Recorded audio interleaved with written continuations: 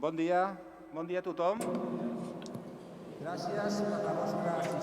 Good morning, everyone. Thank you for attending the ordinary general meeting of delegates of the Football Club Barcelona 2015-2016. Here we have in the Palau Blaugrana 629 delegates. Also, we have Mr. Gennaro Bonessa, our notary, at the end of the table, who will take the notes of the meeting and the contents we will deal with. According to Article 29, Articles of Association, the President has to inaugurate the Assembly, but the Secretari de la Junta, Jordi Calsamiglia, que sóc jo mateix. En definitiva, declaro vàlidament constituïda aquesta assemblea en segona convocatòria, d'acord amb el que estableix l'article 29.3 dels Estatuts, i abans d'iniciar el que seria els punts de l'ordre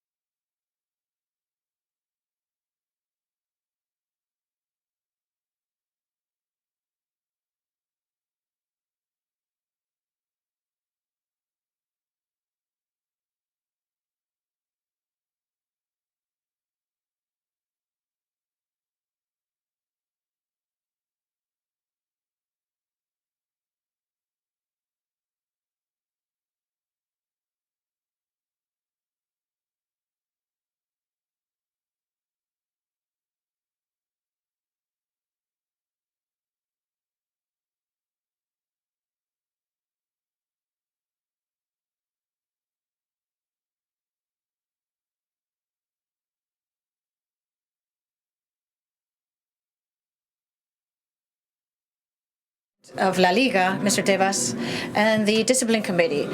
His declarations are an example of what people or representatives who should have an exemplary behavior should never carry out. I said the other day, and I will repeat again today, we will not be attacked, and we will do everything we can. We have to defend the honor of our players and our club. We are tired of campaigns turning around the truth, responding to interests of the parties.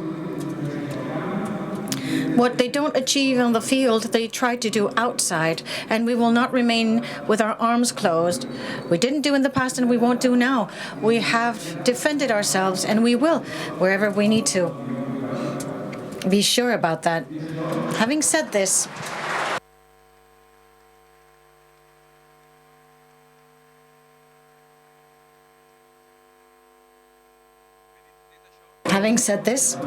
before speaking of the balance, this year, exceptionally, in the agenda, we have point number 7, which, as is the wish of the board, we will submit to your approval. In other words, you will be able to vote if we want us to continue managing the club for the next 5 years. This is our custom, and we will continue. So, we will ask you to take a difficult or important decision for the future. But this, we will deal with point number 7 in the agenda. And we will also speak of the Neymar case, and it will be a longer speech. My first speech will now be more brief. But in point number 7 in the agenda, I will speak longer, and we will cover many things that have happened in our club for the past years. So now I will proceed with a summary of this first year of mandate of this board elected last year. This has been a season of records and memories, which will go in history for many reasons. Some have made us happy. Others were very sad, and others have made us feel treated very unfairly. Above all, the past season was a year of records. Many championships, many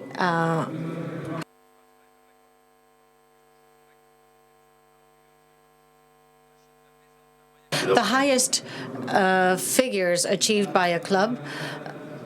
Susana Monge will later tell us about this in the agenda. It's also been a year where we saw the jewels of our club, the project of the new Camp Nou and the new Palau Blaugrana and the stadium, which we wanted to be the best in the world. And it's also a year of records, still being leaders in the world with more followers and fans, with over 250 million followers in the social media.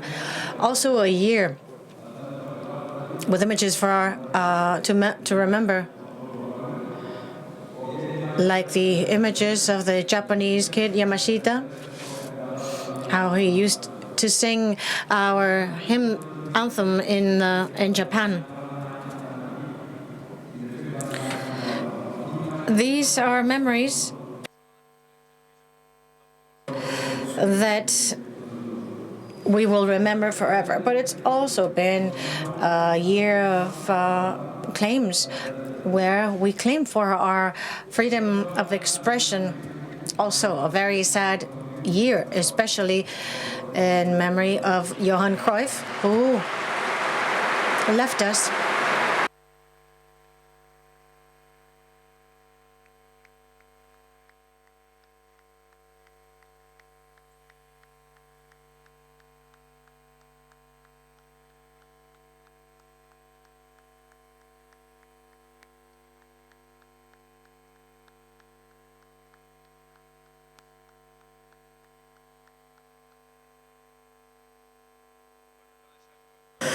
So Johan left us a myth for our club. And also, Manel Beek also passed away this year. The voice of our club.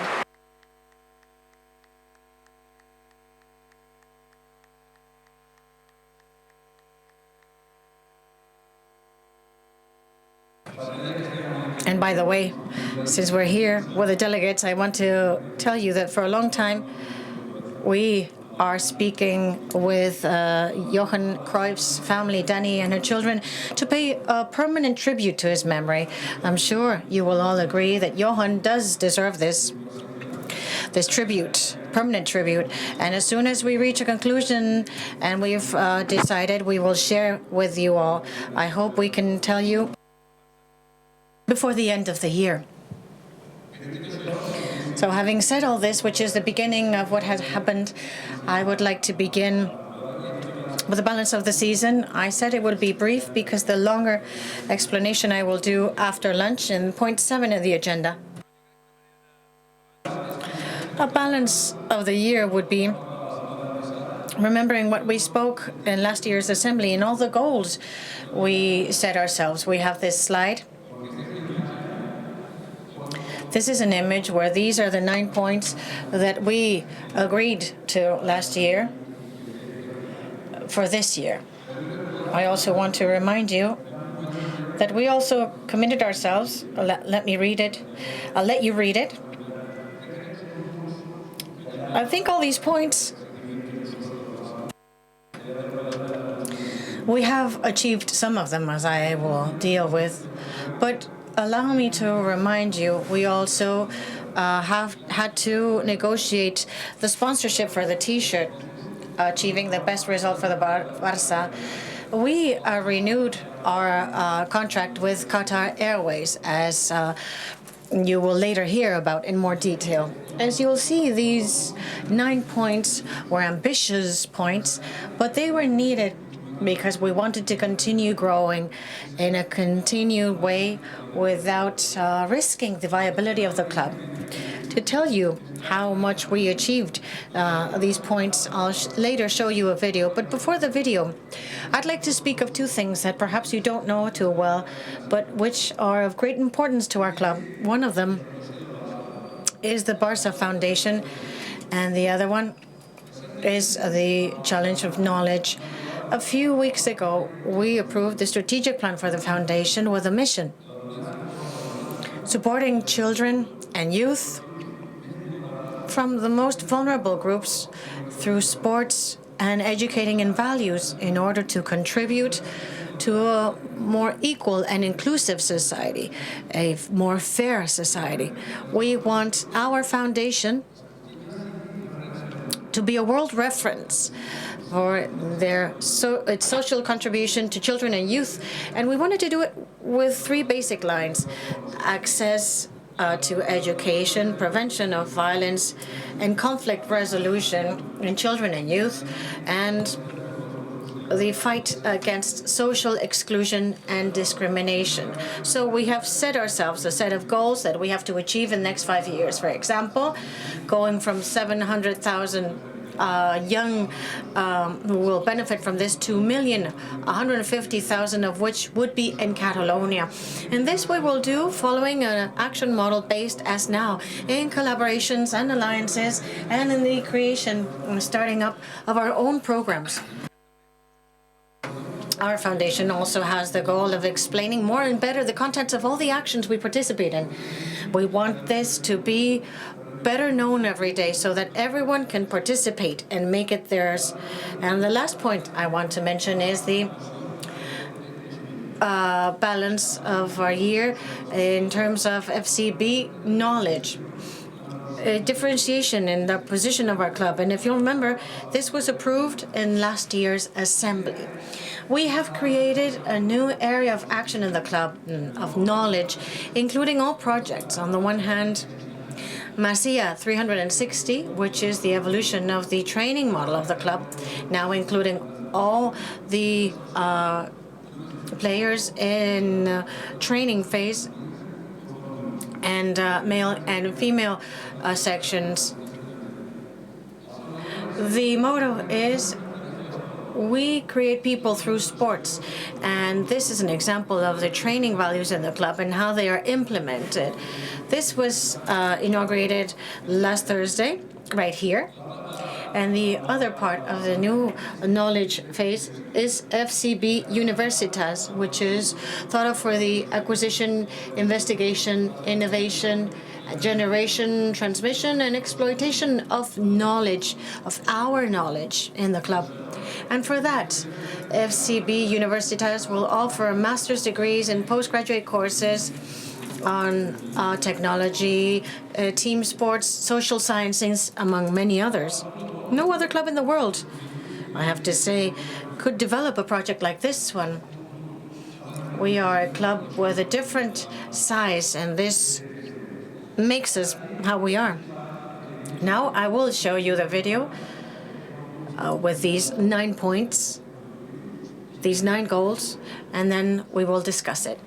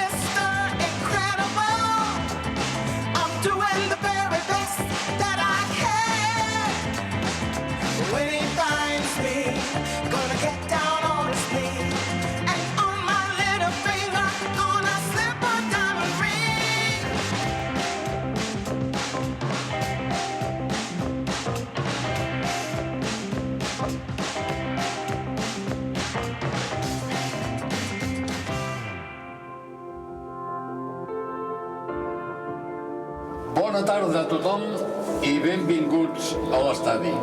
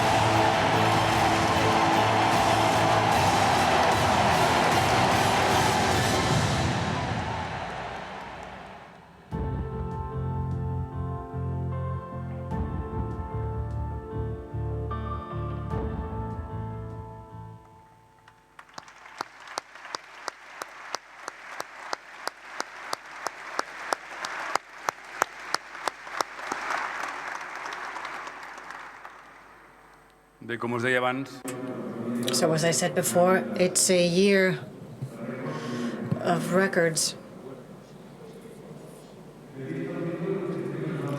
Having seen this video, I want you to see how proud we feel as the board of directors of what we've done.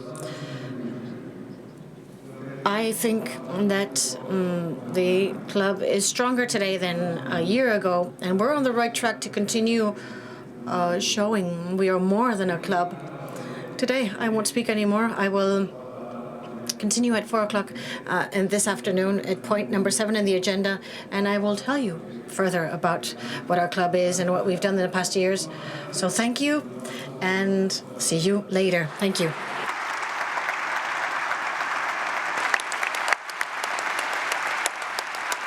Moltes gràcies. Thank you.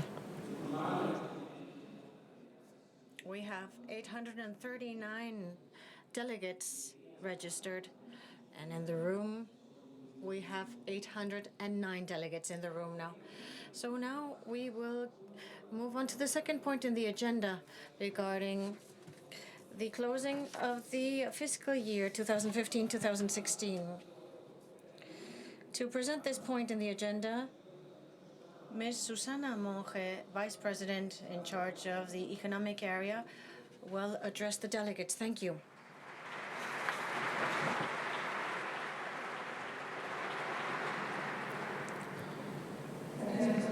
Thank you, Mr. President and Mr. Secretary. Good morning, everyone. As we traditionally do, let us now look at the fiscal year 2015-2016.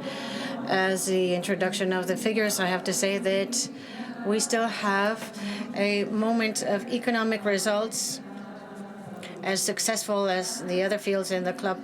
So we are still in a moment of solid growth and harmonious growth, always respecting the principles we have set ourselves with careful management. We also believe that last season was not one more year. It wasn't a year of transition, but rather a year that was vital to give a decisive step for the goals we had set ourselves. We had short-term important goals economically, and also achieving the ones we had set ourselves in a strategic sense. So, firstly, as we always do, here we see the audit report done by Deloitte. It's a net report without uncertainties. 6 years now of net reports presented in this assembly. This is the general overview of the closing of the season 2015 and 16, achieving the greatest level of income in our club, 679 million euro. Top left column. Operation results 48.5 million and net results of almost 29. So closing with a profit, with an EBITDA, which indicates generated in the year 140 million euro. And as we see in the two columns on the right, the profit generated was greater to what was expected in the budget, 20 million, and the previous year as well, 15 million. Now, in terms of the economic relevance, this is the effect of Can Regal incorporated in this budget. The impact of this entails the buying of some land in Hospitalet, which had been sold in 2005, with an impact in the P&L account with 29.6 million euro, of which 11.6 represent interests, and the rest, about 18, the global value of the land. So 200 million, I believe, for adjusting it. And now, income, expenses, results, and debt. Now, income, we have achieved a figure of 679 million, a historical figure, because for the first time, the Barcelona club is the #1 in the world in terms of income. not just in football, in any sport. The average income increase in the past 7 years is of 8.8%, as we can see in this graph. And compared to last year, we've even improved this average of 8.2, gone to 2 digits, up to 12%. This is how we've gone from last year's income to this year's 679. Except for the members, all the items have experienced an important growth. Stadium, 9 million, because of the positive effect of the Supercopa Gamper, the stadium tour that worked very well, and the part of the club that works on meetings and events in media. We've also grown 5 million, especially because the new contract we have with La Liga has allowed us to have this. Where we grew most is in marketing, with exceptional results, 43 million more than the previous year, especially because of the improvement of the contract with Nike, merchandising after many years with the economic downturn. Now we see it rise again. The market pull of UEFA, because of the negotiations around the UEFA, also generated good results, and new sponsors like LASA and others like the renewal with Audi. Transfers and others, we improved in 14 million because the accounting effect and the profit of the sale of Pedro and Adama were better than last year, Cesc and Alexis. Now, expenses, 630 million euro, with an average increase, which was what we analyzed carefully, of 4.4% in the past years. It's half of the growth of the income. So the difference between the growth in the income and the growth in expenses allowed us to capitalize and make investments. The growth in expenses in the past year was of 8%. Without any extraordinary expenses, it would have been of a 5%, so around the average of the past years. Also, if we analyze compared to the previous year, we see that we've grown the salaries in 16 million because of the effect of more fixed salaries we have in our players and more bonuses. Other salaries are stable. Management expenses up 10 million because of the expense of the summer tour, selections, the other expenses, reflecting the cost of Can Rigal. Within the expenses, the most important one, practically 70%, is the sports salaries. We always analyze this carefully. If we compare it to the income without transfers, 631 million, it is 61%. We've gone from 73% last year to 69% this year. And again, within the 70% recommended by the Association of Clubs.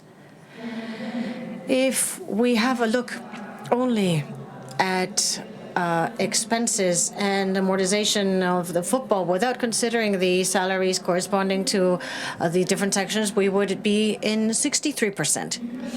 Also, within the limits recommended and lower than the previous year, we know that the sports expenses are the engine of our club, but we have to be aware of how we have a very high level of sports expenses, very close to the limits recommended. So we must be extra careful keeping this down.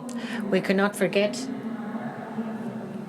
we are in an inflationary situation, and we have to study carefully the control measures for the competitions and the sports.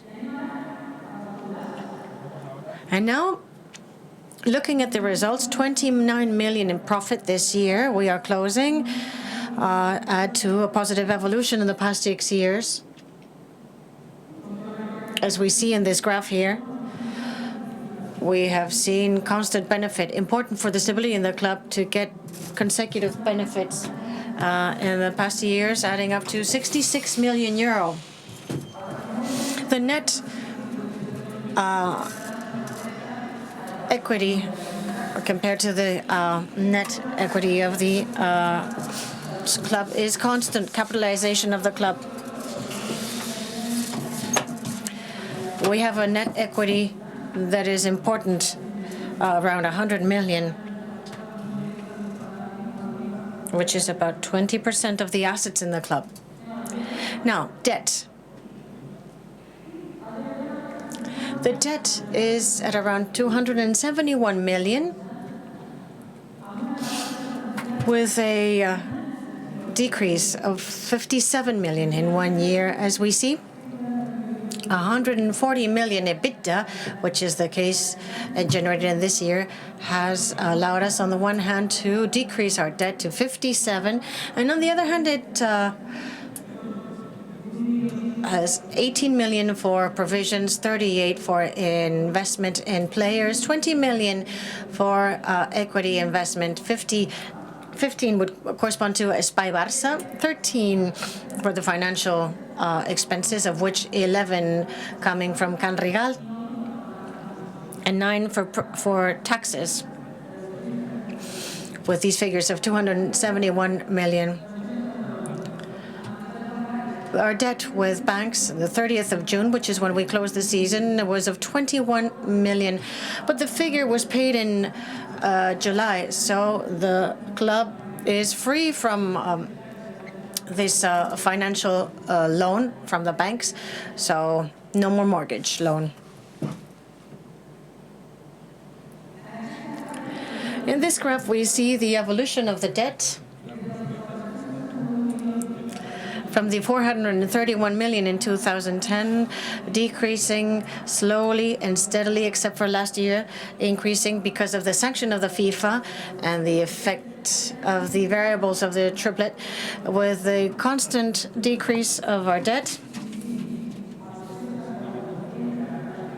Dividing the 271 with the EBITDA, we will get a figure which is the equity balance ratio, 1.94, and so it is less than 2.5, which was the maximum forecasted according to the Articles of Association. So we're rebalancing the club. Last year I had to come here with an imbalanced proportion. We prepared the budget so that we could adjust this in a year, and we have managed to do this, and this has been rebalanced this year as we had expected. As the president said, this is a very important figure for us, over 250 million followers in the social media. Thanks to this, we get our economic fruits within the marketing batches, which are growing steadily. This is the map of sponsors globally. The Barcelona Football Club is present in 5 continents, very important in Asia, in America, increasing very much with the sponsors there, especially thanks to the good work of the office in Hong Kong. And after the opening in New York, we hope to see a growing presence in the American continent. So, concluding, the greatest income in the history of the club, 679 million, accrued profit, 157 million. Since the beginning, since 2010, we have decreased the net debt, 160 million. Commercial and marketing efforts, unprecedented, which are growing exponentially, 97 million. 6 consecutive years of net audits. Our own equity, which was negative a few years ago, minus 62, now it's positive, plus 95 million, and a net debt according to Article 67 of the Articles of Association, saying that we have to close the year with profit, and so we have, within the limits as expected. So this is it for the presentation of the economic results. And we will subject this to your approval. I'll give the floor now to the Secretary to give the floor to questions and submit this to your voting. Thank you.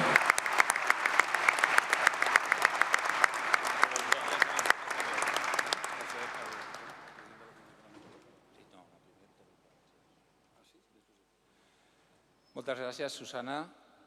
Thank you, Susana. And now it's time for opening the floor to questions from the delegates. If you have any questions, all concerning exclusively to this point in the agenda, point number 2. Many times what happens is that people want to ask things that are not pertinent to the point in the agenda that is being discussed. We will have time for that later. There will be the last point in the agenda for questions and answers and comments. But now we want questions concerning exclusively to the closing of the fiscal year, 2015-2016. And please, when you ask the questions, please be brief. There are many people who want to take the floor. And before asking the question, tell us your membership number and your name, please. And one more thing. We will hear all the questions first, and once we have heard all the questions, then we will answer. Thank you. Ja poden iniciar les intervencions.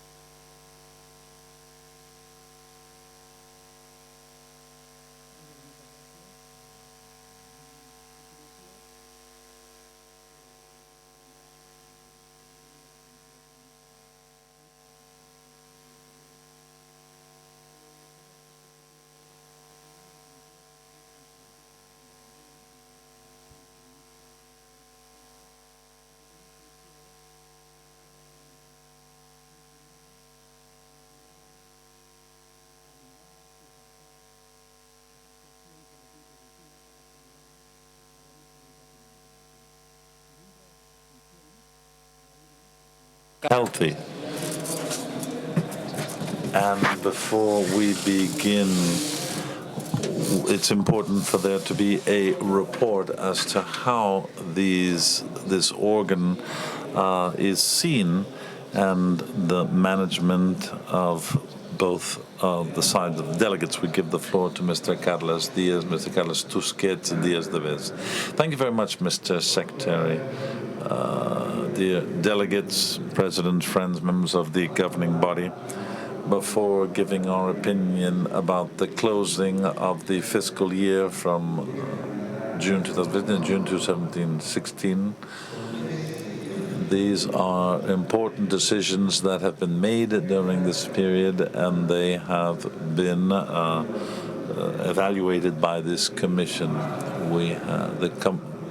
We're starting an internal auditing department, a compliance department, and they have strengthened the internal legal aspects.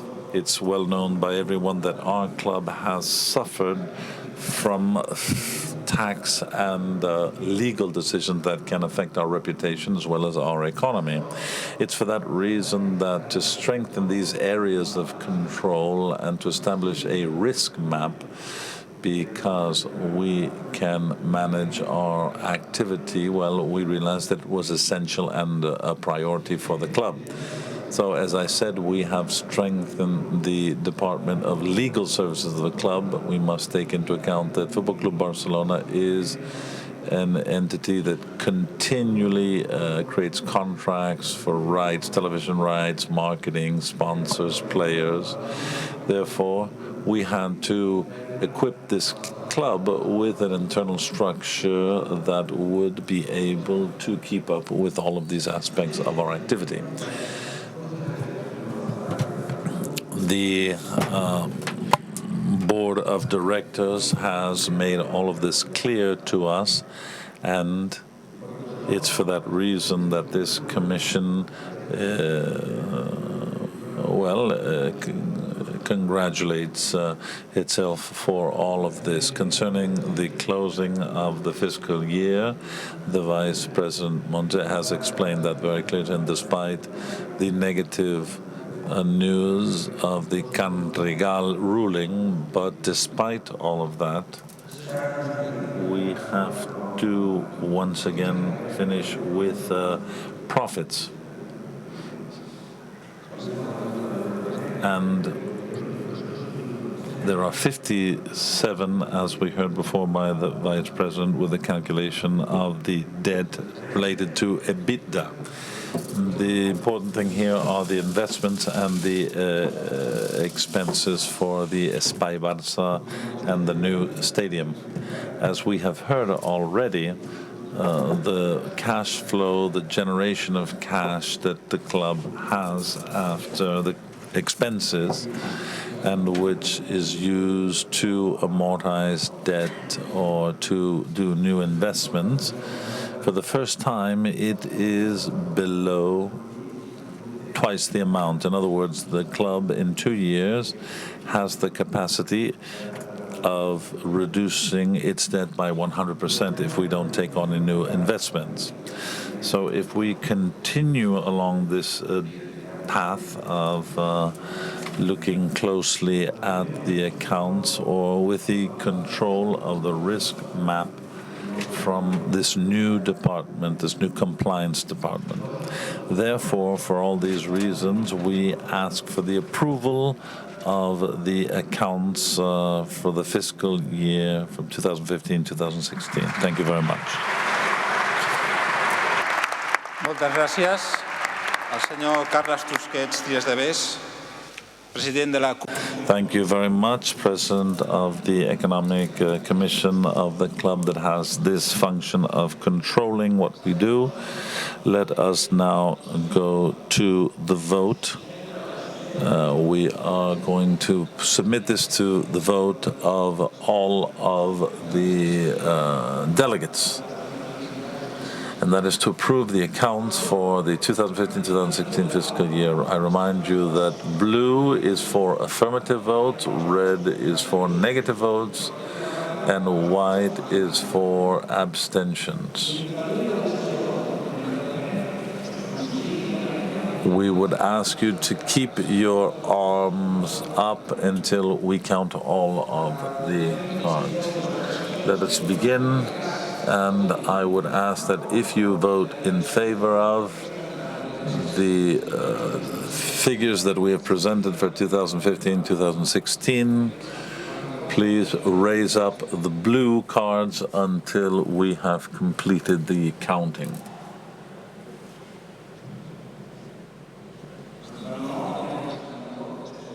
No, now we're just doing blue. No, we'll do it next. Only those that are in favor, please, so that we can count. We will call for the red or the noes shortly after.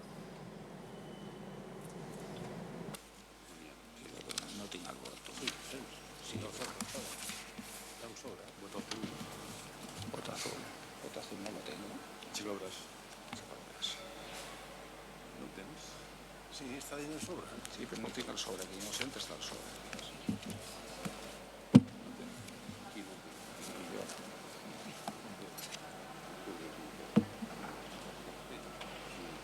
No es pot sobrar la sombra.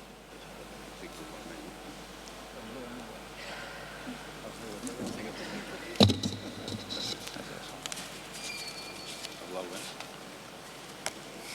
no t'equivoquis.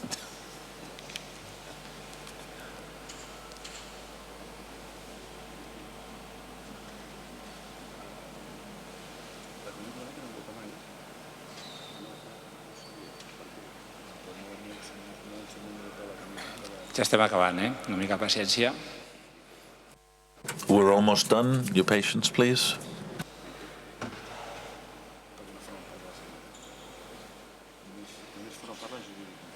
Ja està. Moltes gràcies. We're done. Thank you very much. Those that are against or would vote no, please raise the red card.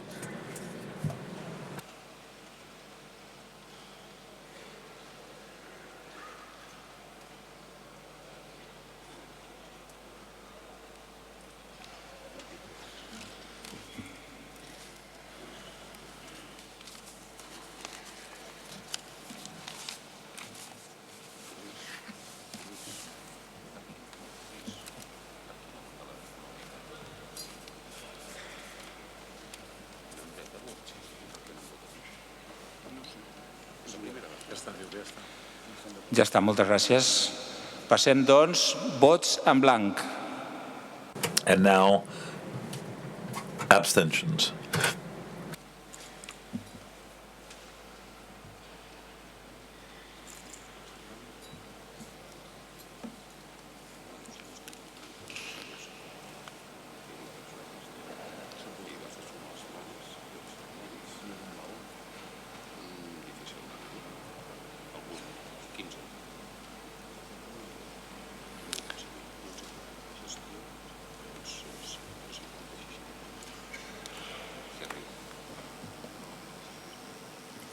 Molt bé, moltes gràcies.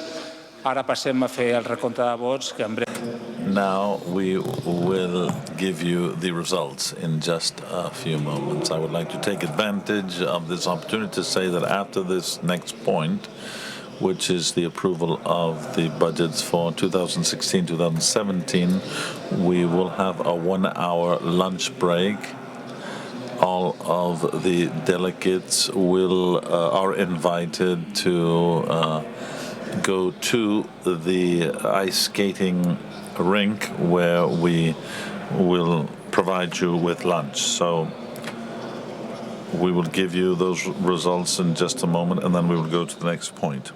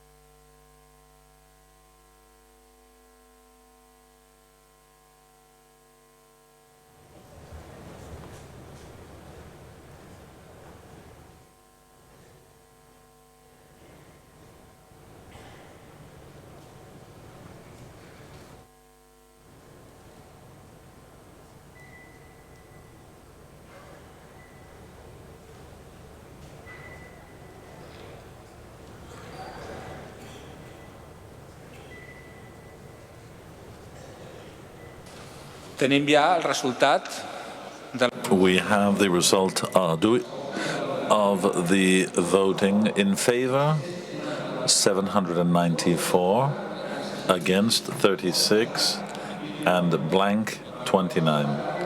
So therefore we approve the accounts for the 2015-2016 period, fiscal period.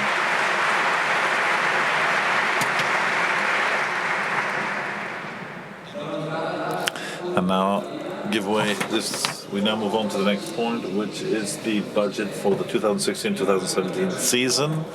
And I would ask Mr. Oscar Grau, the Executive Director, to talk to us about the budget for the coming season. Good morning to everyone. It's an honor to be here with you today for the first time with the delegates of our club to present the budget of next season, the 2016-2017 season. 30 years have gone by since I started here in the Palau Blaugrana, and I'm very happy to be back in the Palau Blaugrana, my home. But as an executive of the club, now I'm wearing a tie and a suit, but I'm here to defend the interests of the club from the offices with the same commitment and determination that I had on the court when I defended the shirt for... I am happy to have the trust of Mr. Maria Bartomeu and all of the Board of Directors. It's a great responsibility that I take on with great confidence and with a great respect, together with the other executives of this club that are tremendous professionals and tremendous people, as we work together to reach the objectives that we have established. I can tell you that we are very anxious to do whatever we can for the club. We have some very ambitious goals before us, and organizations such as FC Barcelona that has more than 300 million fans, 250 million followers in the social media, and more than 250,000 members, which you represent, and it's good that they have the ability to vote and to have an impact. So our goal is to be the most admired and most loved and most global sporting entity in the world. There are a series of actions that are reflected on the budget that you can see here before me. On the budget for this season, we want to go beyond this historic season and go to 695 million in income. This amount, near 700 million, is the record income for our club and in the entire world in football. As you can see, it is a great challenge. But Barcelona has true economic reasons to be able to reach these objectives. As you can see here, we see the 15th and the season 2015-2016 season, and on the right, what we foresee for 2016-2017. As we mentioned before, 695 and expenses of 263, which means we have 32 as our operating results. We expect 28 million as our net result, and after taxes would be 21 million. Also important that this will allow us to have an EBITDA of 120 million euros. 6 years of profit, and it will be the 7th season in a row that if we meet this budget, we will have profits.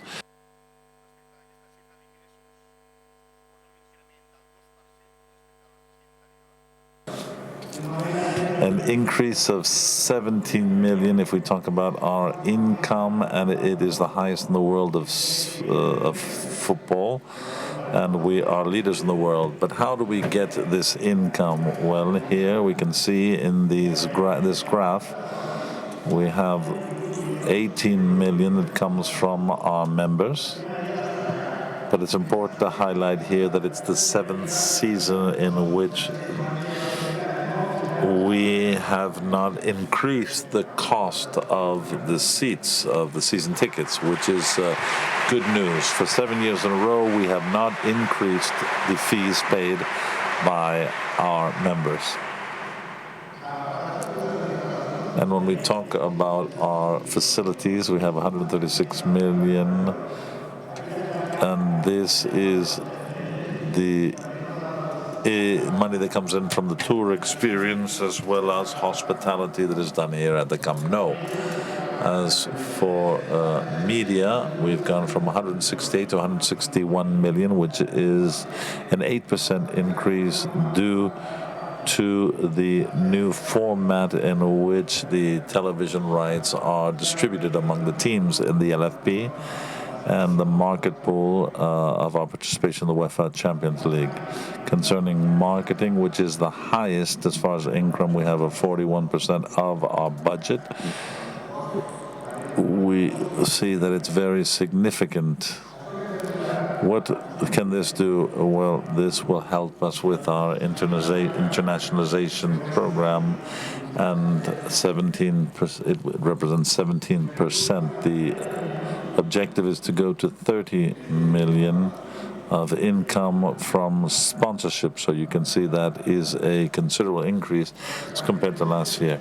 As for the income from players that are transferred, there's a reduction. We go from 67 to 45. The players that were transferred at the beginning of the season: Bravo, Adriano, Alilovic, Abrines, and Satoransky. We've talked about incomes. Let's talk about expenses, about costs. We have 663 euros. That's an increase of 5% as compared to the previous season. So that's 33 million, an increase in 33 million. Here we see the salaries. This is where the increase. There's an increase in 17 million. What's the reason for that? Well, you know that we have renewed two renewals that are very important for our success. That is Neymar and Busquets, others that are being negotiated, and I would say an important amount of players that have been hired this summer to strengthen our team. We have Titi, André Gomes, Denis Suarez, Paco Alcácer, and Silesen have been added to the team, and this means that we have a greater salary to pay.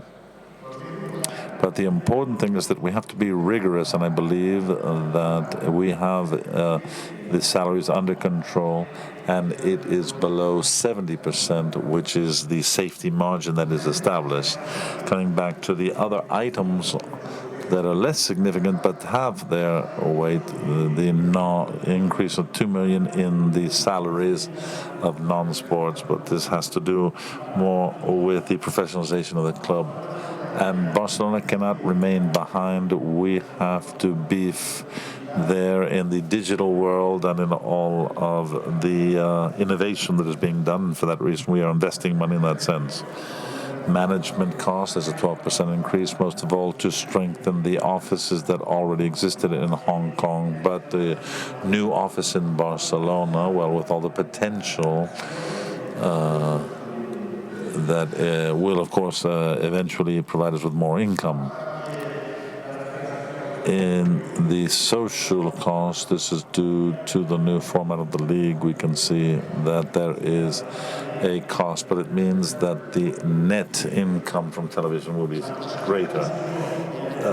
The amount of money given to the foundation is an important figure, and we are growing and having more people benefit from it. And there is all of this. Well, we've talked about income, about expenses. We have a forecast of 32 million, including the financial amounts and the tax will give us, after taxes, 21 million in profit. As for our debt will be below 270 million. As we said before, very important this summer, we finished paying for different loans that we have from 2010. These are amounts that have been cancelled this summer. And also very important is the EBITDA. If we follow our objectives for this budget, this 2.25, which will be important for hiring players next season, the following season. Now, I would like to speak of the investments that we will have in the club. 10.7 million will be spent to improve the infrastructures of our facilities and the mini study, which we will be refurbishing this summer, and the Camp Nou. There are reforms that are being taken, that are already taking place, and the areas for the Barca Spy, and also for meeting and events. We have changed the hybrid grass, and that also has a cost. And finally, all of the investment to develop the strategic areas that we have in the club. We have spoken of the FCB Knowledge, FCB Universities. We've talked about the digital transformation strategy, and the club has to invest in order to strengthen all of these areas. Concluding, what can I say? We know where we are heading. We have a roadmap clearly defined. These are the basic axes for the strategic plan. Sports excellence, social involvement, Espai Barça, positioning market, and how to do it following the criteria of the current board, with economic sustainability, being very rigorous, and I think that it is, in fact, what we are doing. We have a roadmap, but we have to do it with the determination that we have clear ideas of how to go about it and how we have to achieve it. We have to improve the procedures and bet on future projects that will set our specificities. We are a unique club, and we have to become a pioneering, innovative club with the experience we've accrued through the years that we want to convey to the rest of the world. As Josep Maria Bartomeu, the president, said recently, currently with the ferocious accounting around football, it is not enough to be a great club. Ours has always been more than a club, but we have the opportunity of becoming a great brand as well, being the brand and the club leading the football world in the future.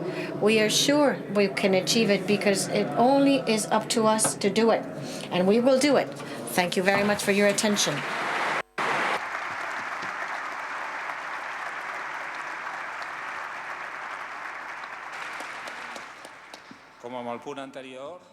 As in the previous point in the agenda, we open the floor for questions and remarks, and I'll remind you again to the delegates that any comment or question mentioned has to be regarding this point in the agenda, and as accurate, as brief as possible. Also, before taking the floor, tell us your membership number and your name.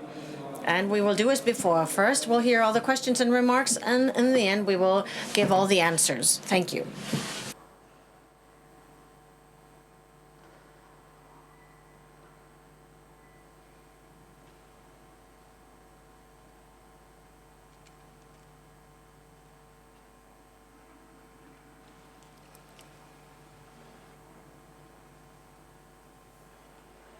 Endavant. Bon dia. Good morning. 5,468. I think with this budget, I think it is not reasonable to think of the expansion of the stadium, of the remodeling. If we were told the works should begin with a debt of less than 200 million, with this budget, it'll be 250 million in debt. We have 271. We spend 221. It's 250. So we won't be able to initiate the works in in this year, as we were told.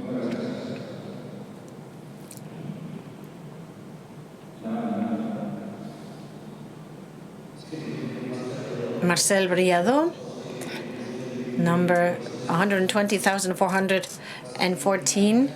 5 years ago, we had 170,000 members, and it was decided that we would have no new members unless it was direct relatives. The budget last year is the only place where we had losses with the revenues from the new members. This year, it is expected to have losses in revenues coming from new members. How many members do you want to have? What is the goal? And what is the policy we're following in this sense? Thank you.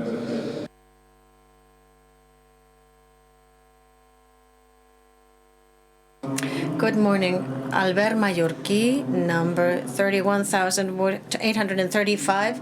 I agree with the words of Mr. Grau. Everything but the fact that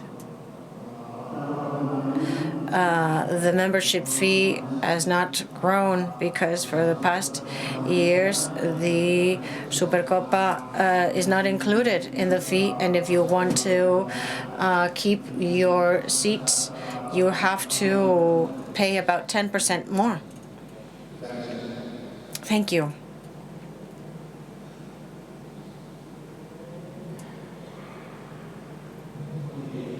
Good morning. Jordi Pujolar, member 2584. I'm a little scared when I see this board of directors, which seems more a government rather than a board of directors. I know we have economists and lawyers, but I would like to speak of Qatar, and I'm not allowed to. This past summer, a friend of mine who's Catalan, lives in Manchester. I'm sorry, Mr. Pujolar. There are 2 points in the agenda to speak about this matter. So, since we are talking about budgets now, I believe you should ask these questions when we deal with the ratification of the Qatar contract and other matters, so that we have no interferences in the point of the agenda. Mr. Grau spoke of sponsors. Qatar is a sponsor. Okay, continue. But we will have a point that will be more appropriate. Okay. I won't be here later. I believe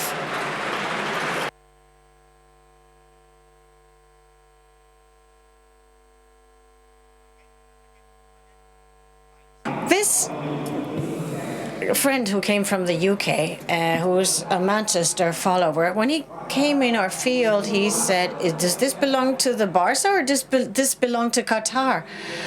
I was wondering, if we have to be in the hands of these gentlemen, you told us that you would revise the contract, and you haven't done so.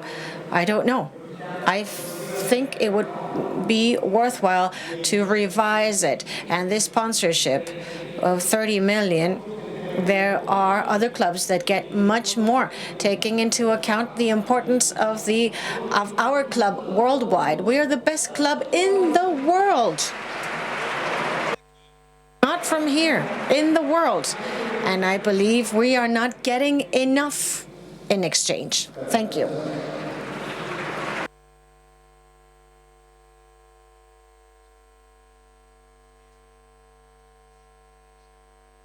Sergi Vila, number 55,323. I would firstly like to thank the board for defending our club so well. I am proud of being a member of this club. I went to see the championship of La Copa del Rey, and the FC Barça you arranged there was amazing. My question is imaging rights of the players. I don't know if this is the right moment to mention this, but I just want to know if it is the policy of our club to not keep some of the rights of the players with some contract signed,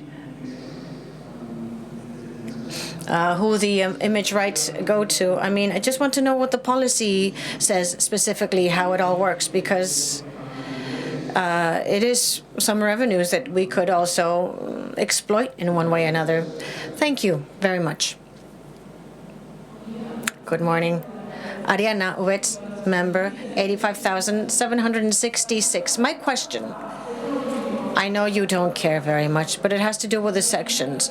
Do you intend to increase the budget on basketball, because the Madrid team is just much, much better than us, and it's starting to be a shame for us? Thank you.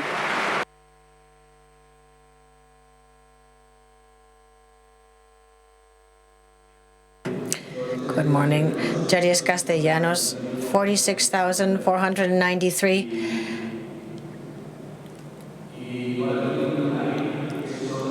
I wonder, the freedom of expression that we will continue defending as members, I hope the board will continue defending it as it has till now, but we have the UEFA with its constant sanctions, and I would like to know if this is envisaged in the expenses so that we are well prepared for it. Thank you.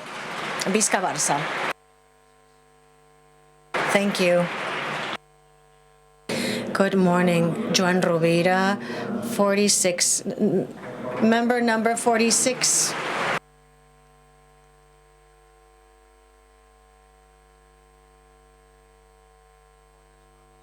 When we speak of budgets, and you applauded this when you told us that the fees are not increasing. Just think, when we don't have any sponsors, how many members will we have? Because we all try not to pay anything to our club as members. Thank you.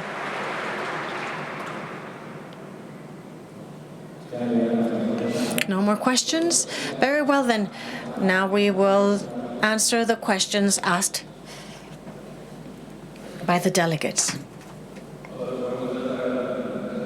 To the questions asked, you'll see each of the directors will answer depending on the question that was asked. The first one, Susana. Oscar Grau. Yes, I'd rather if the directors do it. Mr. Lotos asked about the feasibility of FC Barça, because maybe the next season we would be beyond the 200 million, which was the forecast in the referendum.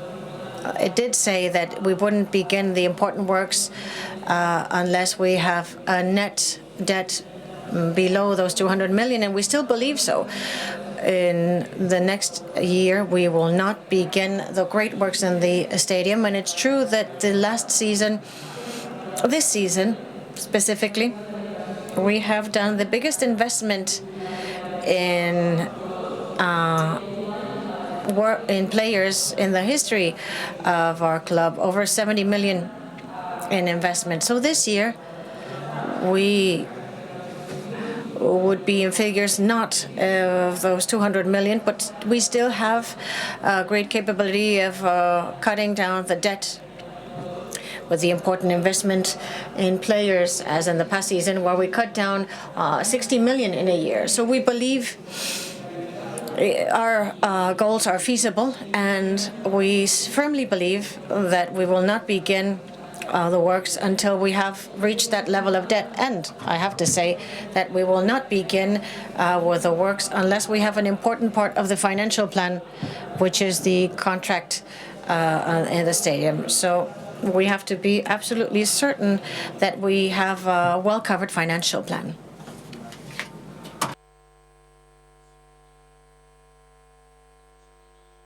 Mr. Yao, concerning the policy for being a member, we started in 2010 with 180,000 members, but later there was a situation of a census. We did a census, and we saw many members that were inexistent because they were dead or because they were members that were managing membership cards of people who didn't exist. So we went down to 145 authentic members. We'd rather have less members. It doesn't make any sense to have the club with the greatest number of members in the world. We want real members, and not just that, but also we have social participation open to any minor. Less than 14 can also be members. Also, we can also have members. Former members can also become members. We can also have committed members. Anyone in the world can have a commitment membership card. After 3 years, they can become a full member. So we have, contrary to other clubs, open doors to new members, but really convinced and involved members, as many of you here, as delegate members. Thank you.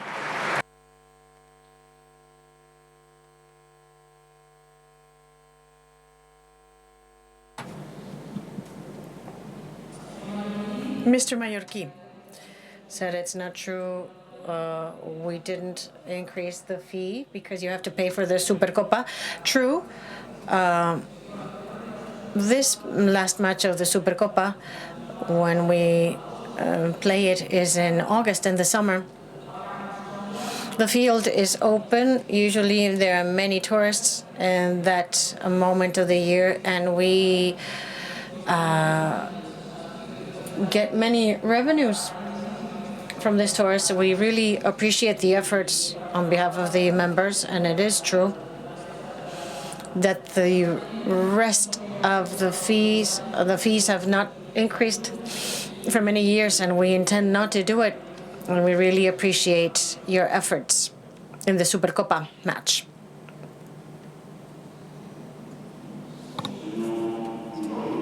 Mr. Pujol said we will speak a little more about this later. I can say that the vision of his friend is what you can also see in many other stadiums, where the main sponsors, Qatar and Nike, are predominant. These are the assets that are part of the T-shirt. The T-shirt is the main sponsor, and in exchange for the money they pay, they get privileges, the facade, the posterior part, and the perimeter for television broadcast.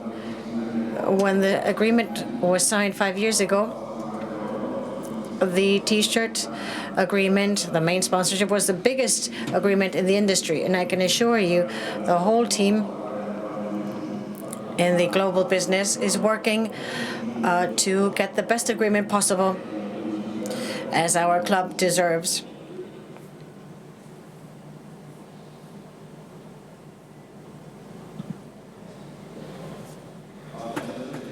Mr. Sergi Vila, he was asking about the rights of image of our players. It's a good question because it's something that we discuss in our club. For many years, we decided that the image rights of the players belong to them. We share them with them. When they have a sponsor, we share, and when we have a sponsor, we share with them. Except for Qatar Airways and Nike and Audi or La Caixa. In that case, they cannot compete against our club, and they are always there in as many events as needed. It's also true that their individual image rights are theirs, but those of the group belong to our club. So you'll see sponsors or ads or commercial events with minimum 5 players. In that case, the rights are of the club. We always prefer that they manage their own image rights on their own, individually.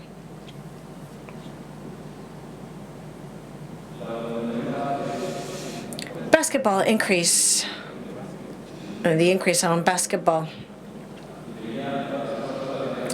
Ariana spoke of the basketball team. It is true that we have a new project this year. We'll see how the season evolves. Although we have many regulations and lesions.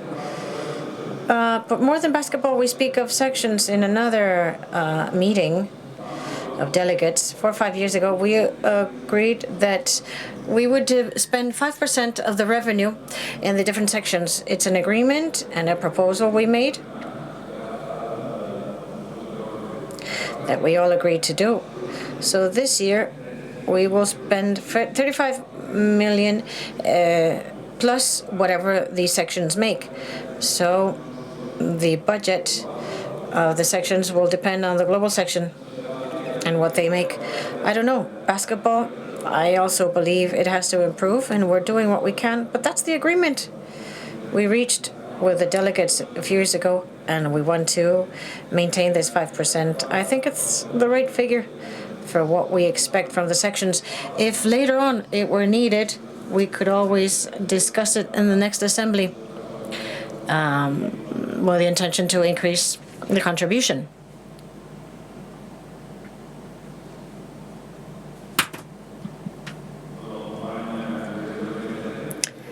Jordi Mestre says that the increase in revenue in the sections increases every year. So we are constantly increasing and contributing with more investment in the sections.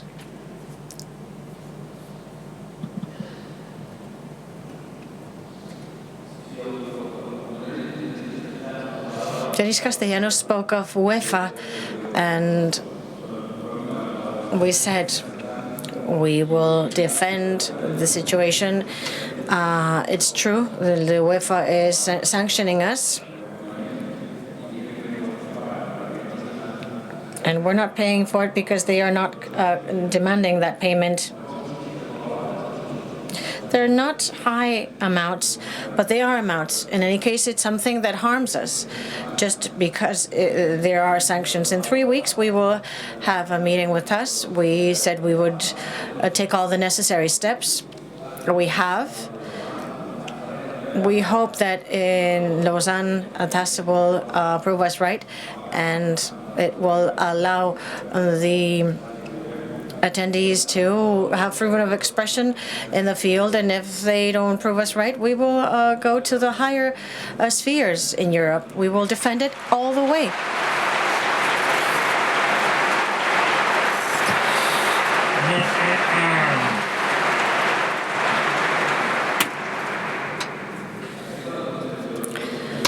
I will answer this, Mr. Joan Rovira. I appreciate number 46. I appreciate him being here. It means he is healthy, he's in good health and doing well. Mr. Arruida, this will never happen. He was asking, and when we don't have any more sponsors, will the members will have to pay more? No, this is not what we want. We will always have sponsors. This is the goal of this board and the club.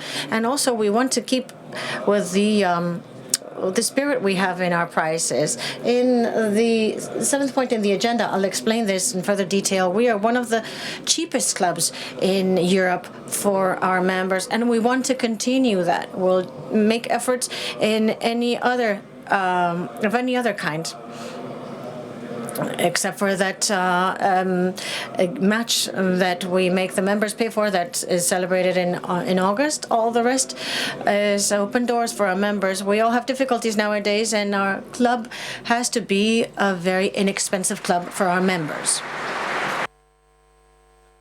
Thank you very much.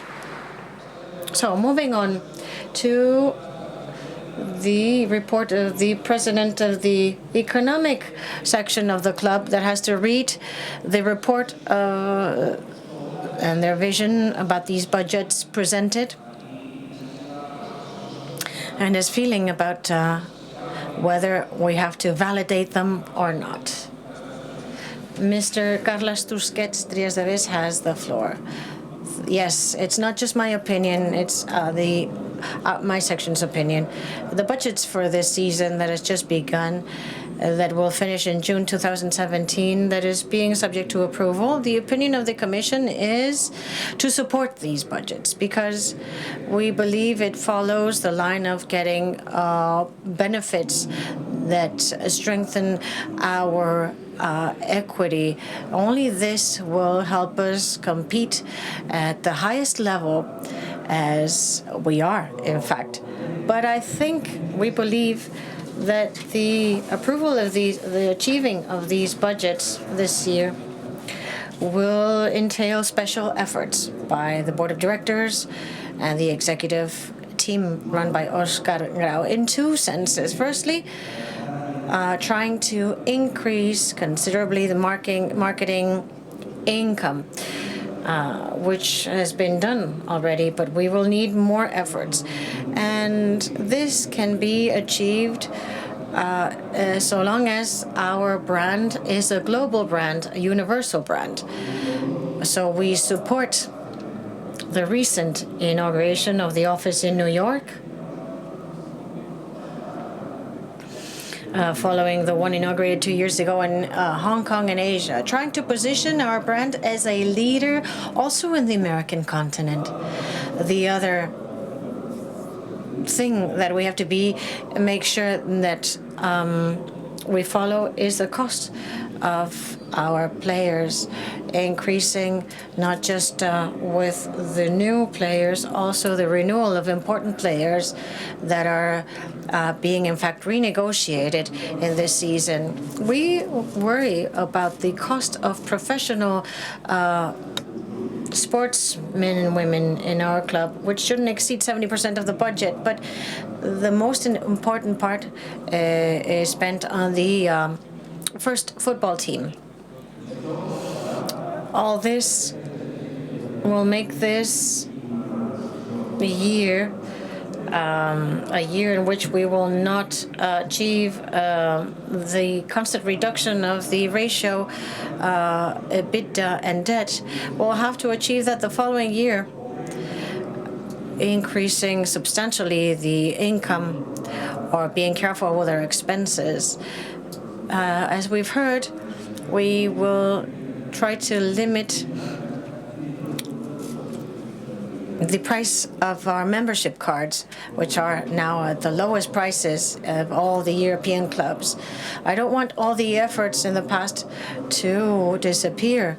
We have a hard task in the renewal of the contracts of the first team, but this should not make us forget the positive trend of our club, not just from a sports standpoint, also economic standpoint, a positive trend that we've had for the past years. Also, I'd like to tell the Assembly that the Economic Commission will surveil the development of the FC Barça and No Estadi projects. This is a project that is something fundamental in the future of our club.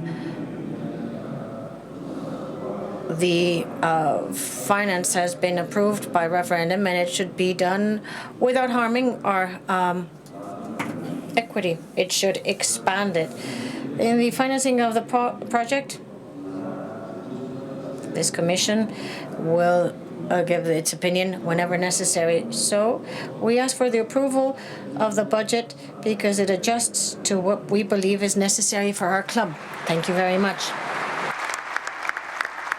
Moltes gràcies al senyor Tusquets. Thank you, Mr. Tusquets. So now, Football Club Barcelona, before presenting the budget for its approval in the meeting of delegates, has the approval of the League of Professional Football. This is what the letter we got from the League of Professional Football regarding the budget we present. It says, "Dear sirs, having revised the budgets of profit and loss of season 2016-2017, €694,921,000 in income, €663,410,000 in revenue. This National League, in accordance with the legal dispositions, issues a favorable report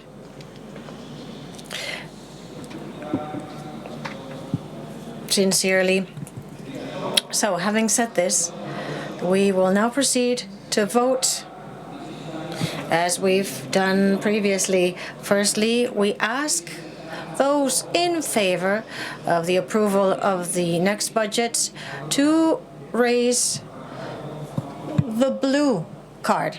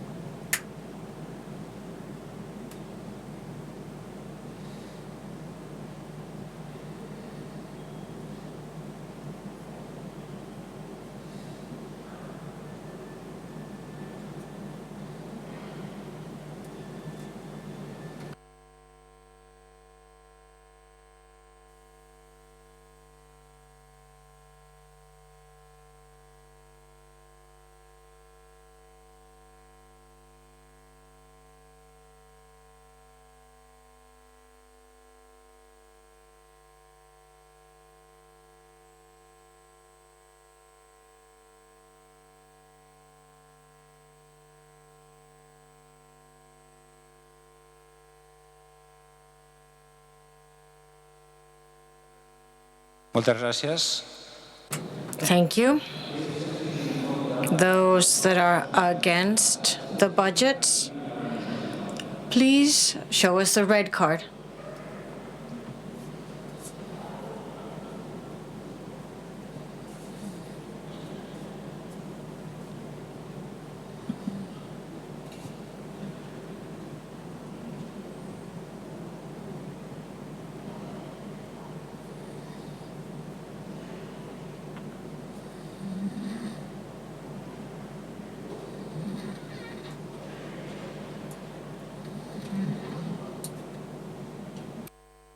Moltes gràcies. Thank you. Votes in blank.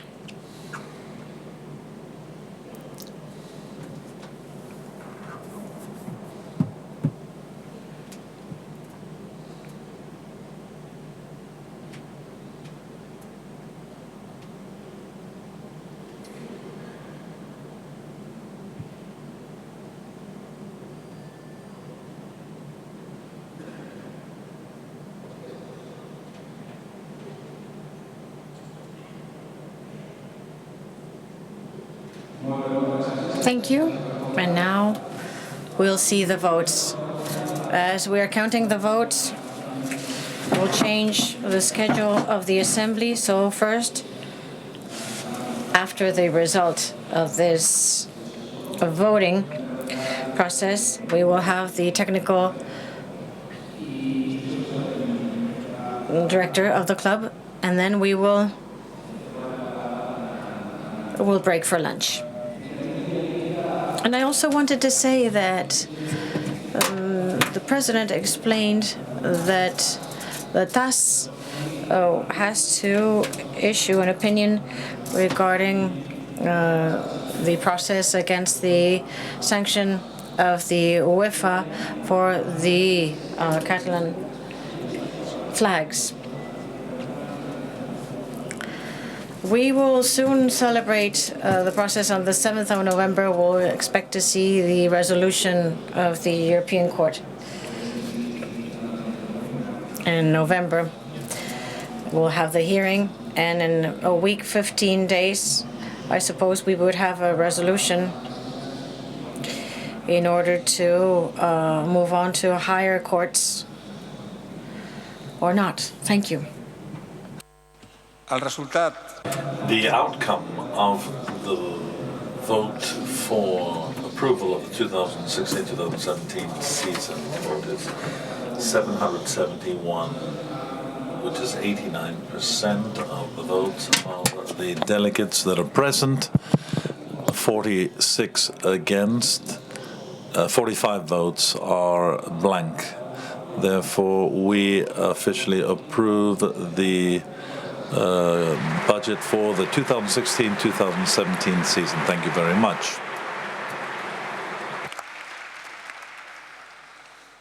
Passem.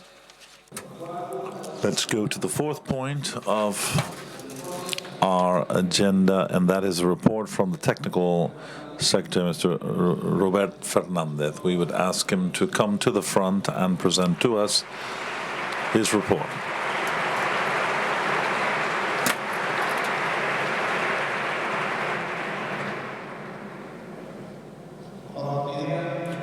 Good morning to everyone. Thank you for being here with us.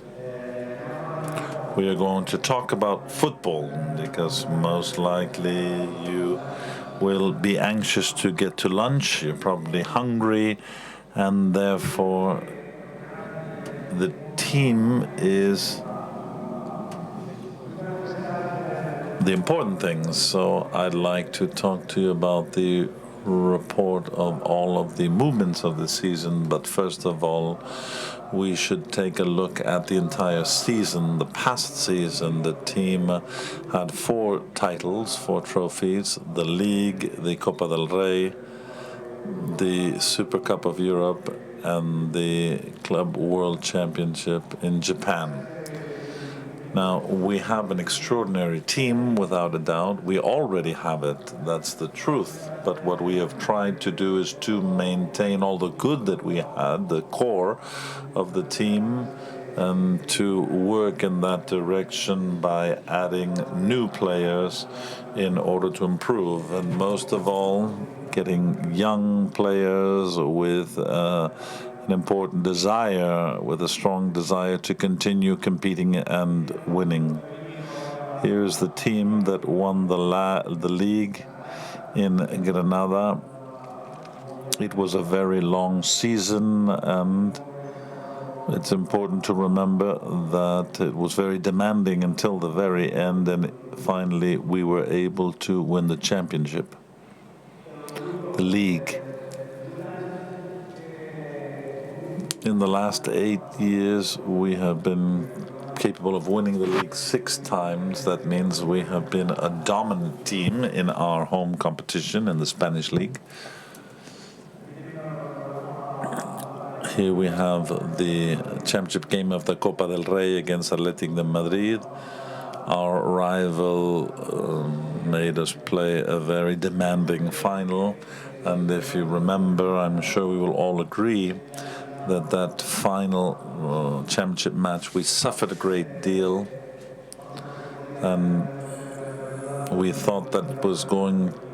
At one point, we thought that the game may have been lost, the match may have been lost, but our players came through and became the rightful winners. When we talk about the World Cup of Clubs, it was in Japan. It's the 3rd time that we've been able to win that competition against very difficult South American teams usually, and it always occurs at a time of the season that's very complicated for us because of the other competitions that we have going on. We were champions of the Super Cup of Europe. It was the first title of the season, very difficult. We had to go to the final minute with a goal from Pedro that gave us the victory. This final, most likely, well, it didn't help us to be in the best form to play the Supercopa of Spain against Atletico Bilbao, which we unfortunately didn't win. I would like to refer to the topic of the football team. When I was here 1 year ago, and I know the team now well. I came a lot to Barcelona and I saw the game a lot, the team live, but now I know the team very well. Coming from after very successful seasons, it's difficult to make movements both for players to come in and to leave.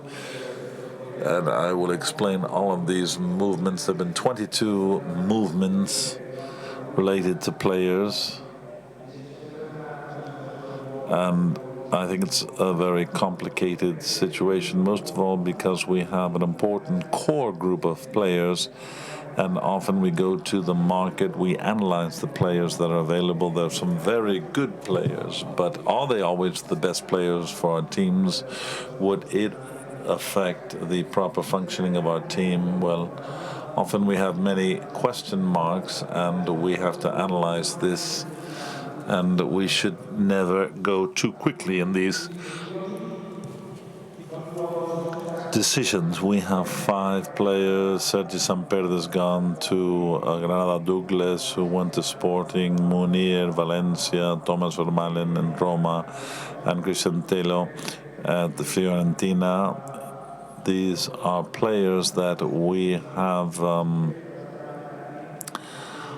have lent to these different clubs.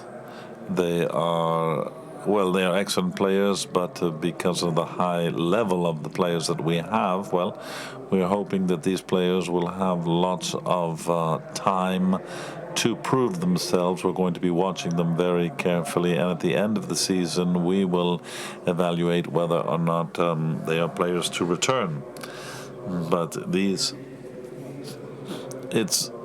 very difficult for these players to all come back, but we would like for some of them to. As for the players that have left, we have Claudio Bravo that's gone to Manchester City, Marc Bartra to Borussia Dortmund, Dani Alves went to Juventus, Adriano Correa to Besiktas, Alen Halilovic has gone to Hamburg, Sandro Ramirez to Malaga, Martin Montoya to Valencia, and Alexon to Rubin Kazan. The 2 most complicated players that have left and was Claudio Bravo and Marc Bartra, 2 players that are very much loved here, players that have had a wonderful performance here with us over the time that they've been with us. And Claudio Bravo, was in a difficult situation, a complicated one. He has been extraordinary in his behavior and performance. We have a great, appreciation for how he has been with us, but it was a complicated situation because he had a very good offer. We tried to have him renew, but obviously we had to think of the possibility of Bravo leaving to Manchester, and Marc Bartra, it had to do with his contract.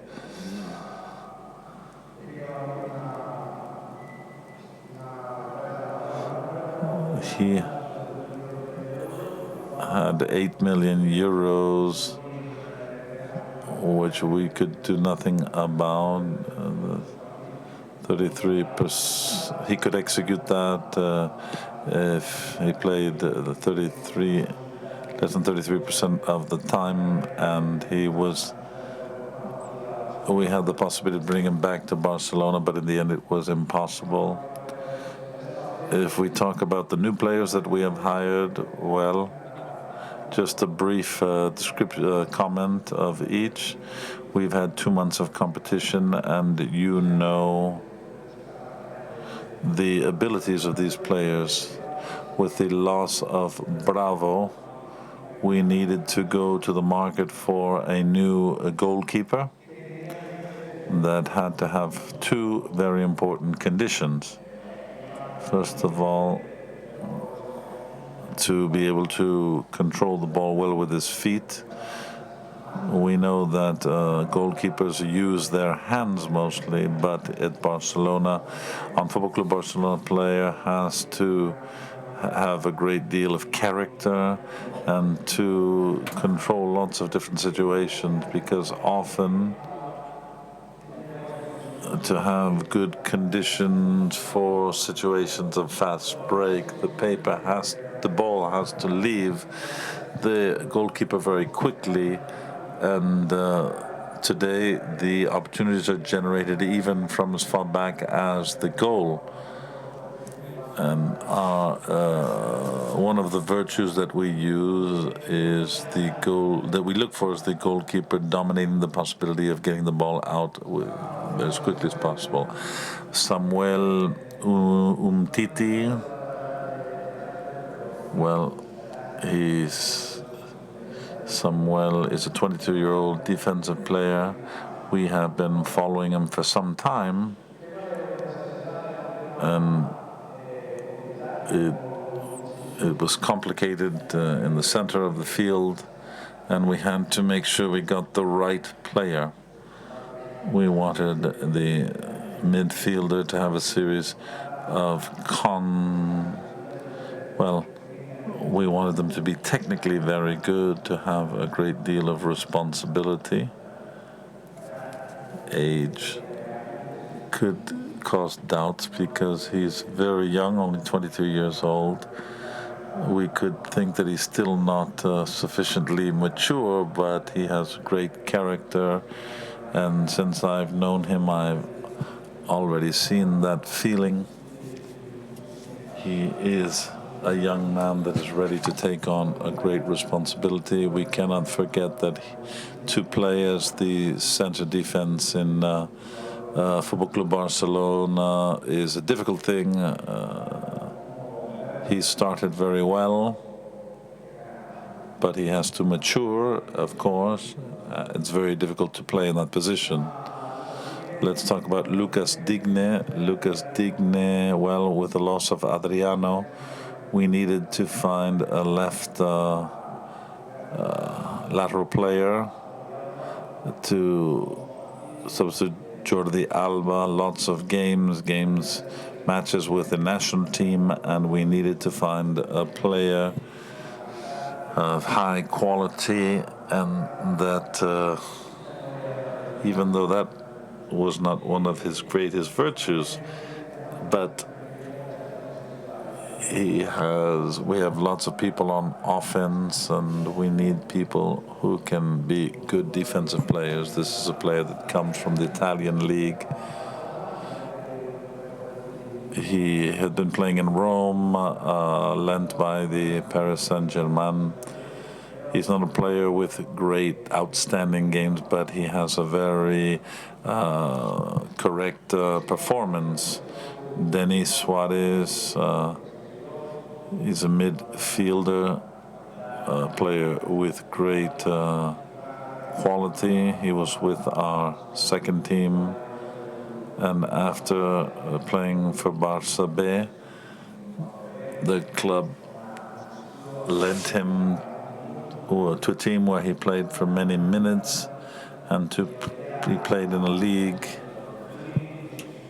He was one of the better players, so his time at Sevilla and Villarreal was very positive. We have to always be open to lending out players if we believe that the players that come from the B team will never have much time on the first team at Barcelona. So this is an example of how well that has gone. This is a player that can help us. He can play 8, he can play 10, he can play on the sides.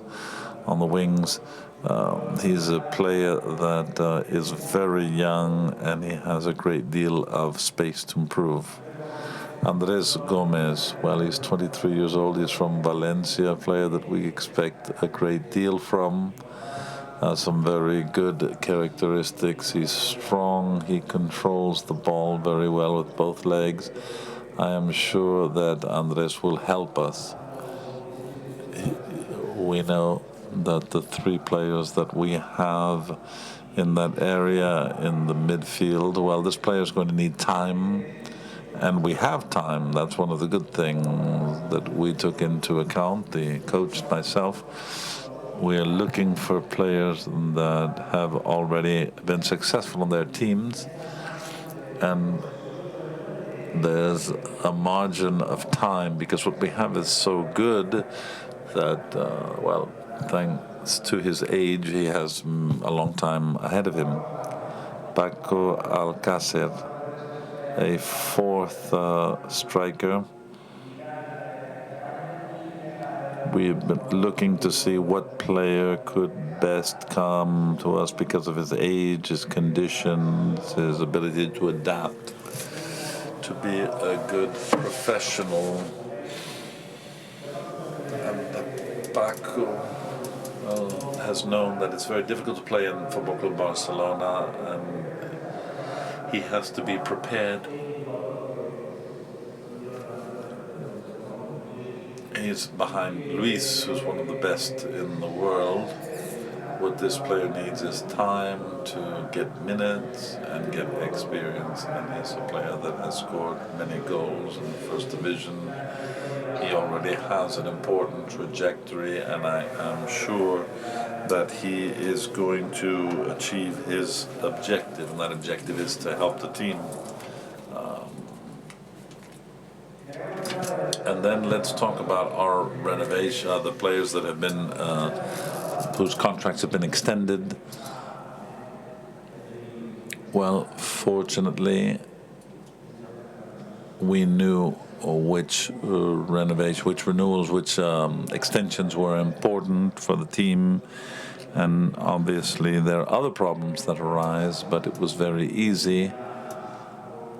And in the end, we came to an agreement with Neymar, and he's going to be with us until 2021.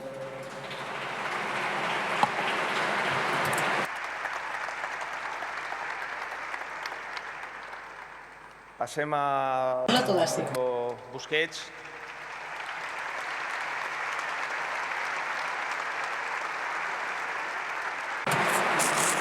Now Sergio Busquets. We've been talking for quite some time, but until the club decided all the details, obviously the player has extended his contract and he'll be with us until 2021 as well. But as of 2021, I don't remember the number of matches, but he will have 2 additional years.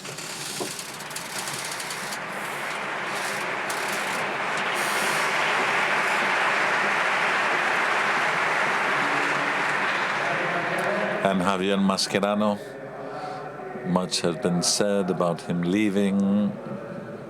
We thought it was very clear that he would stay with us. The player wanted to stay here with us. It was just a matter of entering a negotiation, and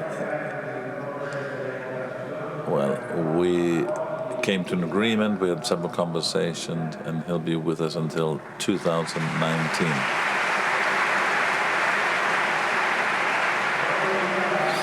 I don't want to. Well, when we talk about extensions, contract extensions, I said this the other day to the press. We are working on other players as well, and most likely, it's easy. We're working on it, and I'm totally convinced that we will reach an agreement. Negotiations. Well, there's a time to reflect for all those that are involved, managing, for example, the players, and the intention of the club is to have some important renewals.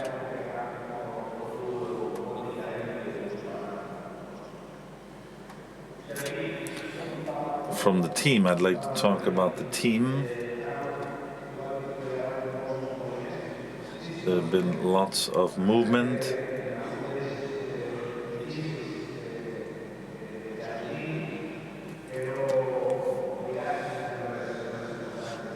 Some things have been due to the circumstance. We have a great team. But we already had a great team.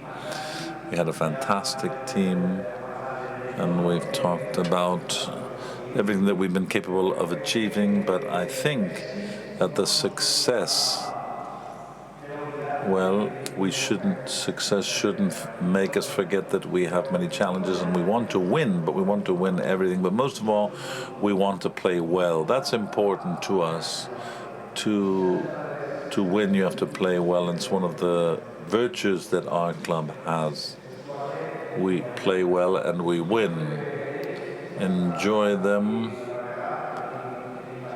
We have the league, the Spanish league, we have the champions, and I think we're headed in the right direction. We want to be champions again. Thanks to everyone, and long live Barcelona. Fiscal Barça.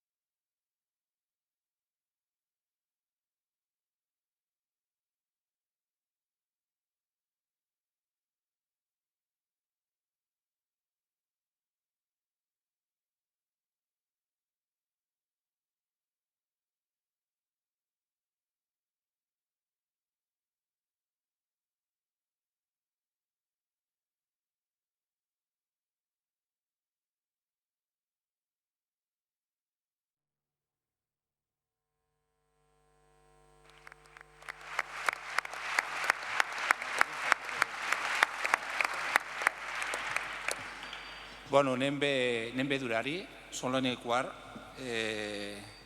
Creiem oportú passar ja al següent punt de l'hora del dia i després ja passar a dinar, perquè potser és una mica d'hora. Per tant, passarem... It's a bit early, so we're going to go to the next point, which is the extension of the contract with Qatar, and I would ask for Mr. Manel Arroyo, the Vice President who's in charge of marketing and communication, to take the floor to present this point. Thank you.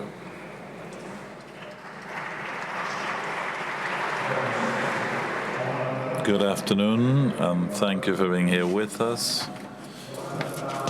Before going into the details of the agreement that we would like you to ratify, I would like to explain some of the aspects of the work that is being done in global business. We are doing work. We know how we have to work. Oscar Grau also mentioned this. We know what we're doing. We know how to do it, and therefore sometimes you can ask why some things are not happening or not happening at the speed that we would want, but we have to take things carefully, and that's the reason some of the agreements we have. I would like to remind you that we began in July of last year, and we reviewed all the work done, and we decided where we wanted to go. We restructured the team, and it's taken a few months until we were able to get our sales machine up and running. Even so, the season we have just closed, we have had 42 different 268 million euros of merchandising, 42 sponsors, and we have 5 new ones. One global by Oppo, a Japanese Toshiba with work done in our medical area, the mega bank in Southeast Asia, and another bank for that region, the HSB from Vietnam, and of course Lhasa Tires. These, I would like to say that three of these 5 agreements come from a Hong Kong office. Therefore, it shows the efficacy of having an office there in the Asian.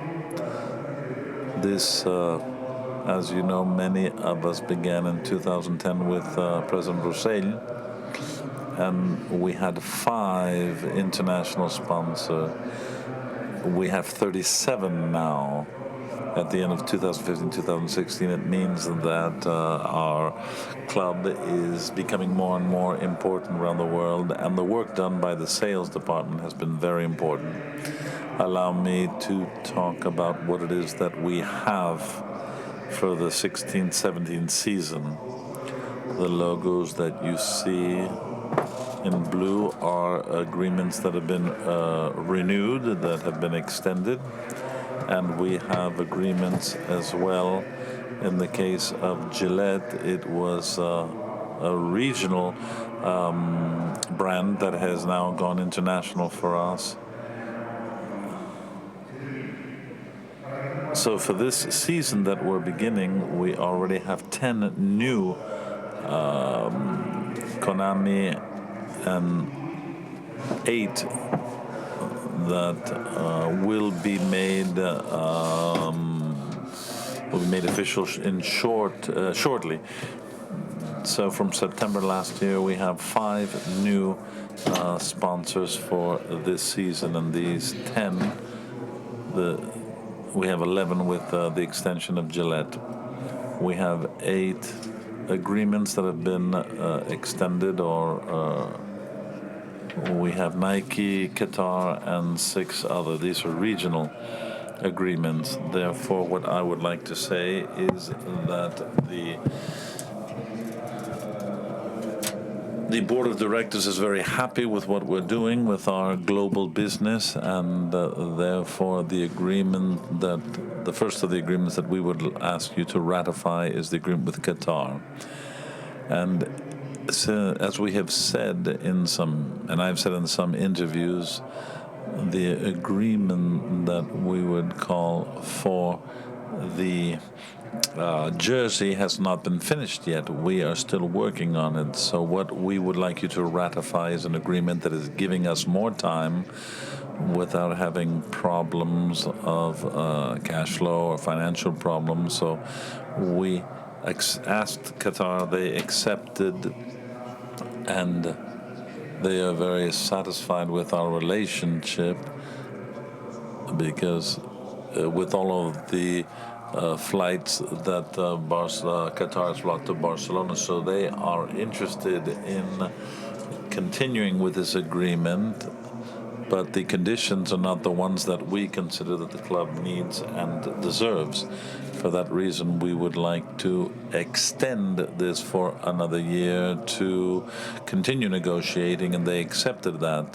They believe in the club, they believe in the profits, and they have given us more time to work with the agreement that we believe the club is looking for.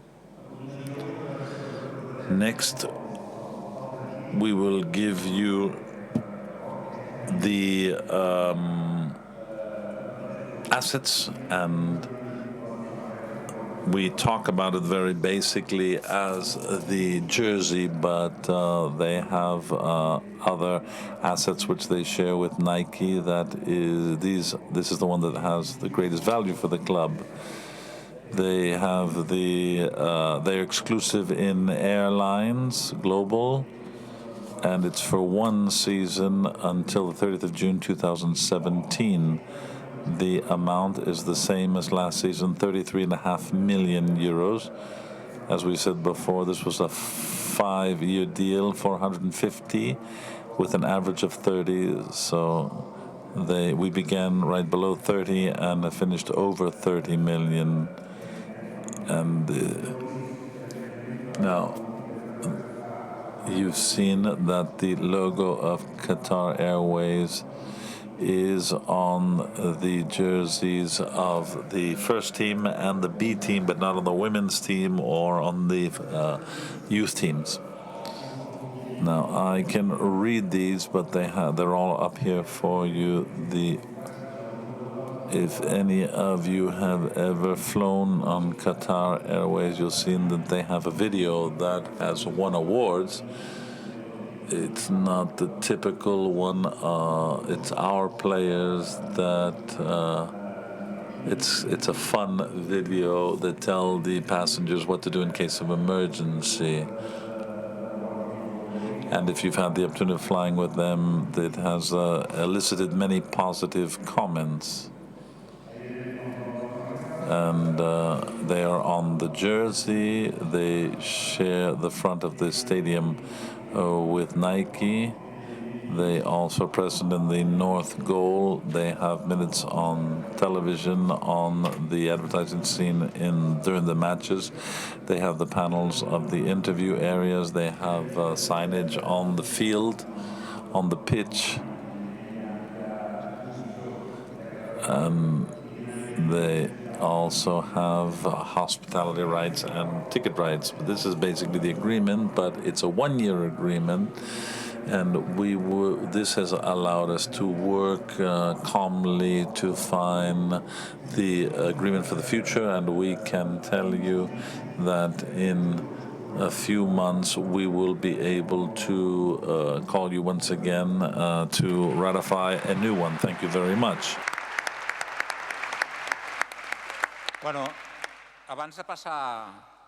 Before we proceed to vote the ratification of the agreement with Qatar Airways, we'll give the floor to the delegates in case there are any questions concerning this point in the agenda.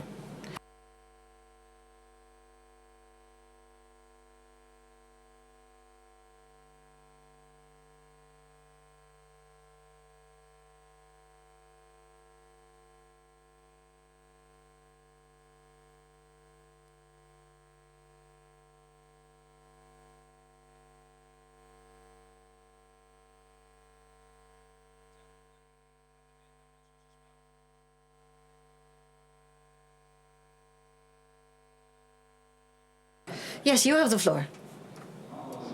No? This gentleman over here? Name, please.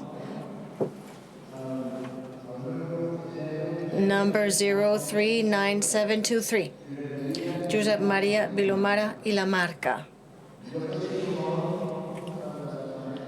I am suffering very much with this jersey with Qatar. If you look at the website, what it says, Amnesty International, Greenpeace, Oxfam, Internet, it is terrible. I am not against Qatar as the population or anyone. I want peace and love for everyone. Love. I want everyone to love one another. Ours is a special club. We all love one another. It's a universal club, open to everyone. But these gentlemen are in a very particular political situation. And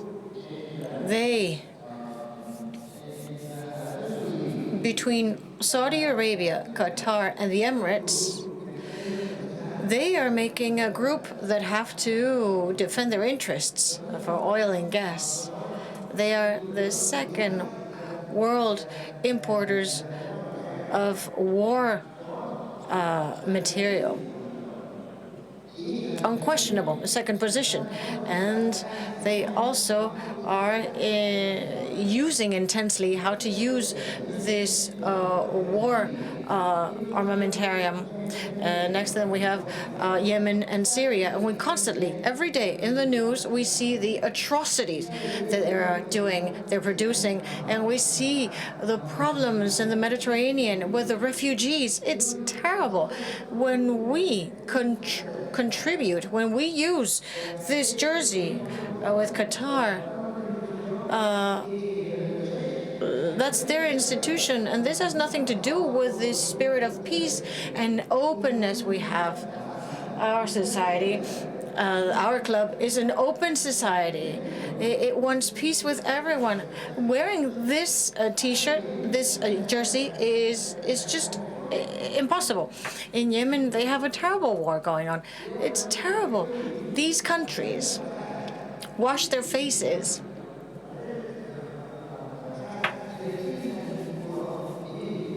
And they paint it with very lively colors. I'm not against them. This is the result of their situation. Catalonia in the Middle Ages, also were quite barbaric. But that's their situation. And this cannot be our symbol. Qatar cannot be our symbol. I don't think we could use as a symbol any company that does not pay taxes here. Additionally, we should not. We should have to work for a fair society where everyone pays the taxes. So please, please. I'm not against anyone from Qatar or any person. I wish good for everyone, but this is not the symbol of our club.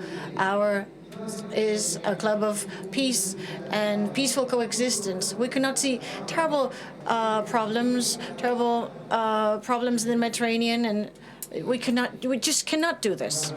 Thank you.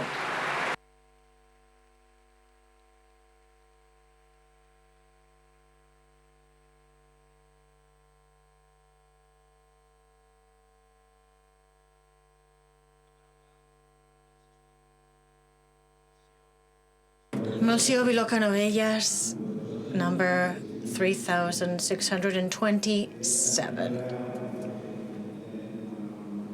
I was much happier when our club, we didn't have any advertisement on the field or outside, and we didn't have anything on the T-shirt because we were us. A non-profit club with, just wanting to play sports. But if we have a first team that is professional and we want to keep it, then yes, I'm sure we will need such contracts and sponsors. But the question is very simple. The right of entry, what does that mean? In the end, you said we'll have the right of entry. What does this mean exactly? Thank you. Joan Bescarri, number 4665.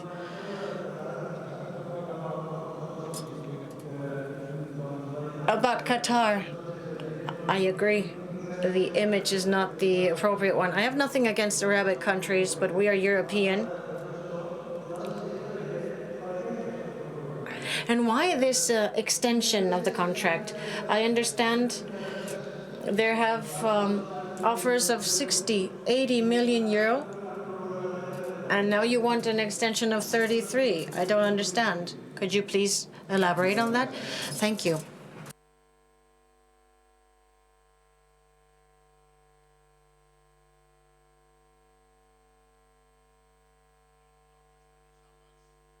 Stanislas, 37,432.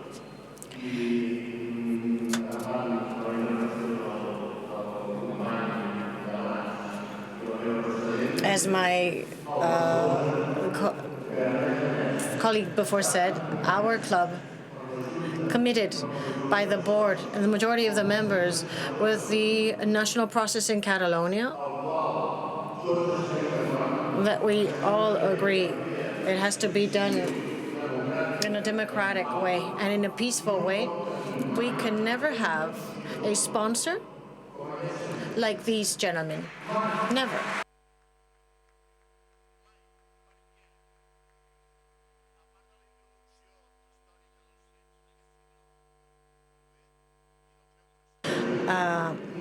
No one in the world has ever proven that these Arabs have no relation with international terrorism that puts bombs in Brussels, in Madrid. So Qatar, no. And what happened last year, the extension or not, that you said to the press that it wasn't appropriate, you were not daring enough to close the door. And you deceived us. You said an extension and this and this and that.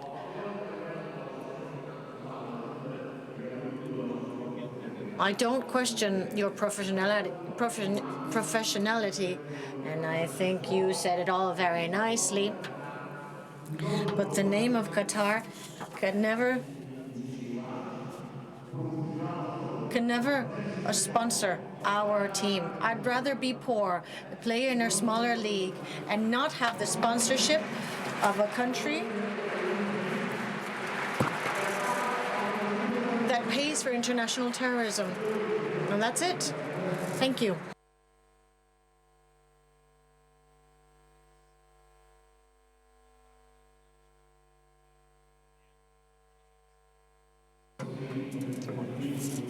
$36,886. I more than appeal to the board of directors. I appeal to the members and say that if we really believe what we've always said, we are more than a club.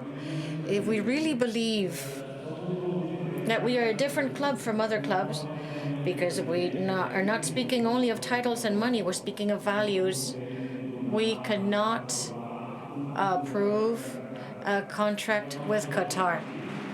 We approved the previous one. We cannot approve this extension, and we should not approve the one we will get next year. I appeal to you. If we really believe that we are more than a club, if we are coherent with our ideas and beliefs, we cannot approve this extension of the contract. Thank you. Vitor Mones, 74026. I want to speak to my colleague members. We, today, are the ones who will be responsible for whatever happens today, because we will be the ones who will say that the Assembly have approved this. The values of our team are not the values of Qatar. We are not sharing the values. We will never share the same values. I don't understand what Qatar has. I don't understand what it gives us. We've been to Qatar. We've been waiting for the board to attend us for 2 days, and now we're voting Qatar. We don't want to hand in our values. These are not our values. They sold the jersey. Modern football make it so that we need resources. And so we sold the jersey. And UNICEF is in our assets.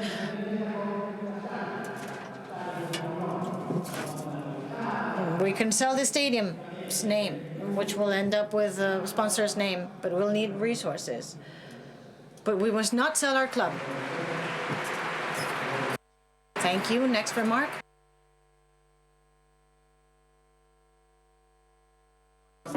Tony Estany, 6,039.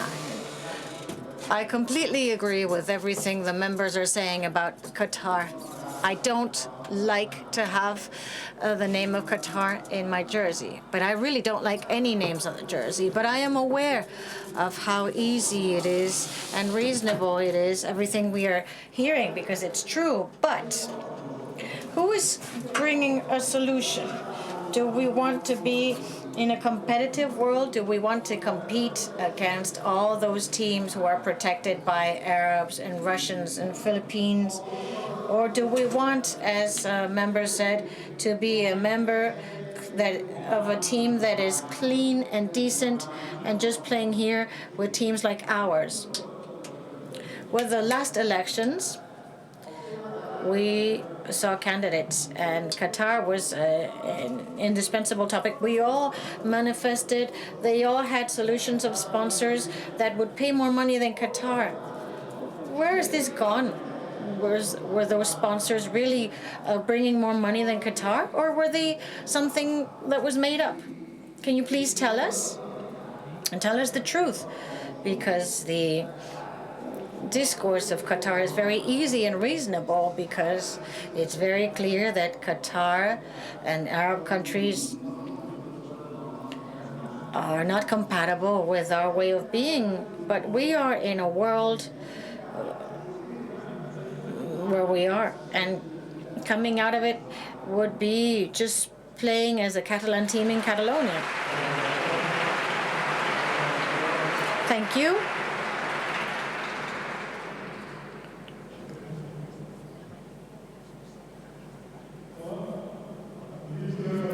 Josep Margalef Figuera, 27,207. I have to say two things. I agree with what we're hearing about Qatar, but it's true that in France, so much affected by terrorism, Paris Saint-Germain gets 250 million from Qatar. In the UK, the Manchester City, their stadium, another stadium is called the Emirates Stadium. I mean that we have to keep our cool mind. Qatar is true. It's not a democracy, but saying that it's a terrorist regime, what would the UEFA do? When it's Russia that's bombarding Syria, I mean, let's not lose sight. Our club needs income, but not at any price. I think we have to negotiate with Qatar, and I think we have to get as much money as the big teams are getting. It's not a question of extending or not the contract. The question is whether carrying this name that I don't like, but being a member, I have no choice.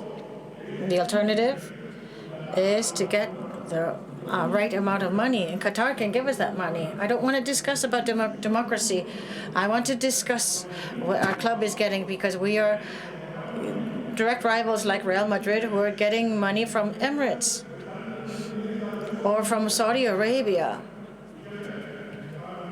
So what do? Shall we move aside? If there's a different alternative to Qatar, I will be the first to support that. But so long as we don't have one, I would take money from the devil.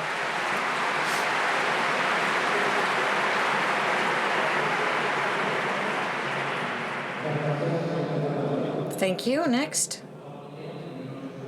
Jordi Bous, 75161. I would like to know, because usually voting in these assemblies and with a positive vote, is there a B plan? If we decide no, what will happen in the future? And not just Qatar. I want to ask. I see many women in this room, but I only see one lady in the board.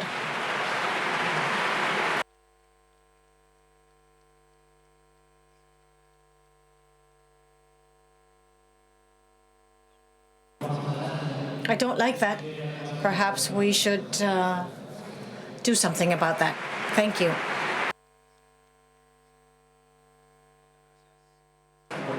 Thank you. Next. Good morning, everyone. I'm Camille Yanez Pons, member 702. I've been a member for 70 years. Above all, I love this club since I was born. I'm 86 now. Just a minute ago, I was very disappointed because this sounded like a political meeting. We are a football club. We are the Barcelona Football Club. We are more than a club, but we want to be top ranking worldwide. Unfortunately, nowadays, our players are paid for with money. We need to have money. I don't like Qatar. I am very Catalan, but we have no other choice. If we find another possible sponsor, all the better. But let's be reasonable.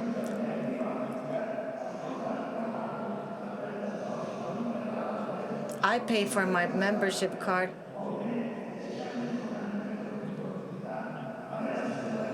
Let's give the board of directors one more year to see if we can find another sponsorship to our team, because we deserve it. We are the best team in the world, and I don't doubt that we will achieve it. So my vote is yes to the extension of 1 year or more, so that this board of directors can achieve their goals. Thank you. Thank you.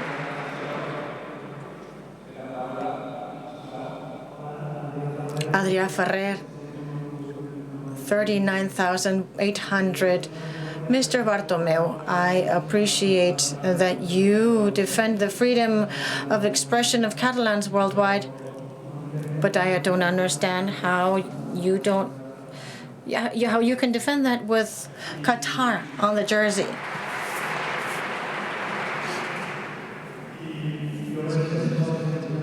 I see that the members in general are against this decision. Why do you insist so much?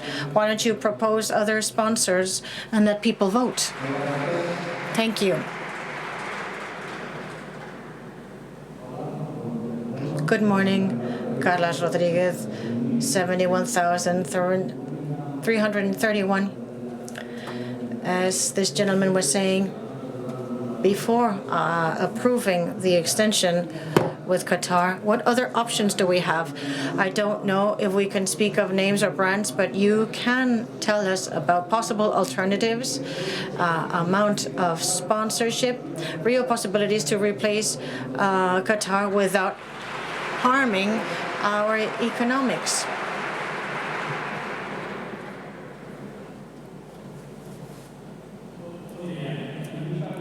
Paco Muñoz, I am member 5,997. I don't like Qatar. I can tell you 50 other countries that I don't like either. I don't like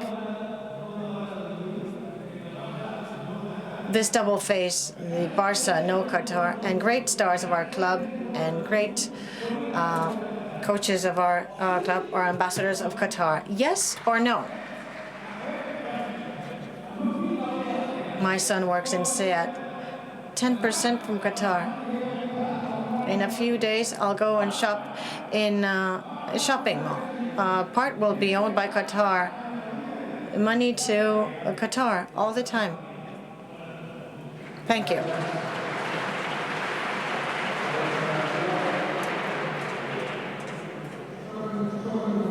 Tomas Janet, 8,313. I agree with the comments of my delegate colleagues on the jersey. I believe we cannot wear certain labels. We represent democracy, the story of the club.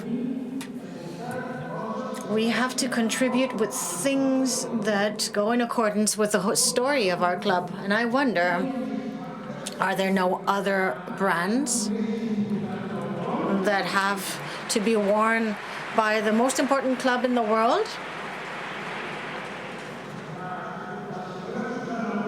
Ms. Susana Monge said, we are the best club of the world in terms of revenue, beyond many clubs of the NFL. We believe that.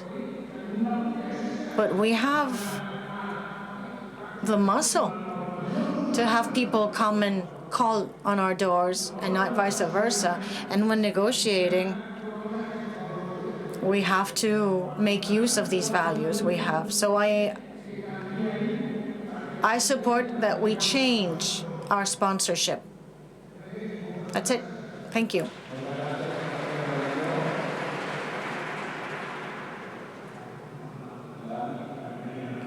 Jose Maria Martinez, 1300-485. I believe we all agree that we don't agree with the values of Qatar in our team.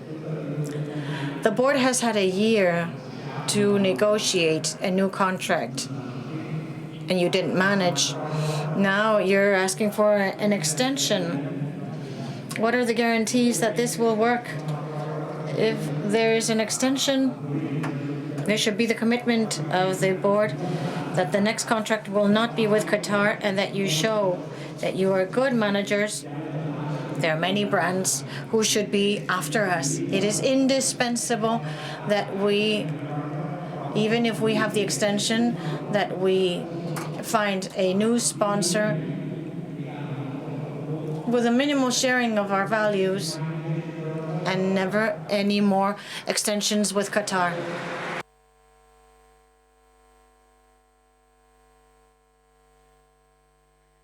Joaquim Aguila, 10,220. Qatar, a jersey, advertising. Let me make a general remark. I think that 99.9% of the people here are against Qatar. But my comment is the following. At a given moment, there was a chance of having advertisement with a gaming brand. We said that no. In the past, there was the possibility that was left aside to have advertising and sponsorship from Durex, preserve condoms. I really like the member who said he's been a member for 70 years, and another one who said that we have to be realistic. Do we want to have the best players in the world getting a lot of money? Do we want this spy Barca?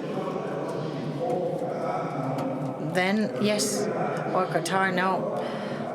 I am against Qatar, and everyone here, I suppose, is. But what about the teams that have Emirates, the Paris Saint-Germain, and all those teams? And when Qatar comes to Barcelona and flies here, and we are so happy that they choose Barcelona as an international airport. So do we want this, yes or no? This is what we have to decide. We are a football team that wants to make very much progress. I'm not saying we should take sponsorship from the devil, but enough discussion, Qatar, yes or no. This is the world we live in, and wars in Syria and everything we heard about, I agree, but I will vote in favor of the continuity of the contract because I trust in the current board of directors, as I trusted in the past in the former board of directors. So I say Qatar, yes, not because I like Qatar, but because the economic reality is what it is. Thank you. Thank you. Good morning, everyone. I'm member number 18 of our club.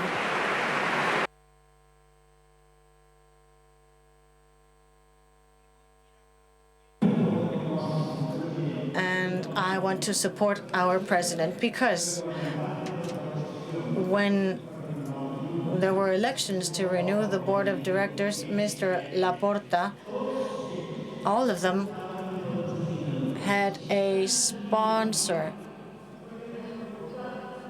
If they loved our team so much, why didn't they bring it over? I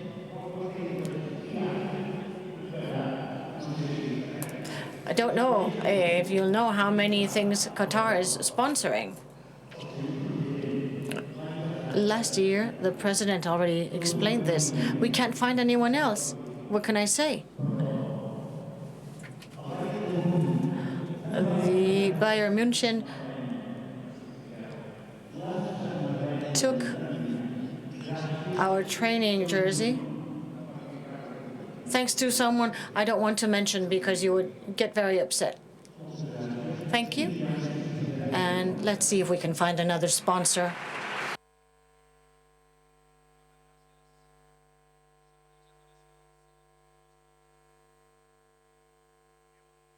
Good morning, Josep Maria Recasens, member 8669. This summer, I and many other member friends were enthusiastic about seeing the disappearance of our jersey, the name Qatar. This we saw right away would not happen. There was a moment in the summer in which in our jersey there was no name. We believe that we were waiting to see the name of many of the possible sponsors, but in the end it wasn't that what happened. And many of my friends said, let's go and buy the jersey before they write on it Qatar again. This happened with many of the members I know. I won't go into detail. We've heard about it over and over, but bear in mind that we are more than a club. We represent a set of values, liberty and democracy, and we represent a country and the sports sense to it. And we want our jersey to not continue wearing the name of a state which is an absolute monarchy, a state that discriminates women, and a state from which radical Islamism is finest. Thank you.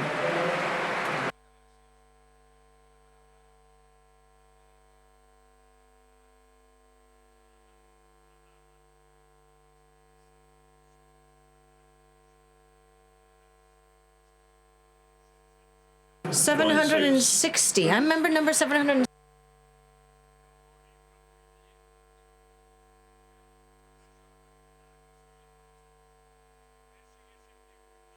Perhaps had we had a board that had not misused the money we made, we wouldn't be needing this now. Secondly, since 1940, I've been here, a member of this club, asking for this money. In the previous board meeting, there was someone who was running for president. I don't remember his name. I think he ended up in 5th position. And he was against asking for money, asking Qatar for money. I didn't speak back then, but when the meeting was finished, I said to him, and these this money that they are asking for, do you have it? He said, sure. And I said, are they from Catalonia? He said, don't you worry. The money we can find. We don't have to go to Qatar. I said, it's difficult because there's not much money available. This went on, and now we hear about this. I don't know anything about Qatar. I'm 89 years old. I've had a long life, and I've traveled, and I know that in Catalonia and in Spain, I've seen many things.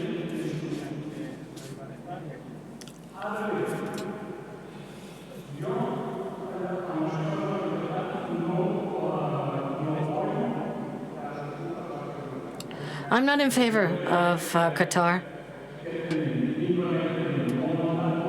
But then what's the alternative? Increasing the membership fee?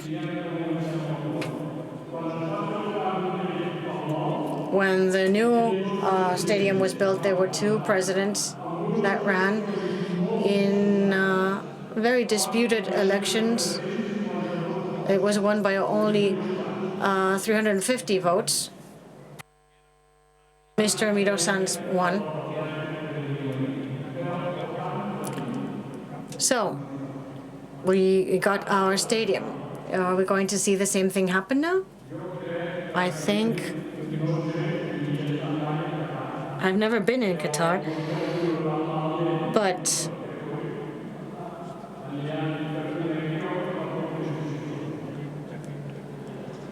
I don't know. Maybe it's not so terrible after all. We also have things that we don't like here in Catalonia, and we have to withstand it. So this is, I guess, the same. I just want to say something.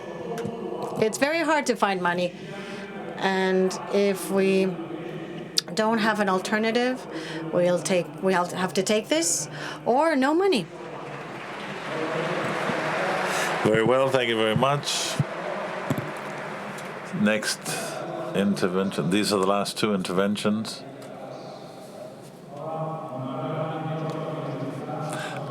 My name is Oscar Ginestad. I am 1,540.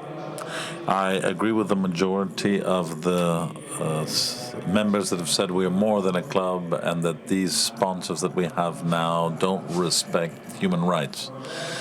But I think that apart from Qatar, Nike might also be not complying, or other sponsors like La Caixa that kicks people out of their homes when they can't pay the mortgage, and other companies in China that don't respect human rights. And I wonder if among all of these we can find if it's possible for us to be self-sufficient and not have a sponsor.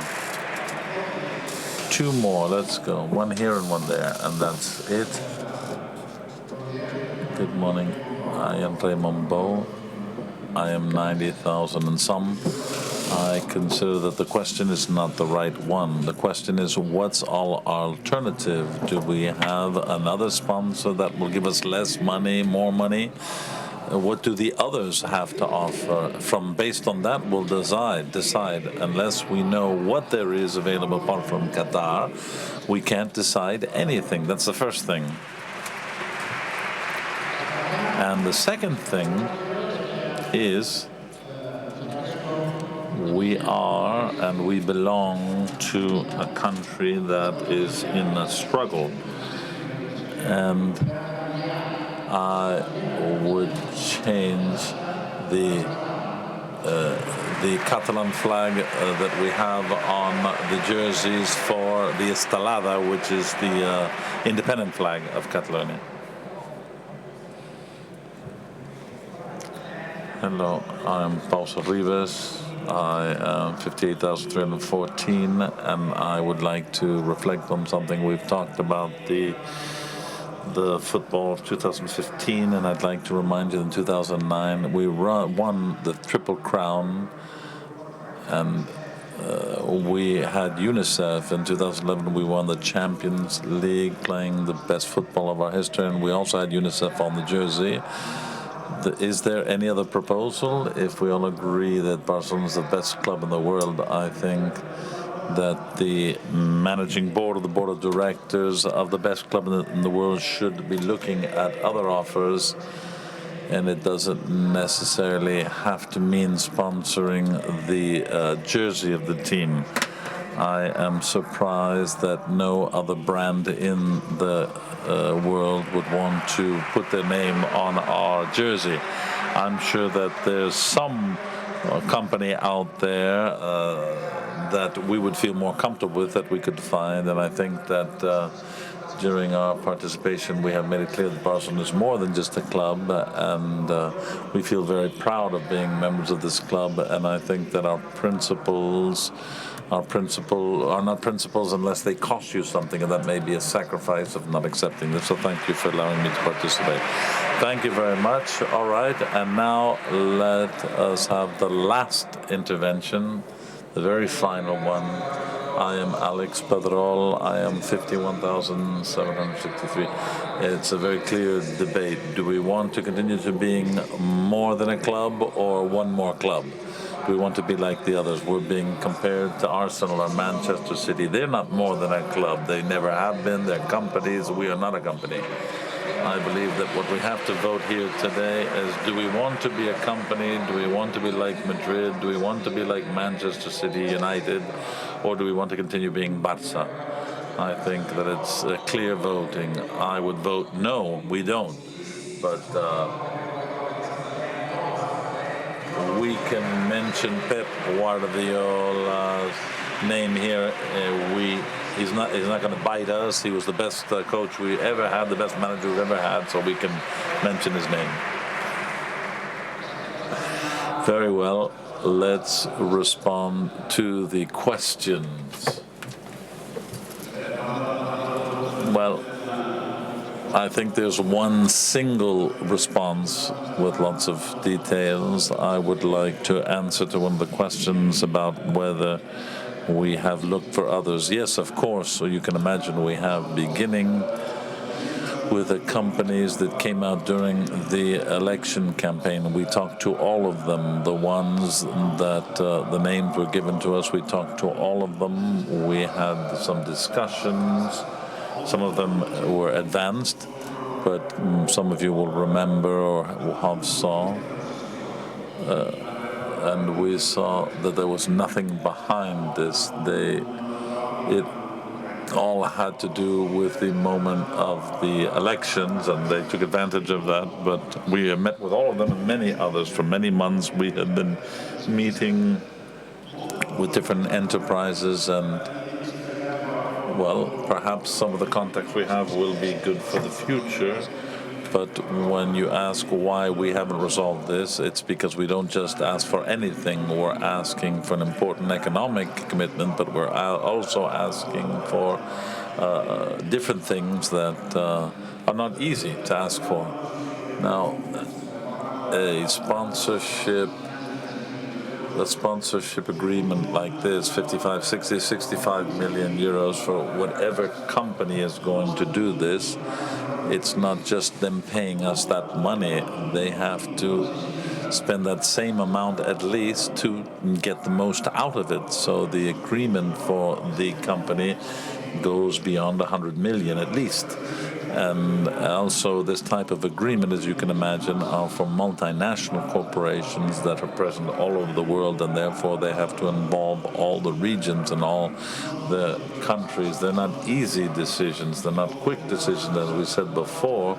We haven't wanted to go too fast either. We also have seen and we have understood your concern.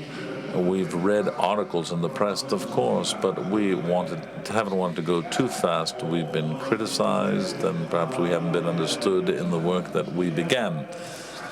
But we are sure that in a short period of time, we will be able to be here before you asking approval for a new contract. The work that we're doing is very intense, and it's going to bear fruit.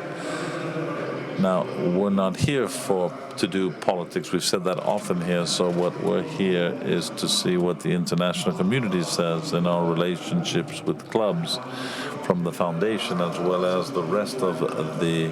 We have 42 sponsors. No sponsor has ever questioned their relationship with us based on our relationship with Qatar Airways. No multinational corporation or regional domestic company that we work with has ever questioned the relationship, our relationship with Qatar Airlines. So today, the important agreements come from the Middle East, from Dubai, from Abu Dhabi, from that area, or other territories like China, Russia. What we have to try is to work with the same teams as our competitors. We want to maintain the excellence of our club, the excellence of the first team, and there's no other way to do that than this. But as we said, very soon we will present you with a solution where you will be able to see the work that we've been doing and why we haven't dived into anything. We are aware of all of these concerns. But I repeat, the relationship with UNICEF or with the Vatican. Vice President Cardone was at the Vatican just recently giving a jersey with Qatar Airways on it to the Pope. And if you allow me a brief license, well, it is a way of integrating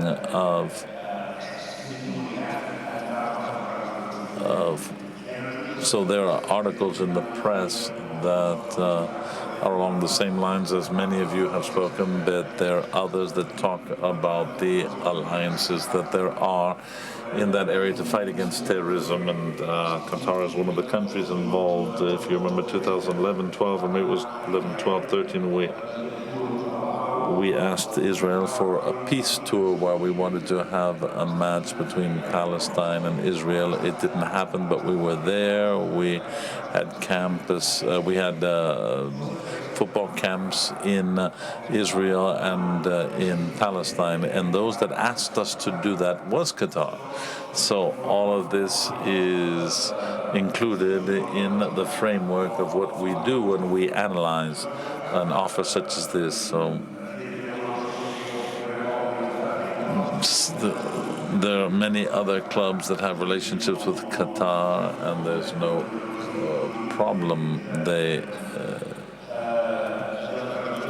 And alternatives, well, you can imagine today, based on how any commercial agreement would be, we can't give a list of all of the companies that we have met.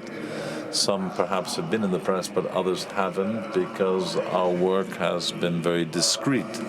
We try to keep the confidentiality of all of our contacts. But as I said before, we are asking for you to ratify an agreement for 1 year that finishes on 30th of June 2017, so that we can work this in a way that the club deserves and in a way that will be acceptable to all.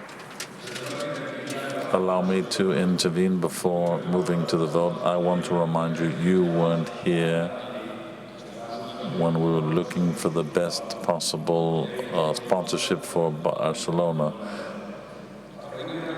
What we're going to vote today is a 1-year extension, because as Manuel Arroyo has said, we continue working to find the best sponsorship for us. So I would ask you to vote to yes for this 1-year extension of our contract with Qatar Airways, so that the club can continue working without pressure. And we've worked a lot, but we haven't been able to achieve it in these last 12 months. But there are doors that are open. There are negotiations going on in a few months. We hope that we will be able to call a new meeting in order to present another agreement that will be longer than just 1 year. Thank you very much. I'm sorry, but the interventions are over. there were some specific questions. Someone asked, why is there only one woman on the managing board, on the board of directors? But let me answer. Well, we have Maria Tejido, who is also on the club from the foundation because she is traveling. But I would like to say one thing. Throughout the years, over years, and this is the third, I was with Porta, I was with Rossell, and now I'm the president. Every time that we have had a board of directors, it has been hard for us to find women that are willing to dedicate this time. It's hard, and there are many women that are interested, but you know that Barcelona has a series of requirements to be on the board of directors, the time, the guarantee, and currently we have two women, Susana Monge, who's the economic president, and Maria Tejido. And I can tell you that they're worth more than just one of us. So it's like having more than two.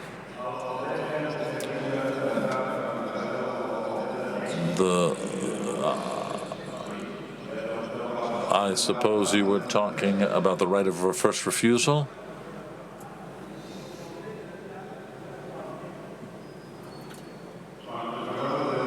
Okay, that's the right of first refusal. This is a right which you find in all contracts, but what we have heard from Qatar is that they wouldn't use that right if it came to that.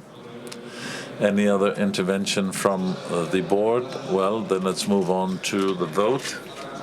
So we ask the members, then the delegates, to vote for the extension of our contract with Qatar to June of 2017.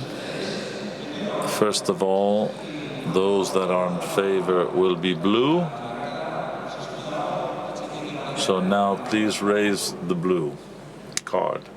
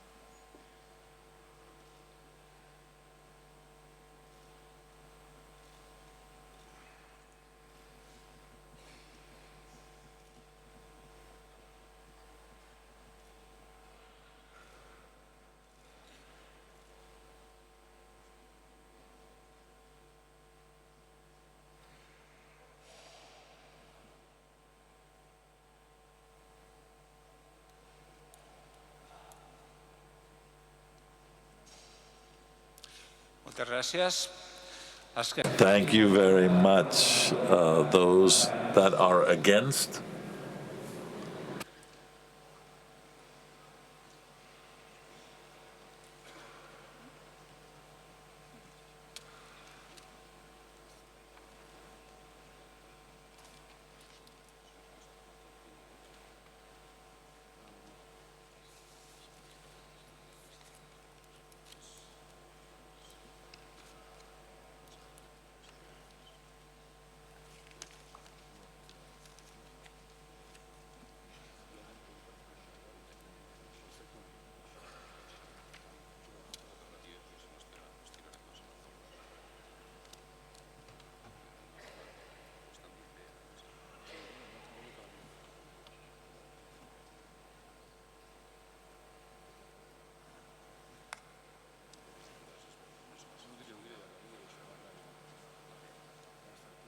Moltes gràcies.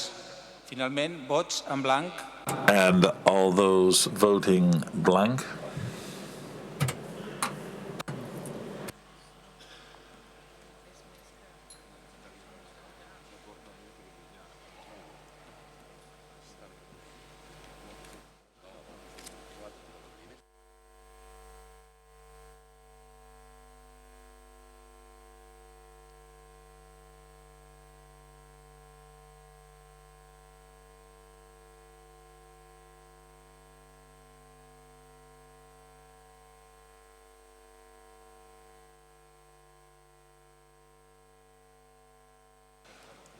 Moltes gràcies.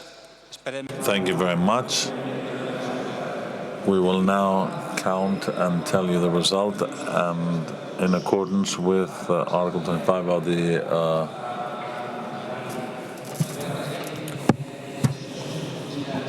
Articles of Association, we ask any member that would want to sign at the end of the minutes. We would ask them to come to the Notary Public, Mr. Gerard Cuneza, which is there on the left at the end of the table. They can go directly to sign if they would like to.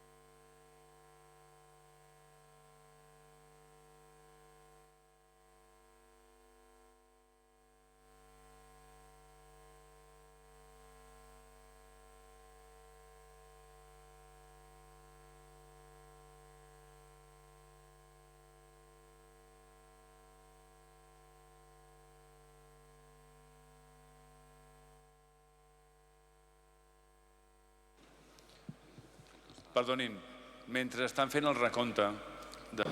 As they are counting the results of the vote, I would like to thank everyone for your support. It was a complex situation for us, for you, for everyone. I would like to thank you for the climate of respect and of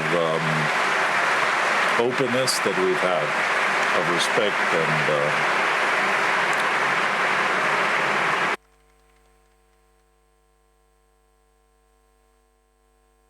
El resultat de la votació ha estat a favor. The outcome is in favor 483, against 251, and in blank 60. So the ratification of the agreement, of the extension of the contract with Qatar Airways. So we now have 1 hour recess, and at 3:20, we will resume here with the second part of our assembly. Thank you. I bon profit.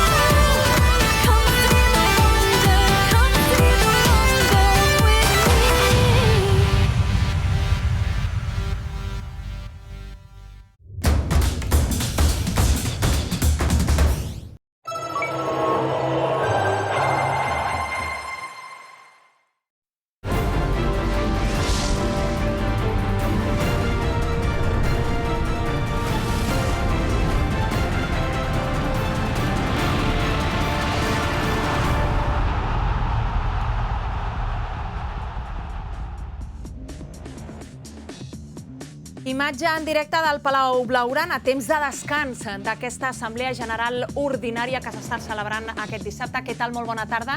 I a 3:15, l'hora que ens marca en aquests moments el rellotge, tornarem al Palau Blaugrana per repassar el més destacat del que ha succeït al llarg del matí en aquest Palau que s'està celebrant, està acollint aquesta Assemblea General Ordinària. Anirem amb la Míriam Nadal. Míriam, el primer en adreçar-se als socis compromissaris del club ha estat el president Josep Maria Bartomeu. Endavant, bona tarda. Bona tarda, doncs sí.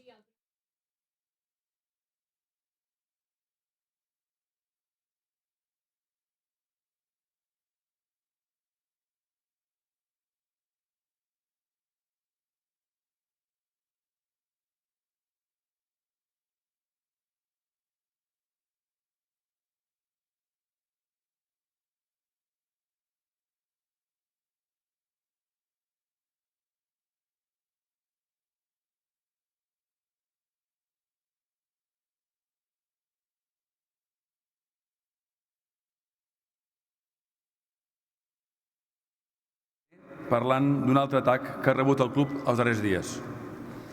I em refereixo concretament a les actuacions i declaracions imprudents i irresponsables fetes pel president de la Lliga, el senyor Tebas, i també pel comitè de disciplina.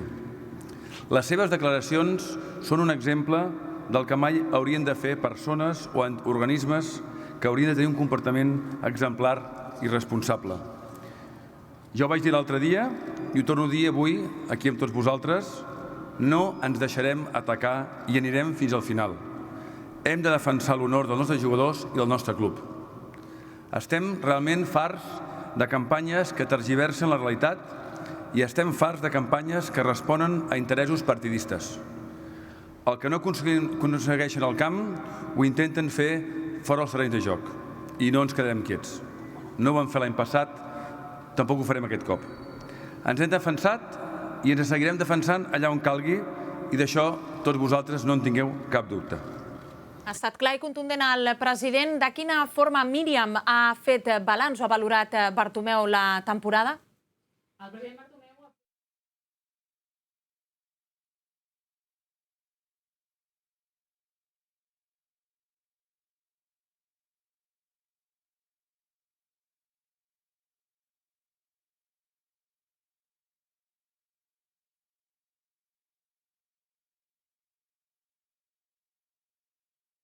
treated very unfairly.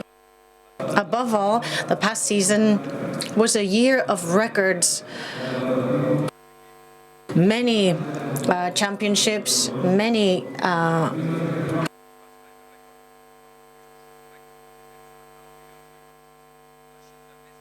the highest figures achieved by a club.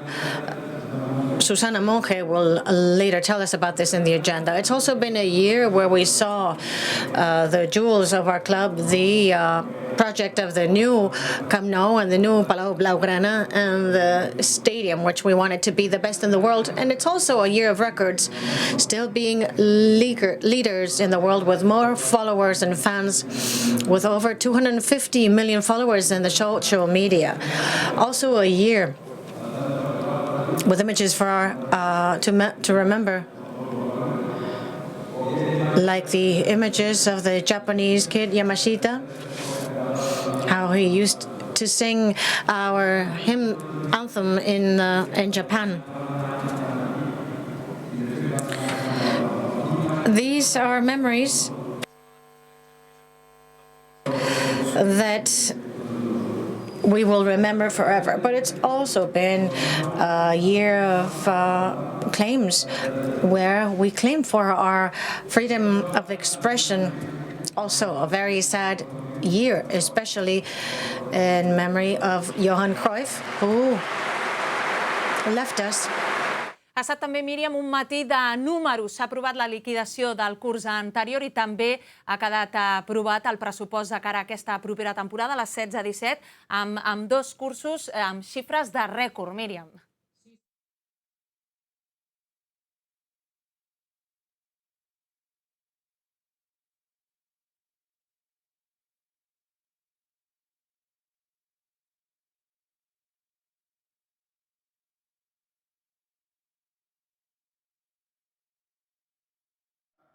És superar el rècord històric d'aquesta temporada que ha presentat la vicepresidenta Susana Monge i arribar als 695 milions d'euros d'ingrés. Aquesta xifra, que llinda dels 700 milions, és la xifra rècord de facturació històrica al nostre club, però també en tot el món del futbol. Com veieu, un repte... També s'ha adreçat a tot el públic del Palau, aquests socis compromissaris que es donen cita en aquesta assemblea, el secretari tècnic Robert Fernández. Míriam. Sí, aquest...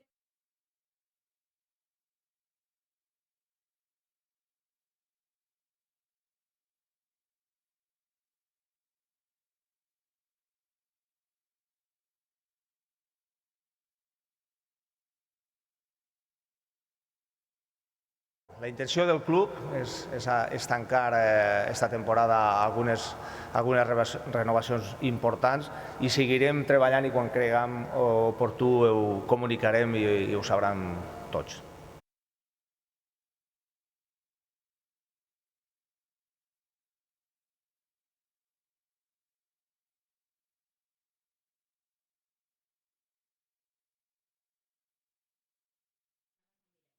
Gràcies, Míriam. Avui pendents de la celebració d'aquesta assemblea, que és l'òrgan suprem de govern del Futbol Club Barcelona, i totes les decisions preses avui són vinculants. Canviem de tema.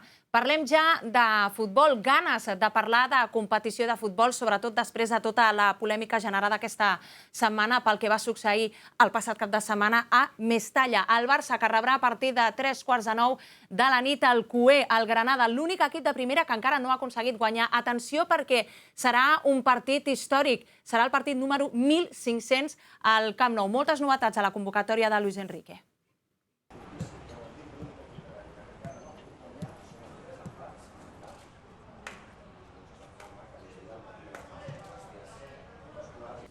Me interesa lo deportivo, me interesa centrarnos en lo que de verdad nos interesa y en lo que de verdad es importante, que es el partido con el Granada. El resto, por suerte, por desgracia, estamos acostumbrados ya a infinidad de polémicas y esta no deja de ser una más.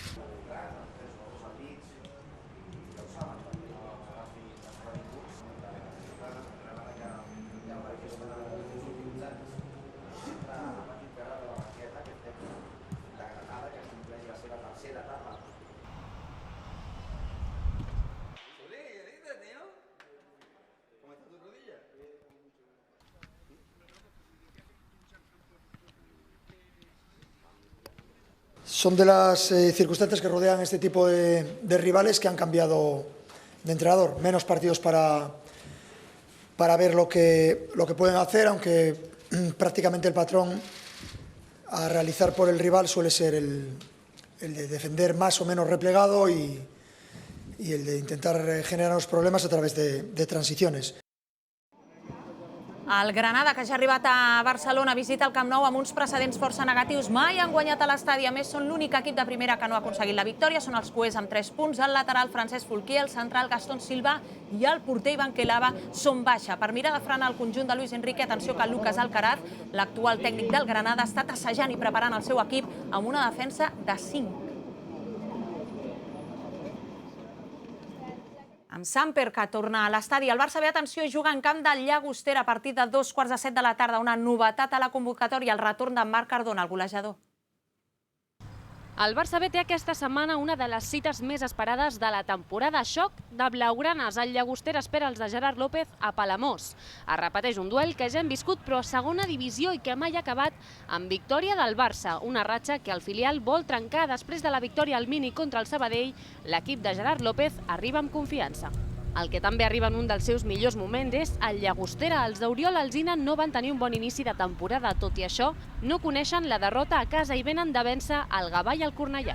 I és una plantilla molt competitiva, amb capacitat per jugar a futbol des del darrere, bona velocitat a dalt amb jugadors ràpids i que aprofiten bé les contres també, un punt de referència com és el Manel, que és dels millors puntes de la categoria. Aleshores, equip que voldrà també tenir la pilota, l'haurem d'intentar aconseguir nosaltres perquè és on ens sentim més còmodes i estar molt atents a nivell defensiu. Per aquest partit, Gerard López podrà comptar ja amb Marc Cardona, que ja ha rebut l'alta mèdica. No podrà comptar, però, amb Balanyà, Marlon ni Nili, que han estat convocats pel primer equip de Luis Enrique. Queden fora de la convocatòria, per tant, Baro i Captum per lesió i Vilanova i Alfaro per decisió tècnica. Avui a 2:15 el Barça B intentarà guanyar per primera vegada el Llagostera i seguir afiançant-se a les primeres places de la classificació. Si el filial ja ha tornat Cardona, el màxim golejador a l'equip de bàsquet, tornava ahir Koponen en la victòria de l'equip davant el Bamberg alemany per 78-74.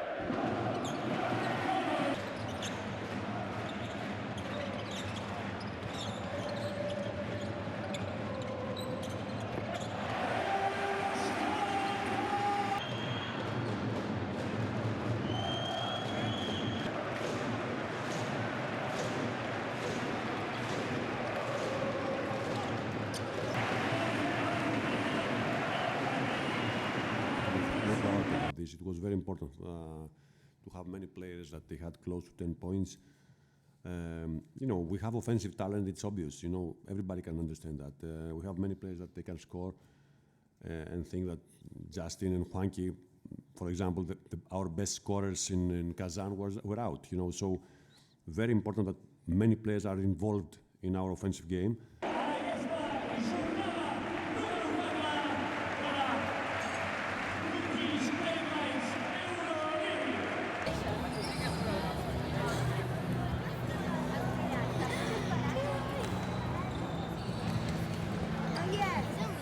Temporada de por també per a l'equip d'handbol. Atenció, cita històrica del conjunt de Xavi Pasqual aquesta tarda a Santander, on es podria aconseguir la famosa victòria número 100.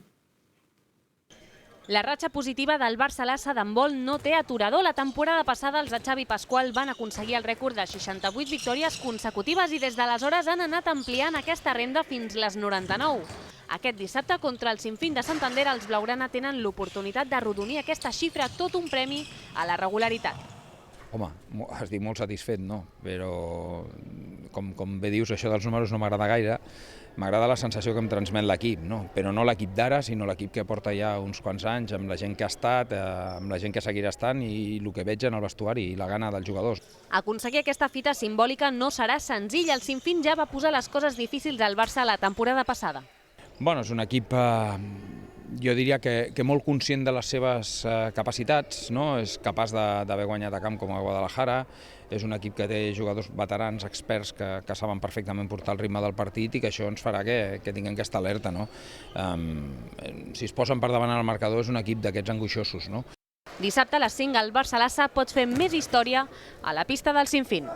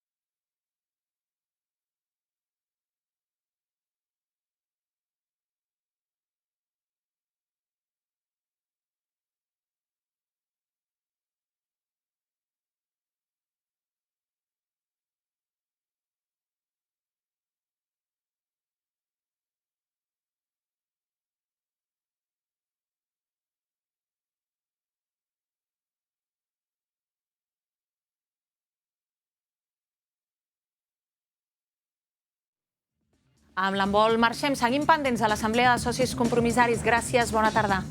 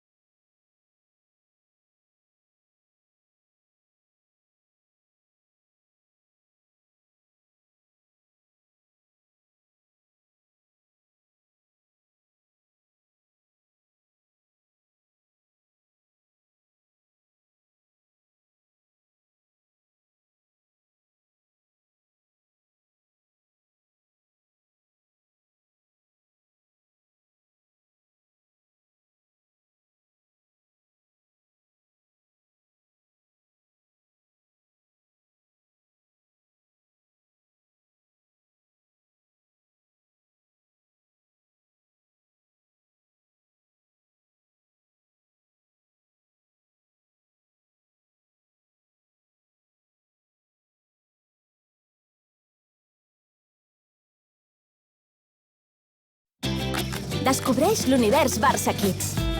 Juga i aprèn amb les diferents activitats i jocs. Construeix els teus propis invents. Cuina amb la família i tasta les nostres receptes. Descobreix fantàstiques històries i combat els monstres. Passa una bona estona i posa a prova el teu enginy.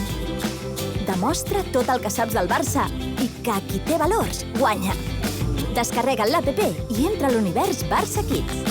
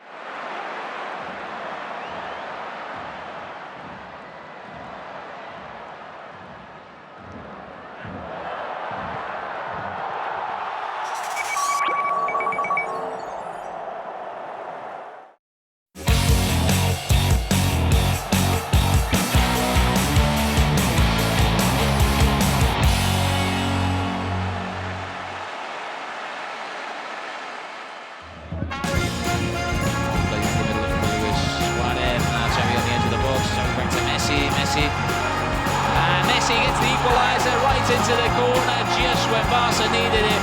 Leo Messi, he's always there when you need him. Right on the stroke of half-time with a fantastic finish right into the corner. His 11th league goal of the season. The left-hand side, it is Luis Suarez, the Uruguayan. He's up against Alvaro Gonzalez. The ball's played into the middle, looking for Leo Messi. Messi skips around one and another, and that's a fantastic effort from Leo Messi, and that's 2-1 with 4 minutes gone in the second half. Leo Messi, that's his 11th goal in the league against Espanyol.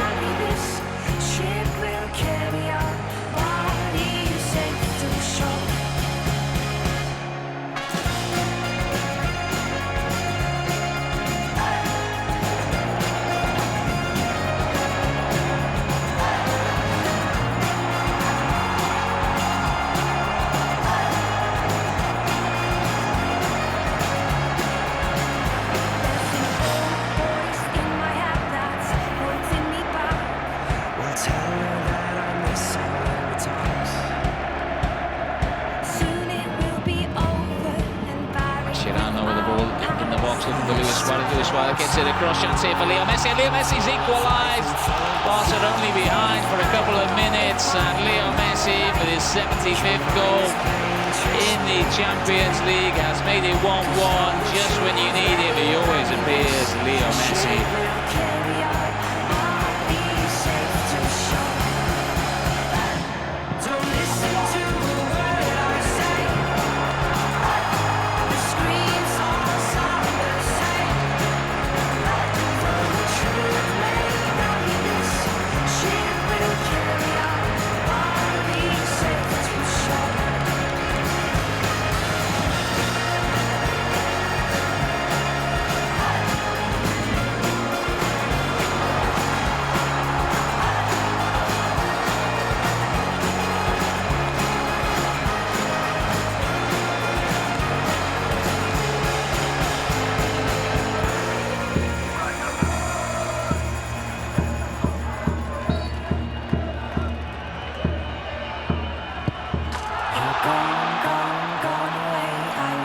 Disappear. All that's left is a ghost for you. Now we're torn apart. There's nothing we can do. Just let me go and meet again soon. Now Suarez switching the ball right across for Messi on the edge of the penalty area. Messi just really likes it. Now Rakitic back for Messi. Chance for Messi. That's 3-1. Leo Messi picks it up inside the 6-yard box and ends his goal against Atletico Madrid. Mistake at the back. And Leo Messi pokes it home to make it 3-1 with 4 minutes to go. And surely that's it now for Barca. Surely victory is theirs in this important league clash against the side in third place in the table. Just when Atletico seems to be coming into the game, Leo Messi is there to mark the occasion with a all-important third goal here. Rakitic into Leo Messi with the header, and that's 1-0. Fantastic header from Leo Messi, great ball from Rakitic, 10 minutes gone. Barca lead by 1-0. Leo Messi there, just looping the header over Fabrizio.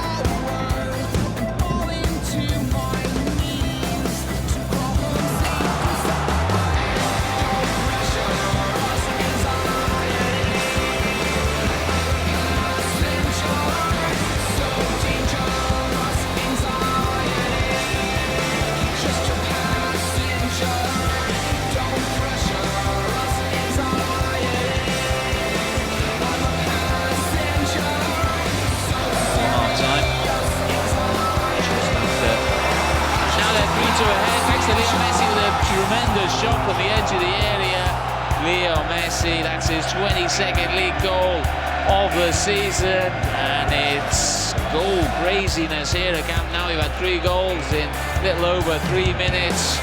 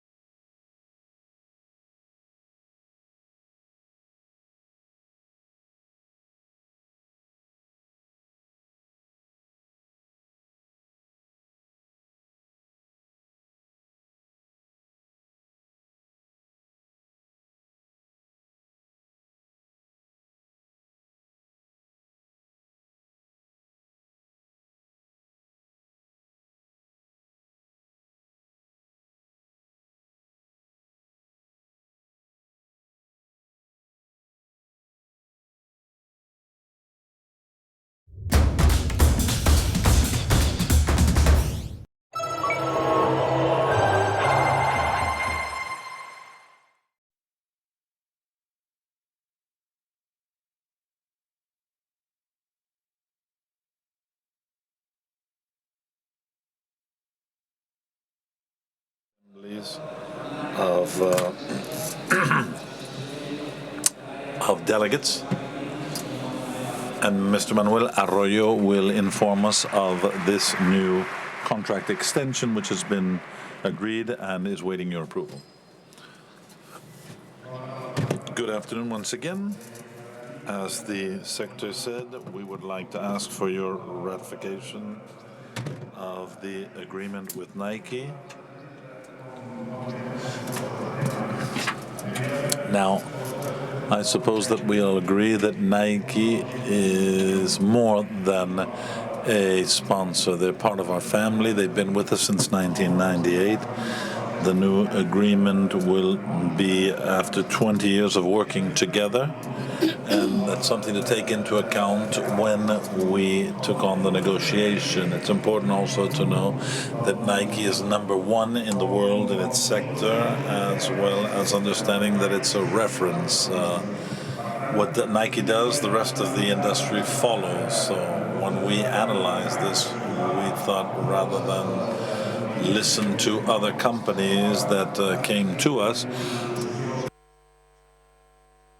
we decided to have serious conversations exclusively with Nike as long as they offered what we expected. And it's been that way from the very first day. It's been a long and complex negotiation, but it was simple because Nike also wanted to be with the number one. So it was a conversation between two number ones, and we just wanted to add all of the details that would be ideal for both sides.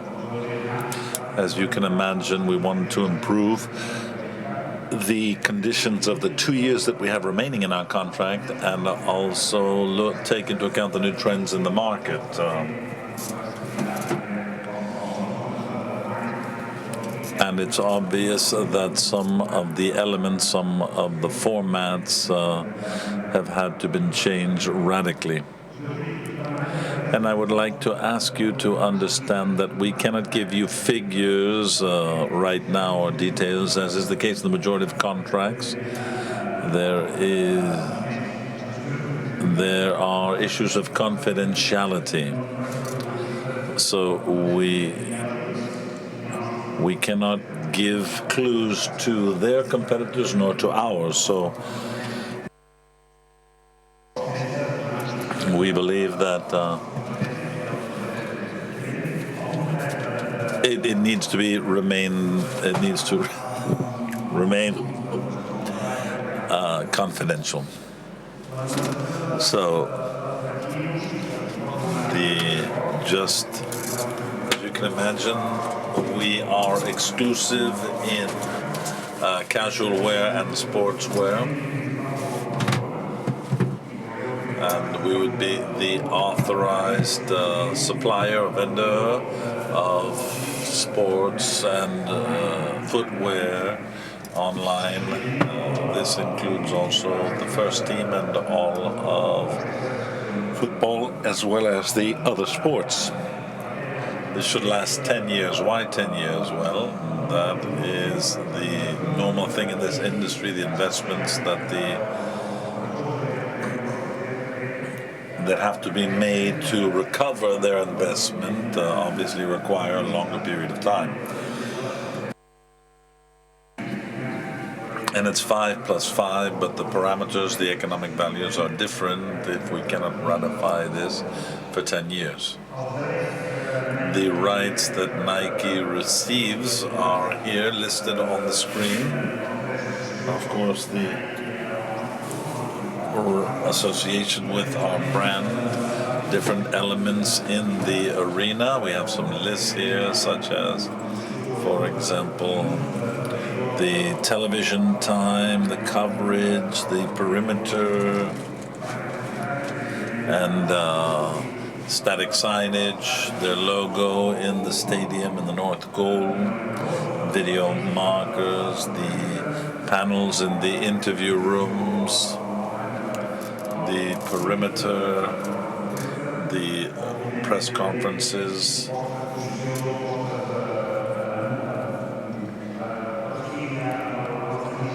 Also in the digital platforms of the club, also in our training facilities. rights to access to the first team, to have the players available for certain moments, for commercials, also the possibility of being with us in international tours, seats in the tribune, both for home and away games. Now, if we look at the agreement for the next two seasons, 16, 17, 17, 18, there's a 48% increase of the fixed amount concerning the royalties that we receive from the sale of Nike Barça products, such as the jerseys. We have a 50% increase. As of 18-19, when this new contract kicks in, the club will have the management of the shops that we have, for example, in Barcelona or here and at the arena. Well, these are now managed by a joint company that we have with Nike, and this management will be done by us as of 2019. There may be a collaboration with us. That's something that we have to define and to study. What I can tell you is that in the end, all of the elements included in this contract after the 18th and the 18-19 season, the contracts, the royalties for jerseys sold around the world, the sponsorship itself, it won't be less than 150, 155 million. So, as we said before, it will be the highest agreement in the world of sports and sponsorship. This is the agreement that we would like to submit for your approval at this point. Moltes gràcies. Thank you very much. Now, the delegates, if delegates have any questions concerning the issue that has been presented by Mr. Manuel Arroyo.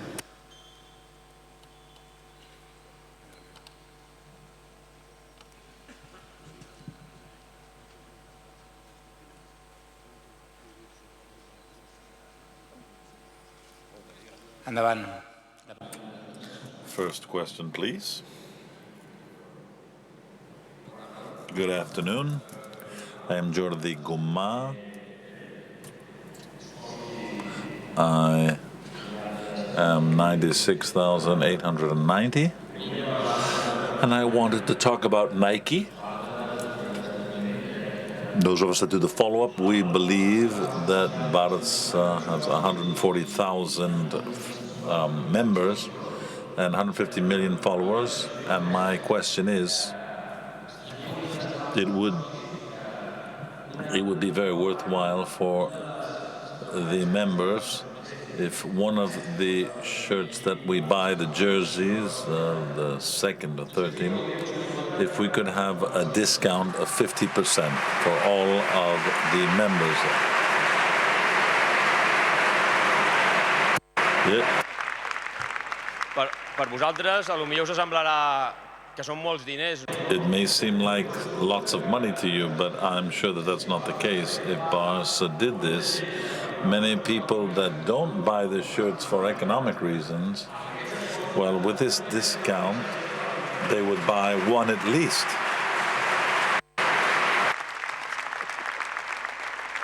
Bé, no m'agradaria enrotllar-me molt, però sí que vull que ho entengueu.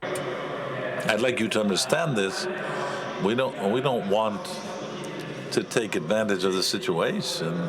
You buy a jersey, and the second or the third you buy, you pay at a normal price. But I think that we, the members, well, we deserve it, I believe.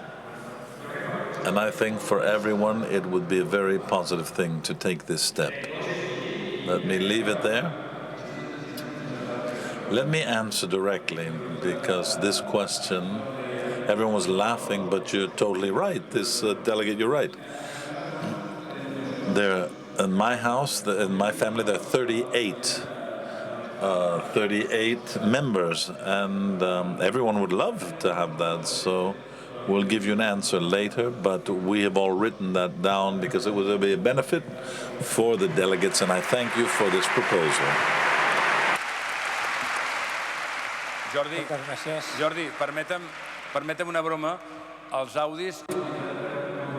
But sorry, I want you to know that the half-price Audis, we might not be able to do that, but we will try to see if we can do it for the jerseys. Següent intervenció. Second intervention, please. Good afternoon. I am Didier Quejido, 88,812, and I am president of the Canals Valencia fan club, the Peña. Along this same line as the previous speaker, we believe that the discount of official products is insufficient for members. 5% is not much of an advantage for the members, and we believe that 20% or something greater than 5 would be ideal. For example, when you have the Roca Village card, Nike.com, that offers 10%, and then not members. Why should the members of Football Club Barcelona only get a 5? And another thing, Nike is not only the Barca shop, they have shops all over the world. And I'm from Valencia. If I go to an official Nike store, not a store that sells Nike, but an official Nike store, I get no discount whatsoever with my card. Can we do something about that? Thank you. Per la seva intervenció. Una altra intervenció. Endavant. Yes, hello. I'm Jordi Garcia, 33,550. I have just been in the mega store. I just wanted to check.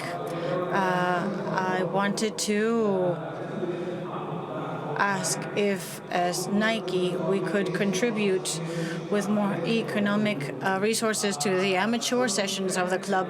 I believe half of the players of the club are the amateur sections. Currently, they have a budget, I believe, of 0.3% from the club. They have no sponsor, no main sponsor. Qatar is not in their jersey. And I've been looking for a jersey from the ice hockey team. No store sells these jerseys like the, for other amateur sections in the club. I think that the stores worldwide should have a small portion of these jerseys, and these sections, amateur sections, should get a little more money. Representing half of the sportsmen and women in the club, they only have 0.3% of the budget of our club. I wanted to speak of this in the Q&A session, but economically speaking, in these sections, the professional sections of the club, they have 5% of the budget should be allocated to these sections, and maybe at a given moment in some assembly, I'm not saying now, but maybe next year, maybe we could propose that at least we could increase this budget to at least a 1%. 1% of 16 million is, of 700 million is 7 million, and we could really help these people who really are good representatives of our club worldwide. Thank you. No more people asked for the floor, so now we will answer the questions. Yes, the President has already answered the first of the questions, so we just have to speak of that and negotiate it. I do want to mention that we will try to ensure that this doesn't sacrifice anything. Nike pays what it pays, depending on what it expects the club to make. Anyway, it is more complicated, I have to say, that Nike would make discounts in all their stores worldwide. I think is very daring. They don't only have contracts with our club, they also have many other contracts. So it would be complicated, but evidently we will convey these requests to see if there's any possibility to do anything about it. And regarding resources to the sections, it's not just a commercial decision. Obviously, the club dedicates great means, and there's a clear task and will to increase this money that goes to amateur sections. So your suggestion will be very taken into account. I believe that's all. Thank you. Thank you very much. So we move on to the voting, ratification of the agreement with Nike. You know how it works. Firstly, we ask those in favor of the ratification to please show us the blue card. Thank you.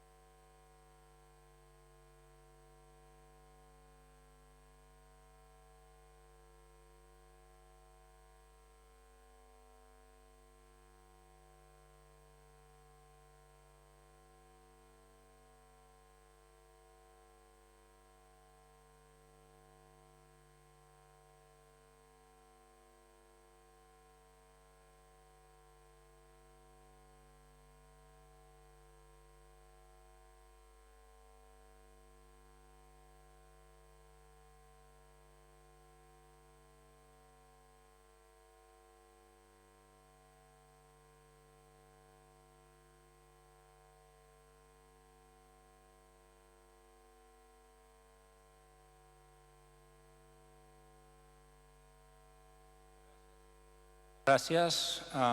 Passem, doncs... Thank you. Now we will ask those against the ratification of the agreement with Nike, please show us the red card.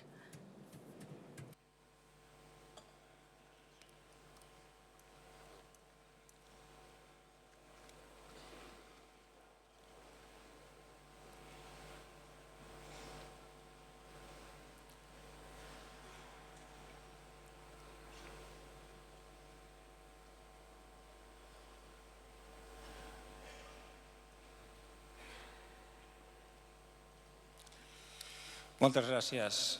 Vots en blanc? Thank you. And now blank votes.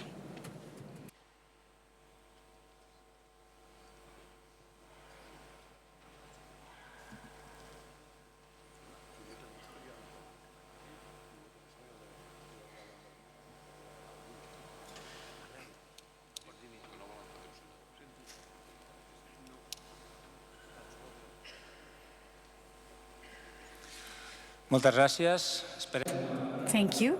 We will now count the votes to give you the definite result.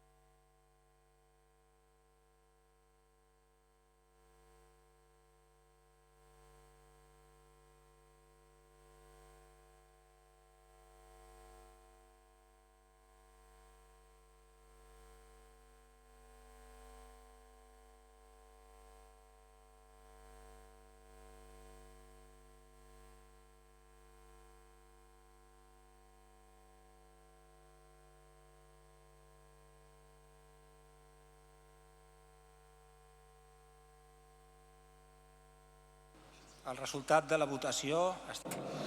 The result is the following: votes in favor 524, against 684. In favor 584, against 10, blank 9. So we ratify the contract. Passem ja al setè punt de l'ordre del dia. A proposta d'aquesta Junta Directiva es va considerar adient presentar... So, next point in the agenda, ratifying the management of this Board of Directors. So, we proposed the ratification of our management for the delegates to vote. So we ask Mr. Josep Maria Bartomeu to take the floor.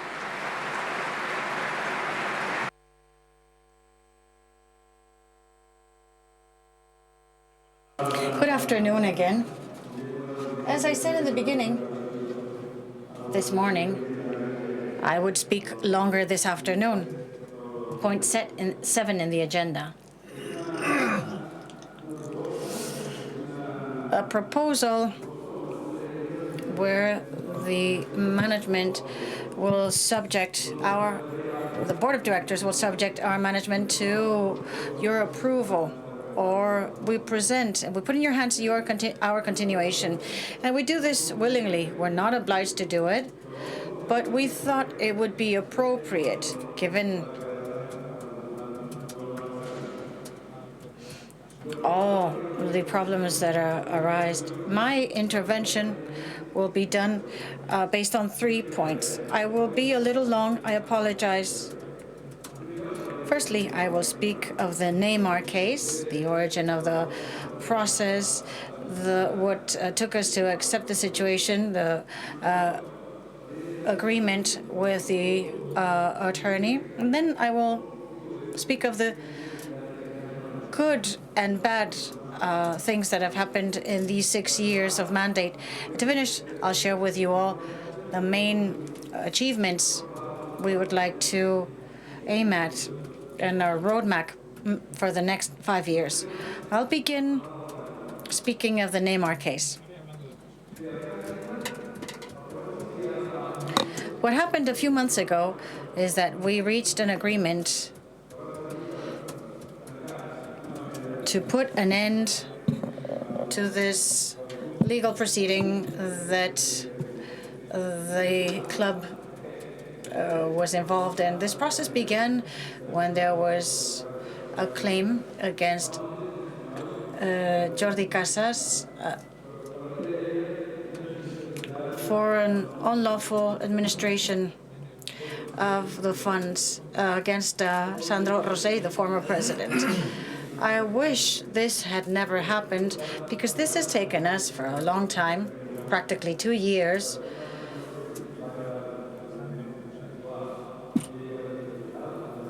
where it was clear that Sandro Rosell had done nothing unlawful.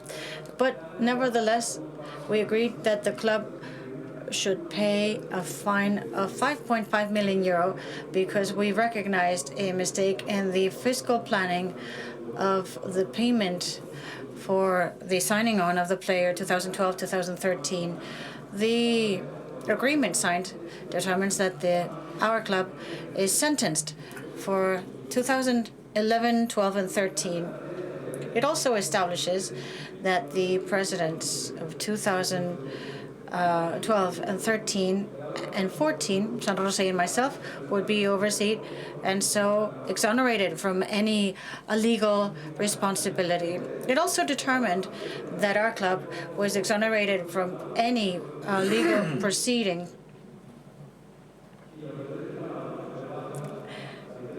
And in the next 3 years, this legal matter will have finished. We said that this agreement was never an exchange of sentences to harm anyone. All the sentences according to legal experts, said that this was something that could not happen.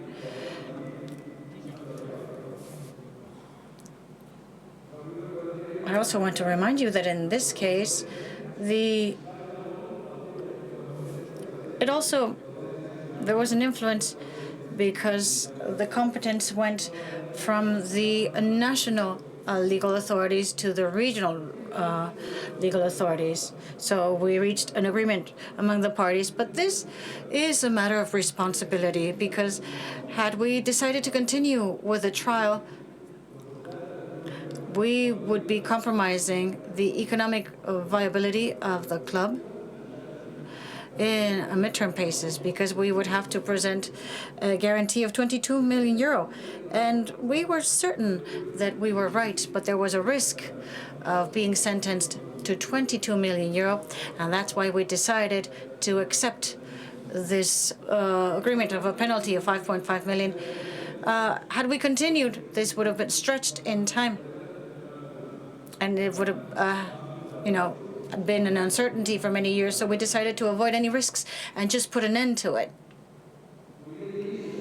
I could say that this decision should have been made by the delegates in a General Assembly. It would have been the easy way out for us, but I thought that putting this decision in your hands was too easy for us. And we decided that we had to decide this. As we had been elected as the board of directors, we were the ones who had to decide on such an important matter as this one, and that's why we were chosen. And if you have any doubts, we're not pleased with this result because we wish it wouldn't have happened, but we believe it was the best decision possible taken for our club. In the Q&A session, you will be able to ask as much as you need about the Neymar case, but that's that. It is true that this is the first Neymar case, and recently, a few months ago, the second Neymar case was opened. It's a report of the Thies investment fund that belonged to the player. The judge overseed provisionally, but the state attorney revoked this decision of the judge and has determined that the process should continue all the way. To us, this is ridiculous. How can it be that the same money in Neymar 1 considered a salary by the attorney, in the second case, they say it was misused? It's just nonsense. We'll see what happens because now we are on the second Neymar case. I also want to say that many people said that this has harmed the image of our club. I think this is not true. It's not true. I think they're lying. Our club is living moments of glory, the best in history at all levels. So again, I have to say, be clear that the image of the club is not soiled. And now we're in the second Neymar case, which I hope will have a fruitful resolution as the first one. Now, another topic about the 6 years we've been here, and we have worked intensely to make sure that our club is admired and loved and very global. Most members of the board of directors were elected in 2010, with President Sandro Rosell until 2014. As of 2010, I'd like to begin a description of what happened that have taken us to this extraordinary moment. People know I don't like to speak too much. It's not my style, and I don't need to. I just want to speak of some facts, what's happened, so we can all evaluate it together. Things that can be proven, that have happened, that are part of our club, the story of our club. It is going to be exhaustive, a little long. I will try to be as strict as possible. I'll begin with the economic part. We heard a lot about economics today. In 2010, we found a weak situation with a net debt that was very high, 431 million euro, an income of 450 million. It was a situation that was putting at risk the sustainability of the club. And we used rigorous management tools. Here we have a graph of the evolution of our debt, how we have decreased it. We spoke about it intensely in the first part of the meeting. And also the income has grown today. We have approved the budget, 689 million euro in income. So seeing this graph, the financial situation in our club is very sustainable and very good, looking very good. We are the club that makes more money in the world. With the debt we have cut down in 6 years and 160 million euro. Also, we went from 62 million in 2010 in sponsorship to 160 now. Here we see the map of the Barça brand, how it is related with different brands worldwide. We want to unite brands because they like our brand. It's a brand that generates trust and value. And there are still many parts in the world to fill in. So, as we said, the commercial team is just starting to work. And I think they're doing a fine job compared to other clubs. Also, the profit in the past 6 years have increased. We have this accrued of 157 million euro. A club which wants to be sustainable, a club that wants to be a leader and competing in football and all sports, having to make money every day. I think one of the delegates said it this morning. It's important to consider the income and the profit. These profits allow us to invest. Great investment. We do it in all areas in the club. Of course, the most important one is the one we do with sports. Here we have a sports investment, including the buying of sports, of players in basketball, football, handball, hockey. Don't think it's just football. We have the different sections. And this has allowed us to keep our level of excellence. In total, 551 million euro. This is what our club has invested these years in sport. And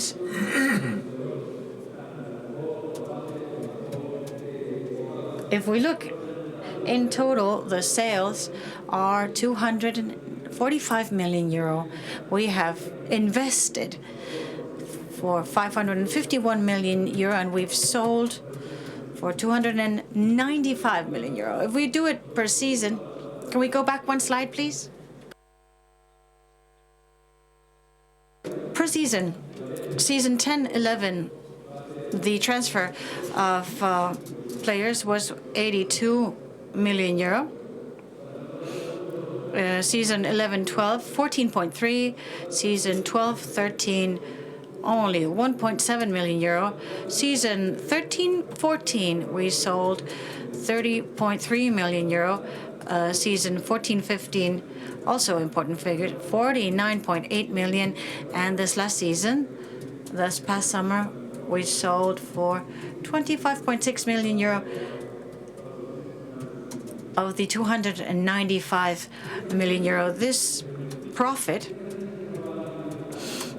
also have allowed us to start other investments like FC Barcelona.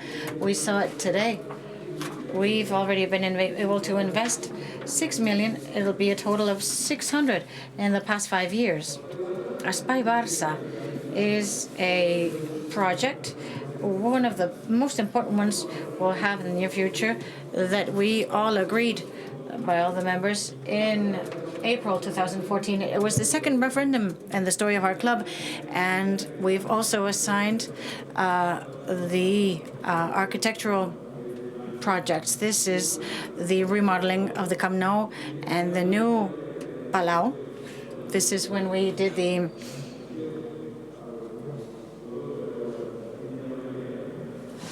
This is the mock-up with the players, and we'll also have the mini stadium. This Camp Nou will be modern, open for 105,000 people. It'll be a stadium of the 21st century nowadays. If you travel through Europe and you follow the team, you'll see we are a little outdated. So this remodeling is indispensable for the future of our club and for our sustainability. This investment will allow us to make more money and reinvest in football or wherever it pleases. The Palau, it will be a construction where we have now the mini stadium. It'll be a modern building, multifunctional. It will be for over 12,000 people, equipped with the latest technology. All the assemblies will be celebrated in the new Palau, so that we can hold the meetings in a more comfortable manner. And also the mini stadium, already a project that is initiated. We've done many things with Mayor Poveda from San Juan de Espí and his team. We've worked very much. We've approved the general metropolitan plan, the changes included in the metropolitan plan of San Juan de Espí, and we will soon ask for the licenses. This is the mini stadium, the field on the left. It's a football field for our Barça B, our women's team and the juvenile teams to play in a field under the conditions required by the UEFA. If all goes as expected, this will be inaugurated for season 18-19, which is where Barça B and the women's team will play. So, as by Barça, here we have the global image is a space for coexistence. Besides the remodeling, what we want is this to be a space for coexistence for all the followers, and we want it to be an icon for our city and for Catalonia as well. And again, that money that we make have also helped us improve in different areas in our club, socially, fan clubs. And I'm just saying it because I believe it. I'm saying it because we've asked the members, we asked you, and you have told us that things are improving. Of course, we would all like to see faster changes, but in any case, we're moving steadily. Our club has to continue belonging exclusively to the members. Contrary to many clubs in the world, we want to continue owning this club. 140,000 members now, will continue growing. 150,000 members choosing democratically our members, board of directors. We vote in referendum. We vote in assemblies. This is an example of the strength we have when we all get together here to decide great decisions belonging to the members. So you might have heard that in Brussels, they're questioning our club model. It's a model that we have had for 117 years, and it works. And we will fight to ensure that no one forces us to change our nature. We'll go to Brussels, and wherever we need to, our club has to be ours. And this is our spirit. And this democratic spirit we have is proof that we want to continue being as we are. Speaking of this, the fact that the members or owners make things like this meeting today, or favoring participation, favoring transparency. Let me remind you, we changed our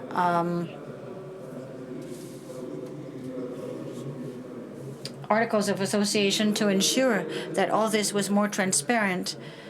And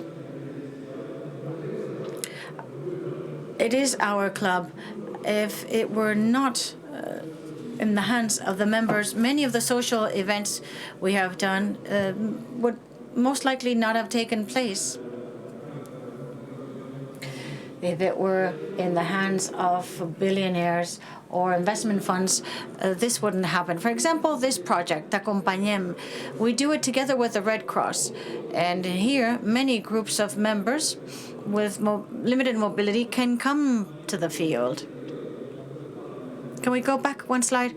Here we see the number of services offered in the stadium, 3,485 services. This means members who couldn't come to the stadium because of mobility problems, but now they can. Also, we have the amenities space. After many years, we finally have an amenity space that encourages our team, and we are very happy about how it's working. It's a space with amenities, with respect education, and supported by everyone. Our coach, Luis Enrique, and others say, thank you very much. Now we do feel more supported and accompanied. Or the moving around travel, we have to accompany our team. We must not leave them alone when they play abroad or in other cities. And we've managed to do what we wanted to do, which some of the candidates to the presidency a year and a half ago were speaking of finding reasonable prices. I think now we have traveling prices that can adjust to our budgets. Other achievements socially, the Solidarity Day. I think this has been one of the great success stories of the members. The day that all of us hand in our membership card for one day, and we let other people come and see a game, perhaps for the only time in their life. People who are old or young or ill, not members of our club, but who can enjoy the game for one day. We've been doing this for several years, with 300,000 people who've benefited from this, thanks to the generosity of our members who hand in their membership cards for one day. Achievements in the area, the social area. Well, one thing is the waiting list. And I can tell you this because I have family members that are on the list, waiting list, and we try to keep it moving quickly. Remember that this was begun in 2004. I was on the board at that time. The president was Laporta, but until 2010, that really didn't start moving. And we have had 1,926 members that have been able to receive a season seat, ticket for a season seat. And this has made it possible for many to have a fixed seat. 1,038, for example, in the year where we had the most, which was in 2010-11 season. And I believe that with the new Camp Nou, when we make it larger, we will be able to do more of that. I'd like to talk about other advantages, the things that we have done and efforts that we've made. Before, we talked about it before, the price of the season ticket seats. We all know that the situation in the country is not as good as 10, 12, 15 years ago. Here we have prepared just a sample of the important teams in Europe to see where they are positioned. Look at Arsenal is the maximum price of 2,500 2,600 euros for the season, and Barcelona has one of the lowest positions in this ranking. Now, it doesn't mean we're the seventh team in Europe. No, we are further, I think, if I'm not mistaken, we're 21st or 22nd, but we've wanted to include the most important European clubs, Bayern Munich, Chelsea, Real Madrid, United, and I can't see the last one very clearly, and City, Manchester City, yes. So this is the policy that we have as a board, and there was a 40% increase, you remember, in 1 year, but we came from a very bad economic situation. We had to increase the fees by 40%, but we don't need to do that anymore because we're making lots of effort as a managing board or board of directors. Well, taking advantage of sponsors or tours that we do with the team to have other sources of income that make it possible to keep the prices down. Cost per game comes out to 11 euros, which is very affordable for any economy. And we have then the members that want to take advantage, but paying in the third, there's a cost of 11 euros per game. So I'm very happy about that. There is no dissidence. We know that we want to continue being one of the teams in Europe with the most affordable prices or costs. Another aspect is the amateur sports that we also have within the club, and they depend on the social area of the club. This is some years ago they were under sports, but now they're under the social area. Why is that? Well, these sports, these amateur sports, are for the members, because all of the young athletes, even if they're not super football players or basketball or hockey, they can continue to compete. We have 1,528 of these athletes, 50% men, almost 50% women. I mean, it's very close, 816 to 712. And of those 1,528, 11 of them went to the Olympic Games in Rio.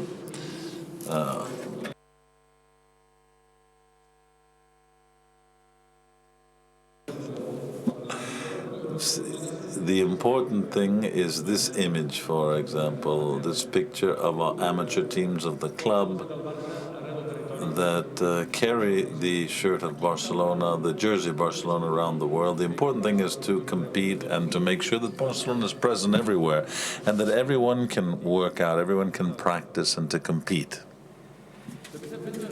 We've also done plenty of work in our World Confederation of Fan Clubs, of Peñas. Here's a graph. Some years ago, 6 years ago, we began a project called the 21st Century, and it has gone very well. Currently, our fan clubs are very mature, they're independent, and they manage themselves. And now we're in the second phase of this project. They are in the self-management stage. They're more admired than ever. I travel all over the world, and whenever I go, they ask me, how is it that we have 150,000 people that are in these peñas, these fan clubs? Well, it's a unique space, they're unique groups, and there's nothing like it in the world, nothing like our peñas. So at the World Confederation of Peñas, I would like to congratulate them because they are doing a modern and efficient management, and they have been able to truly add to the club. They are independent, as I said before, and they no longer depend on the club. They have their own self-management now.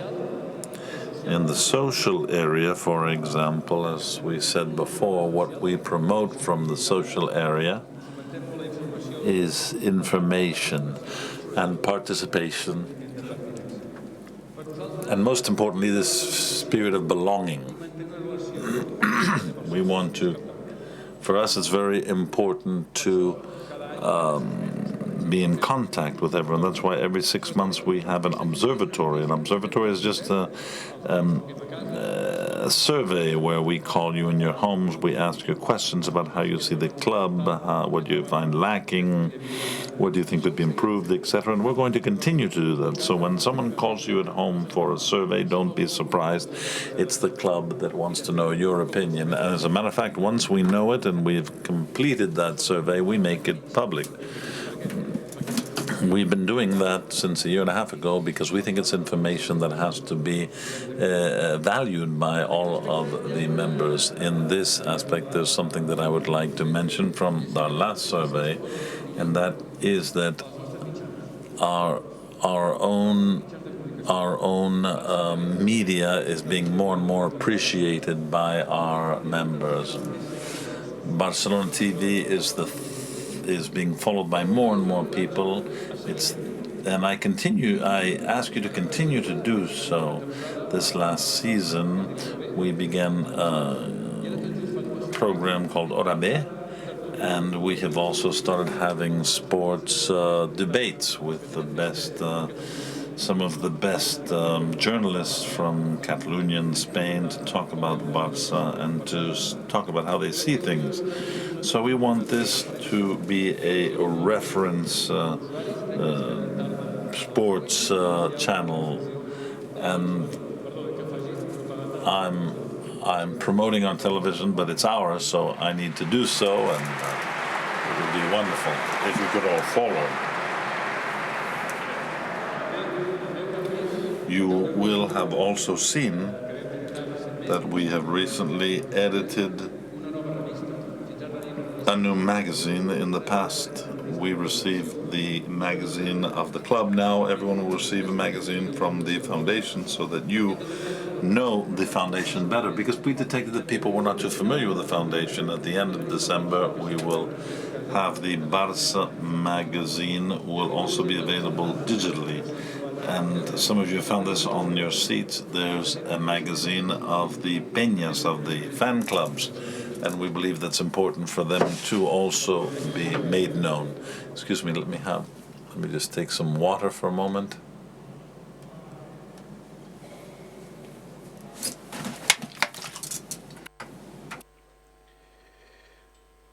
Bé, com deia abans, aquests 6 anys, nosaltres pensem... As I said before, in these 6 years, we believe that we've done a lot. And it hasn't been easy. It hasn't been easy at all. Because apart from the usual complexities to manage a club like this, we have to add a special one that has had a great impact on many things. For example, we have had one, and I'm referring to the social and political moment in which we find ourselves. This has been a complexity for us. It's been a difficulty. Catalonia is in the middle of the most difficult moment of the last 40 years, and I have the perception that the Messi case and the Neymar case were contaminated. They were affected by this. Another example might be the situation with the independence flags. There were certain entities that are trying to stop this movement. Camp Nou has always been a place of specific sportsmanship, and we are often surprised by this, and we've talked about this before as a board, that in the 21st century we are prohibited from going to the stadium with the flag. And we believe that each person should support Barcelona as he or she wishes. But for this to happen in the 21st century, this is a symbol that has nothing to do with the club, but it is an important part of our land of Catalonia. And in that sense, we received many pressures, and of every type.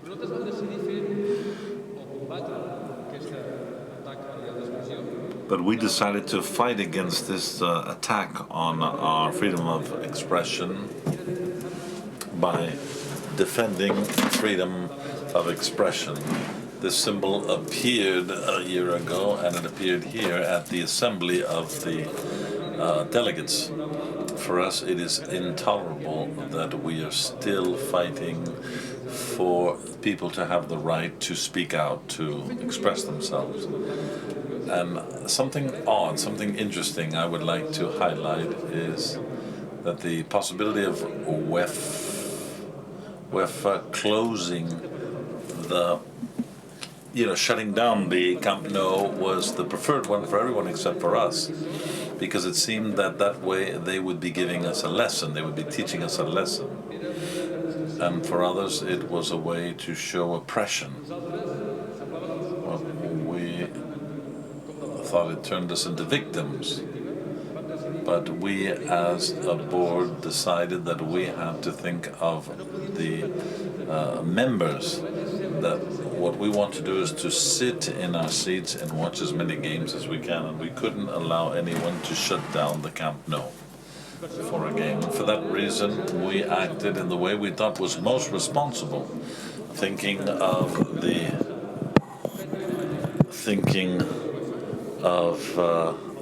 members. And what we did was to push with the UEFA and in Madrid for the right to expression.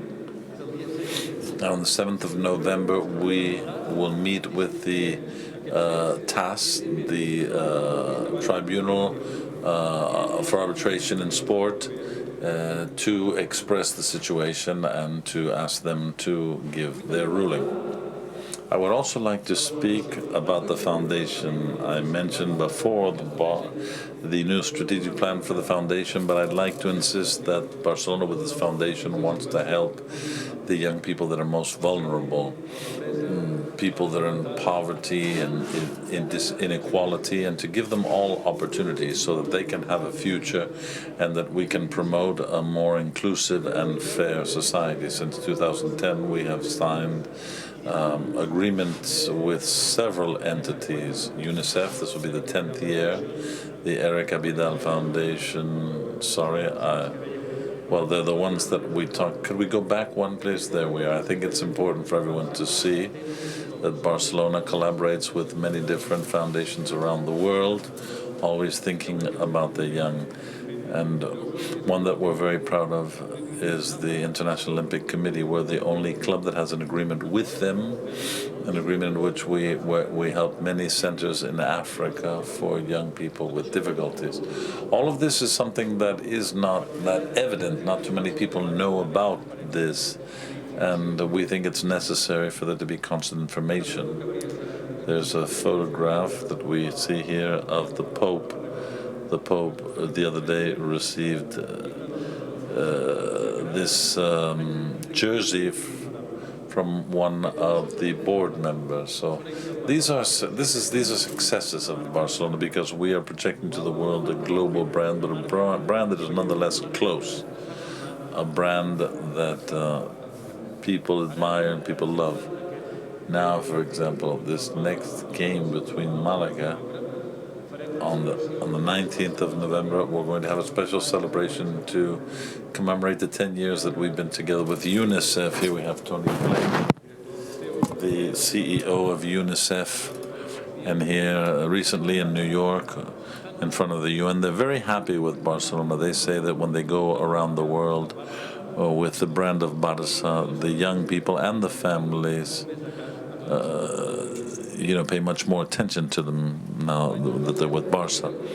In 2010, Barça was present in 15 countries, and 200,000 children received the benefits. And you can see the evolution in these 6 years. Now we are present with our foundation in 49 countries, and we give 715 young people.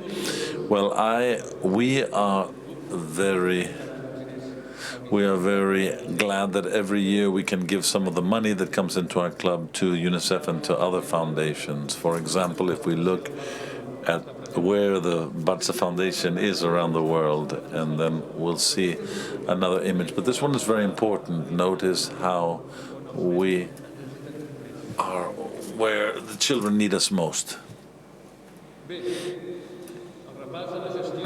Now, looking at this management, I think it wouldn't be complete if we didn't have some self-criticism as well. I always say this, and my colleagues as well, without self-criticism we cannot improve. Without self-criticism we could not manage our club. And during these years, and I can say this, we don't hide from it, we're very transparent, there are things that haven't gone as we would have liked, we didn't do as well, and we've received criticism sometimes. They've been constructive, thinking about what's best for Barcelona, and we appreciate those. Today we have had some examples of those constructive criticisms during the interventions of the delegates. But we've also had criticism in the last 6 years that were not objective, that had interest, and that were there just to run us down. This erosion is not good. It's not good for anyone. It harms the institution. But I can assure you that these criticisms, the constructive criticisms, the ones that we have not been capable of eroding the club or the members or even our football club. We feel strong and we are sure of the work that we do, even though we'll look some of the aspects that haven't gone as well as we would have liked. I would like to highlight just a few of these. I can say, for example, an area of self-criticism is that we could have done certain. When we've hired the young boys that come to La Masia, well, we've been punished, a tough punishment, a tough sanction for FC Barcelona. It's over now, but I want to remind you that for quite a few years, from 2008, Barcelona had a way of signing players which wasn't correct. They've taught us the right way, we have rectified, and currently we have a compliance officer in the club, and this individual watches out for these actions to make sure that everything is done properly. We have an internal auditor that also looks out to make sure that we're doing the things the way they should be. And as I said, we have improved our legal department as well.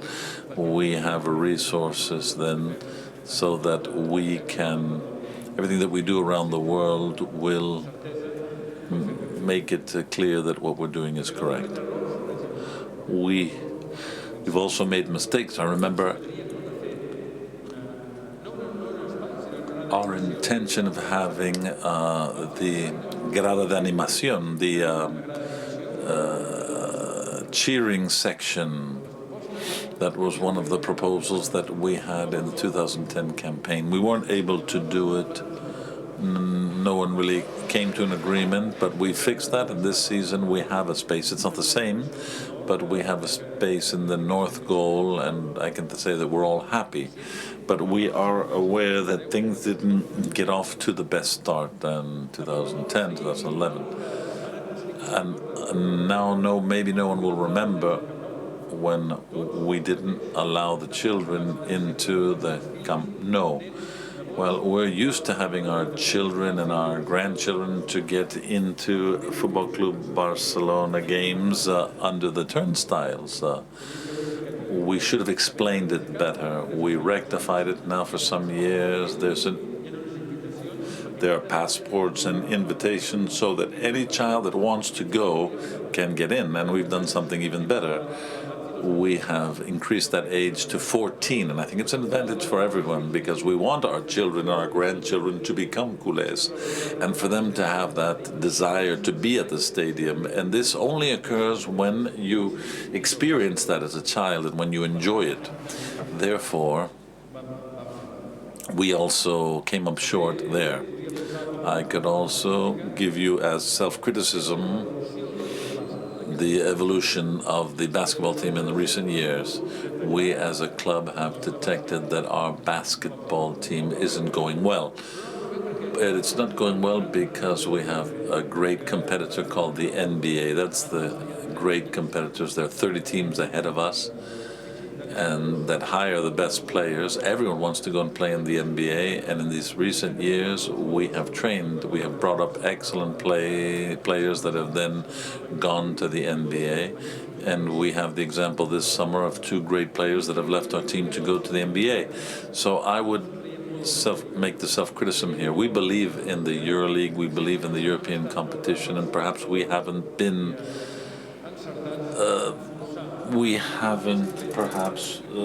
supported the change of the EuroLeague that have taken place this year.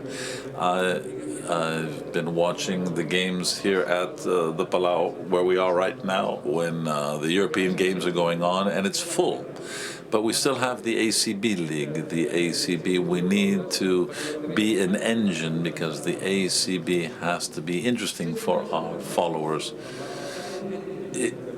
Of course, we have to give the necessary resources as we've done in the EuroLeague. So even though it's late, but now we have this work to do with the ACB to help to make this interest grow among our fans. And once again, and of course, let's remember that we're suffering this year because many players from the basketball team are injured, so that makes it even more difficult. There's another self-criticism. One of the delegates said it in 2010, because of the economic situation of the club, we had to put economic restrictions on the amateur sections, and we even eliminated baseball, for example. Well, that hurt, but we had to do it. The fact that we did that then, which hurt, as I said, because we were criticized, but today we can also say that we're in a much better situation. And we are looking out to take more care of the amateur departments of the club.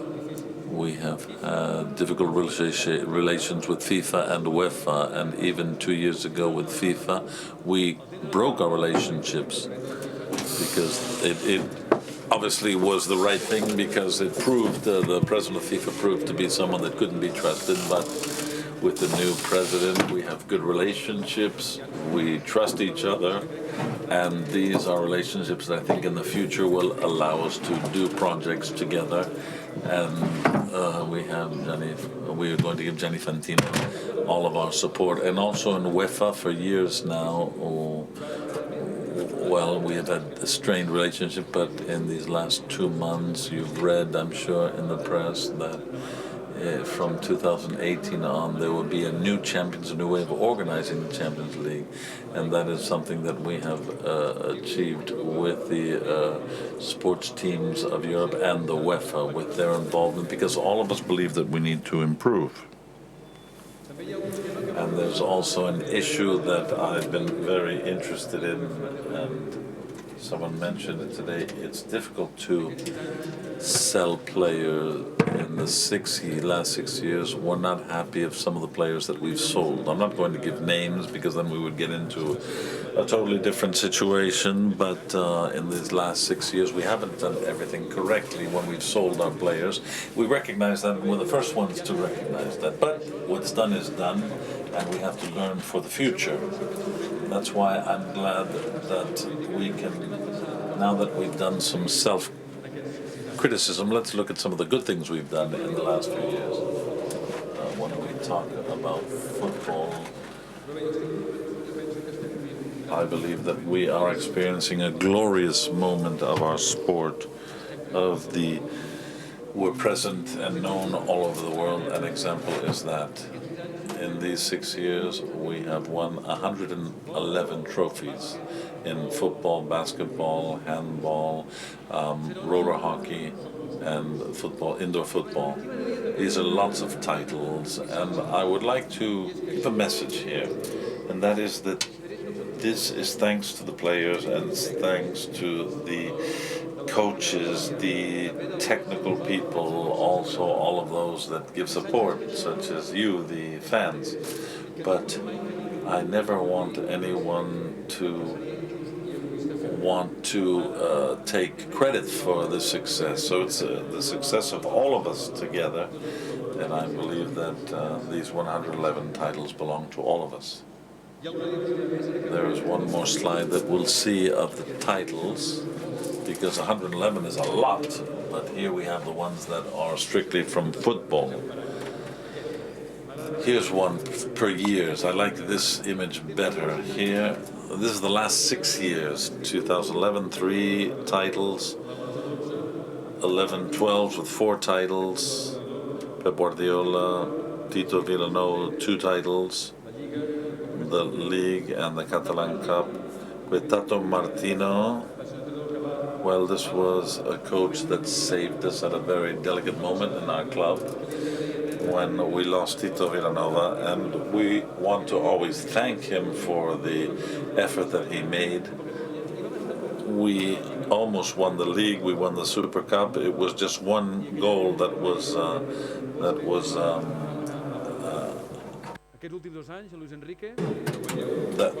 out, and then 2014-15 we had 4, and then another 4 titles in this past season. So we hope that this new year will be a year of titles as well. We have all the ingredients. So we have a team that has won it all. Here they are. They've won it all. And game after game, they have shown that they're not tired of winning. From 2010, we've seen these 20 titles, 2 champions, leagues. Well, I am very thankful to them, to the players, to the technical staff, to the managers. And once again, all of us together have made this possible. The players that we see here is a group, a spectacular group of human beings. We have 3 of the best strikers, but all of the players are wonderful people, and I can say that I've been in the club since 2003 with Rijkaard, with Pep, with Tito, with Tata, and Luis Enrique as the managers. And the current group in the locker room, it's just a great group that are very, very united. Ratification said it a couple of years ago. He said, there are no egos here, that's why we're so close. So there's effort and there's ambition. And I would like to highlight one of these players particularly, and I'm not talking of the best in the world, of Leo Messi, because it's easy to highlight him. I'd like to highlight the captain, Andrés Iniesta. Andrés Iniesta got here many years ago. Such a push.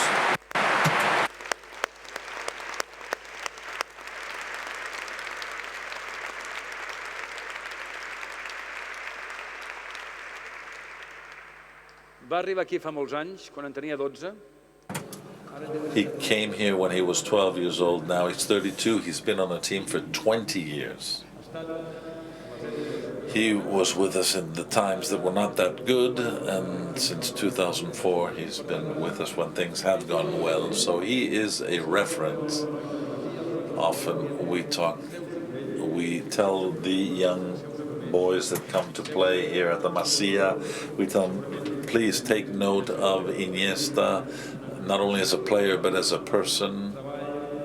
He worked hard, he had ambition, perseverance, and it would be very easy to talk about Leo Messi, but I think that this spirit of sacrifice Leo Messi also shows that, but he is so talented. Iniesta has earned his position as well with hard work, and we have these strikers, of course. Our front line are the very best, and they all remain here.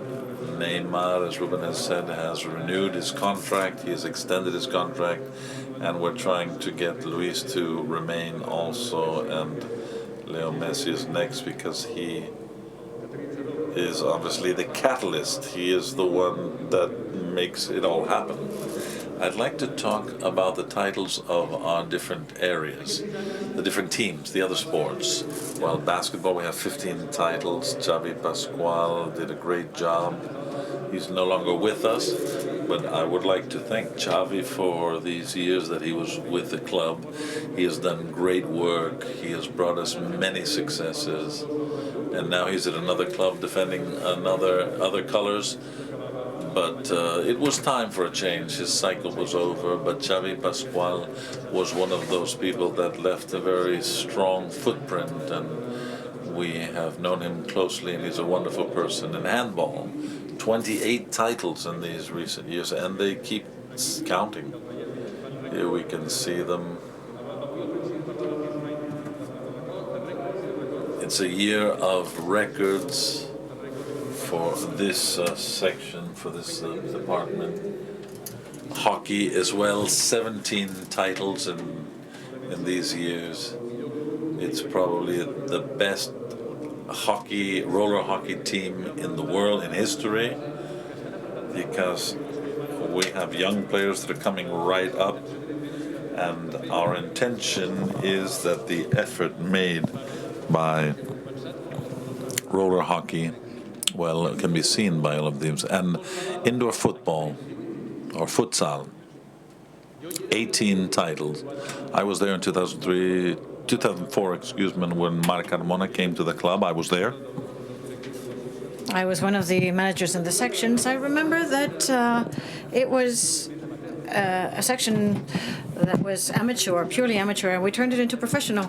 And these years, they've won 18 championships.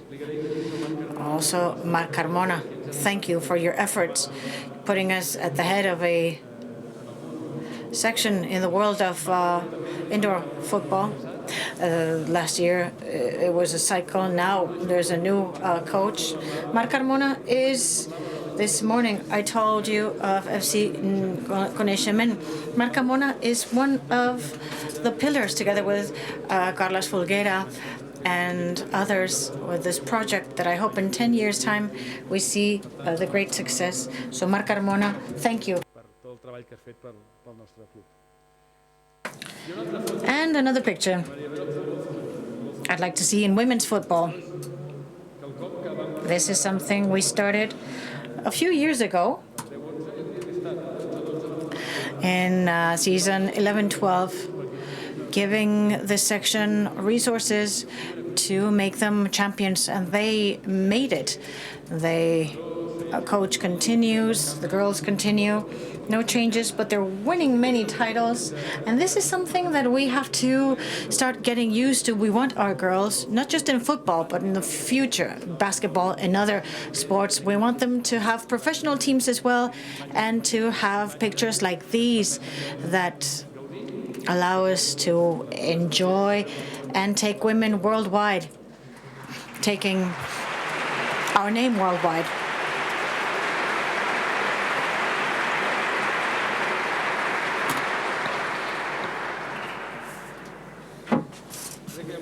I think there's another picture.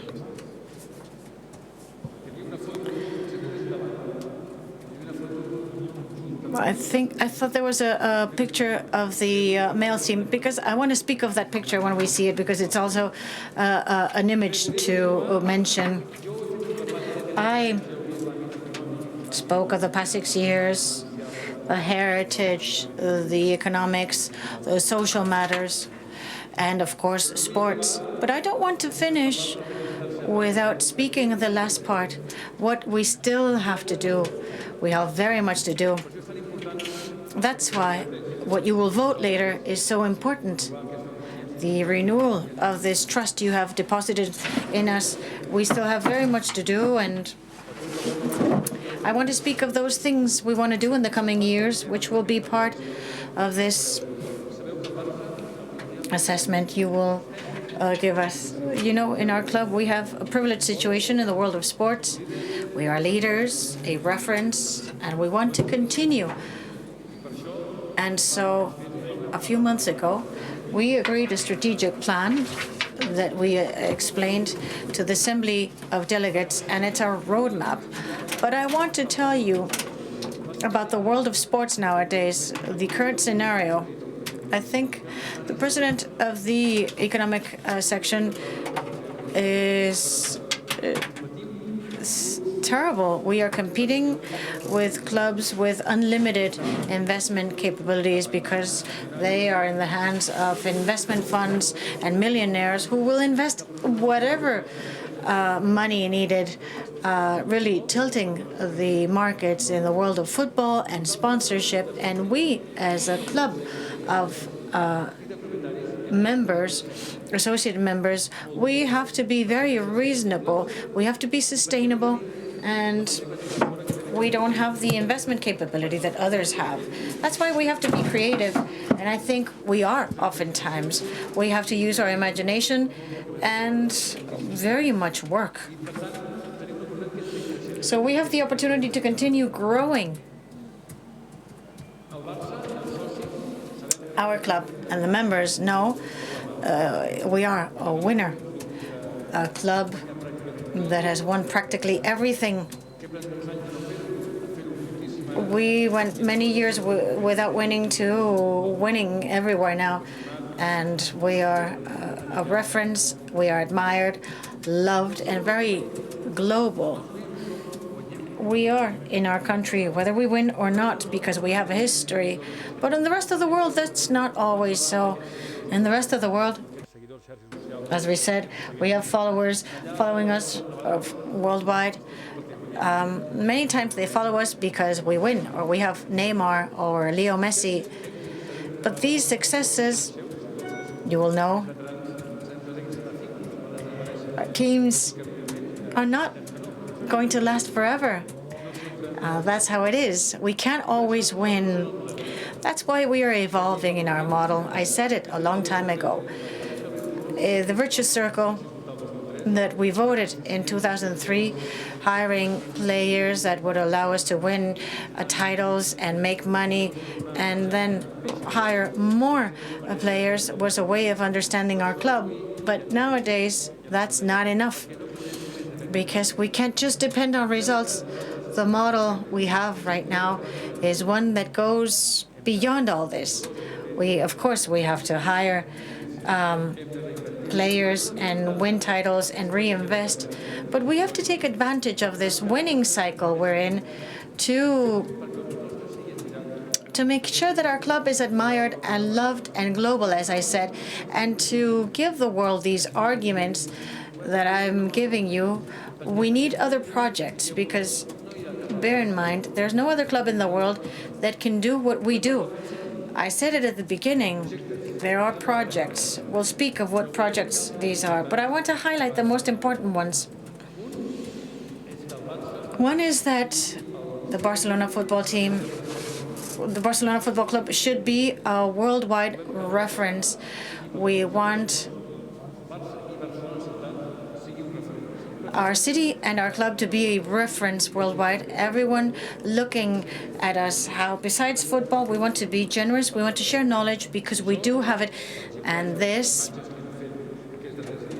are images of the past few years. FCB Universitas, the agreement with the Cruyff Institute, or this one. This is a reality. FCB Universitas is already ongoing, and there are already students worldwide that have joined in our courses, and it will grow.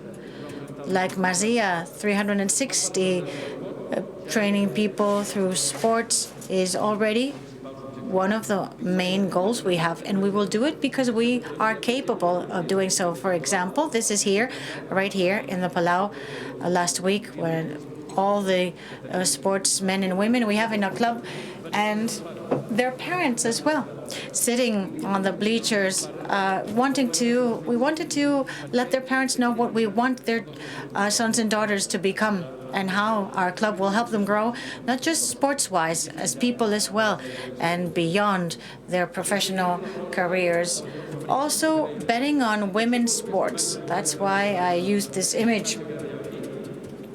This image has the professional team with our men's and women's a professional football club. This is an image that I would think is normal, but worldwide it's spectacular, people think. There's no club in the world that can have the male and female teams that are winners for men and for women and being together. I think it's a historical image, and I would like to see this over and over again in the future with the next teams. This is just proof of how we are more than a club, of what the Barcelona Football Club is, and how our people are integrated more and more.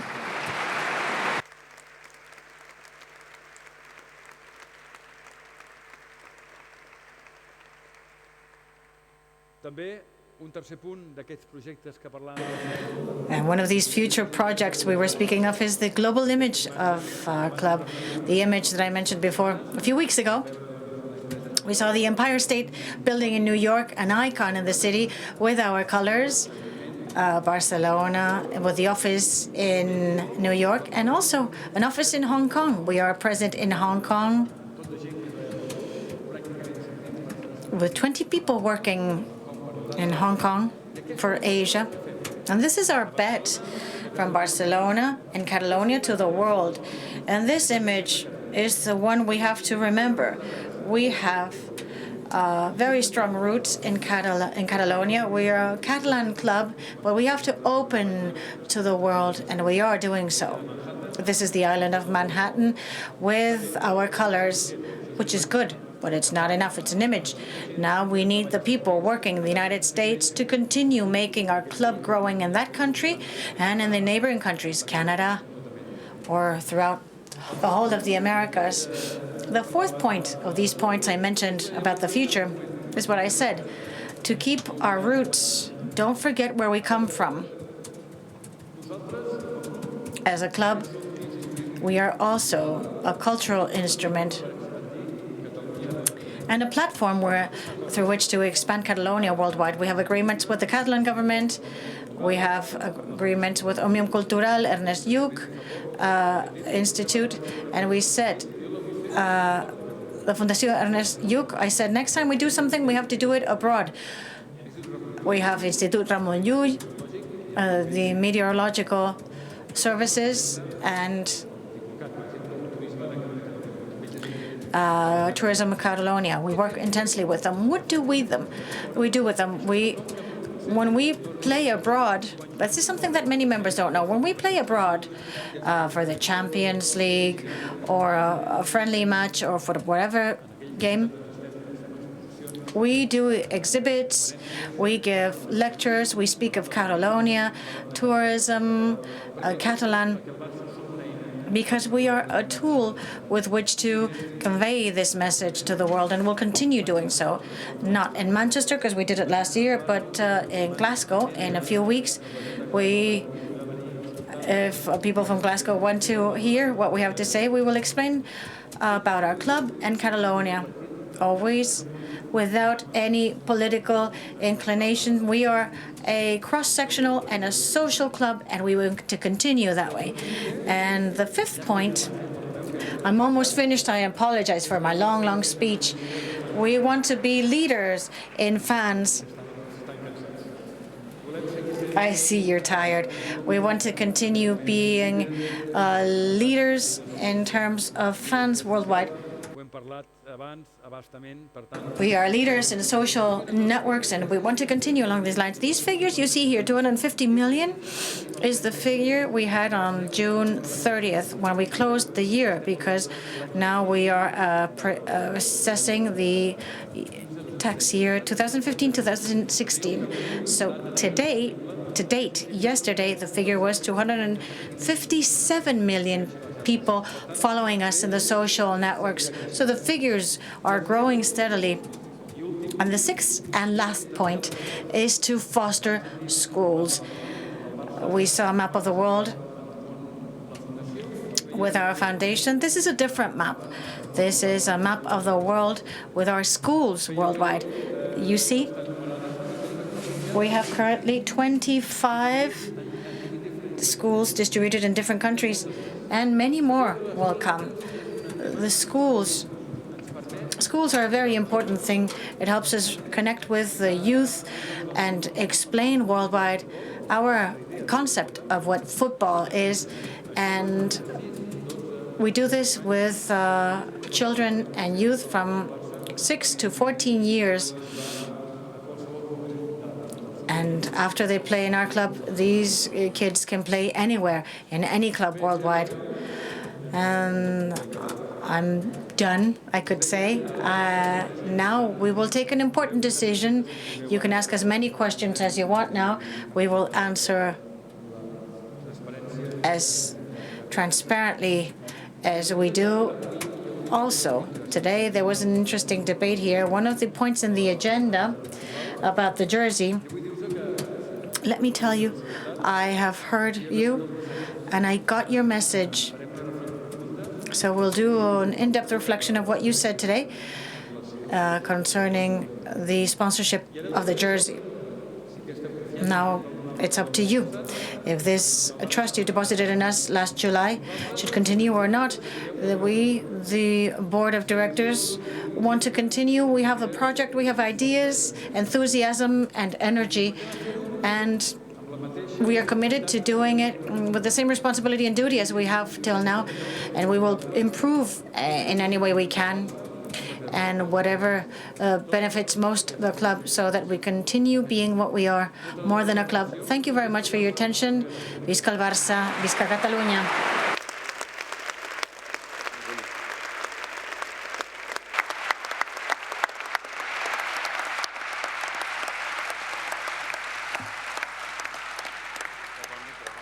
Moltes gràcies. Thank you. And now we open the floor for any comments, remarks, questions. Ara per plantejar-ho, abans de sotmetre a votació la ratificació. And we'll also ratify the management of this board of directors. Bona tarda. Good afternoon, Jordi Garriga, 3,344.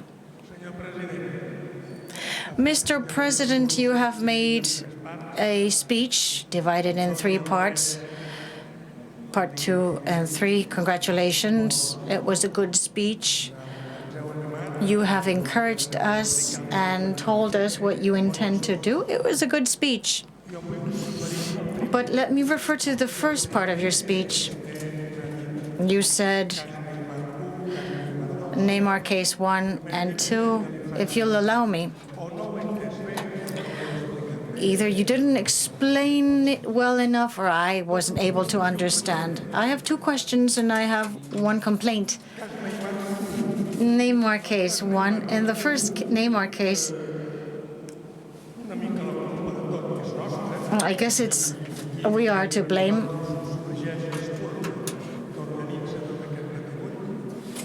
I guess we were the ones who, in one way or another, created all this chaos. I heard you and the former president say that the contract was perfectly well drafted, that everything was perfectly done. And at a given moment, I think you did well. I think you did the right thing to come out of that situation. I am a doctor, and this is what you do with the tax authorities. You do reach agreements when there's a problem. When you do it, you are admitting guilt or a mistake, usually a mistake. If you're honest, it's a mistake, but it's a guilt or a mistake, and then you reach an agreement. So congratulations on the agreement. The agreement had to be reached. My first doubt, when you signed the documents, the contract with the fiscal authorities, represented by the whole board, was the board, the secretary, was everyone aware of what was being signed and how it went? So the board was solidary with yourself, and you were representing this board, right? This is how I understand it. So the agreement is correct, and the fine of €5 million If everyone knew it, then the board should pay it. We liberal professionals, when we do this, the company doesn't pay for it. You have to pay for it. The one who made the mistake has to pay for it. First comment. Secondly,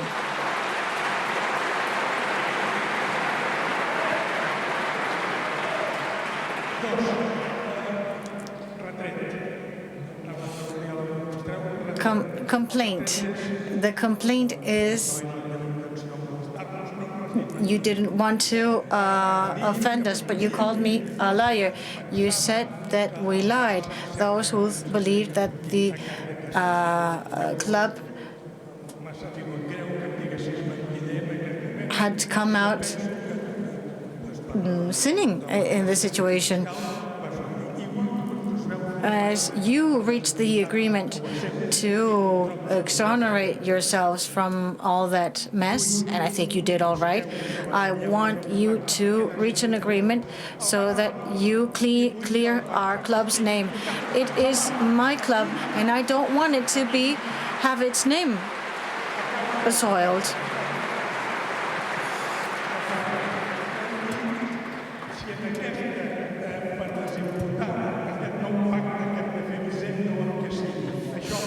If in order to clear the Barça's name, I have to pay for it, I will pay for it. But we have to clear our name. I know it's not a penal thing. I know no one can go to prison, but I don't want tax history. I don't want that in our club. I want actions. I know on the 14th this will finish. I wish it would finish right away. Thank you. Thank you for your remarks. Jaume Llopis, member 1520. Firstly, congratulations to the Board of Directors for your management, economically, in sports, and socially. I know several of the members of the board, and I'm fully aware that you are good people and that you are very competent in your work. So I will approve your work. Would you approve? I guess that we would approve the management of any board of directors who had Leo Messi. I suppose you should build a monument to Leo Messi because thanks to his genial work, he covers up for all the mistakes you have made.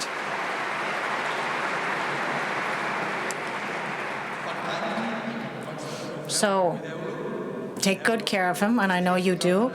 Let's make sure he stays with us for many years and think how we will replace that irreplaceable player that is Leo Messi. The question related to this, you've done an excellent management task, although in the past 6 months there have been 6 years, there have been several directors in the club. We had Joan Oliver, when Joan Laporta resigned with a millionaire indemnization. Antonio Rosic also 3 years ago. Nacho Mestre was dismissed recently. Now Oscar Grau, who I wish long-lasting position. No company in the world would run well with 4 general directors in 6 years. So my question is, why so many changes? So many changes in terms of general management. I know you'll say that some of them left on their own will. I don't believe that. No one quits being director general of our club out of their own will. So I would like you to tell us why we've changed 4 times in 6 years, 3 in this board of directors in 3 years, and I'm sure it will continue moving and flowing smoothly, even if we have changes in these posts. so long as we have this monument with Leo Messi in our hands. Thank you. Thank you for your remarks.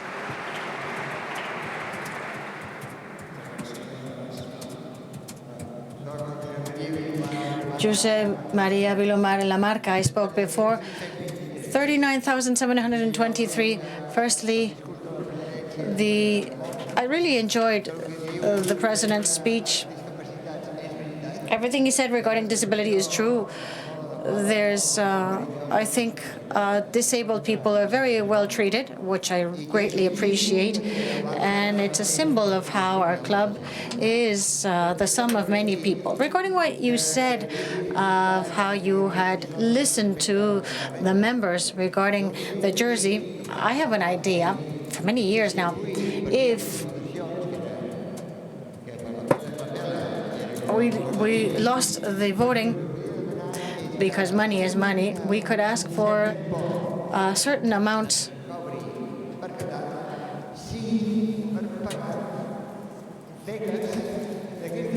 to pay for the Qatar to pay for money for the immigrants that come from Syria and immigrants so that they could be trained and go back to their countries after some years to rebuild their countries. This would be a way of balancing a little the mess made, and so that our contribution could be more universal, so that we see that we can all work for peace, and Qatar could also help here.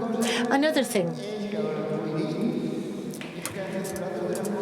we all give importance to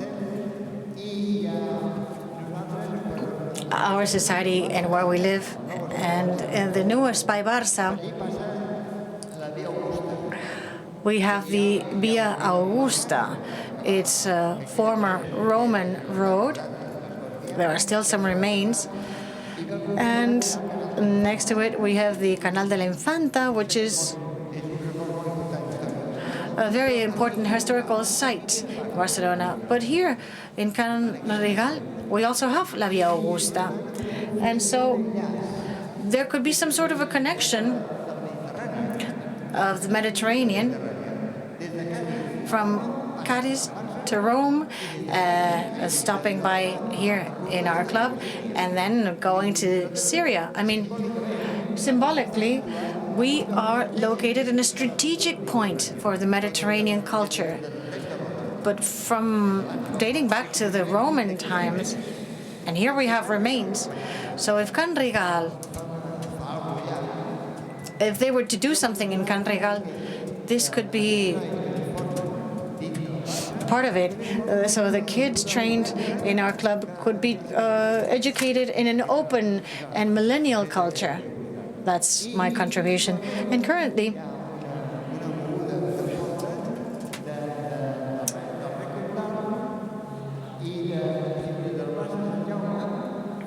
from San Jaume Square to Moncada, where we had the Roman aqueduct and the Via Augusta, it's all connected. There are many books, and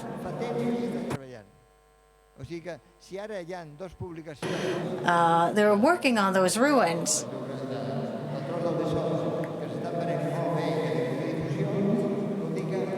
So now is the time, I guess, to continue working in the preservation of these ruins, and maybe we could contribute in one way or another. Josep Maria Martí, 13,485.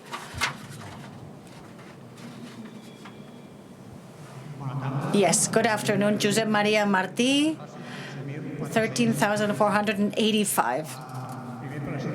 Congratulations for your management. I thought it was quite well done. But it could improve in terms of transparency. In the first presentation on economic accounts, there was a comment on Neymar, Can Regal, and Espai Barça, waiting to hear some answers. We've heard about Neymar, but nothing about Can Regal. Now, regarding Neymar, you say that we could have lost the trial with 22 million a fine, and now we paid 5.4 to prevent this. But before that, there were some funds, some provisions, 13.5 million. I'm not an expert on these matters, but if I add it up, it adds up to 18.4. From 18.4 to 22.1, it's not such a big difference, so as to accept this penalty, this fiscal penalty. I understand that we cannot ask,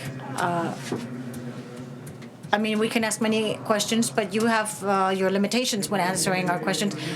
My opinion on the Neymar matter is the following.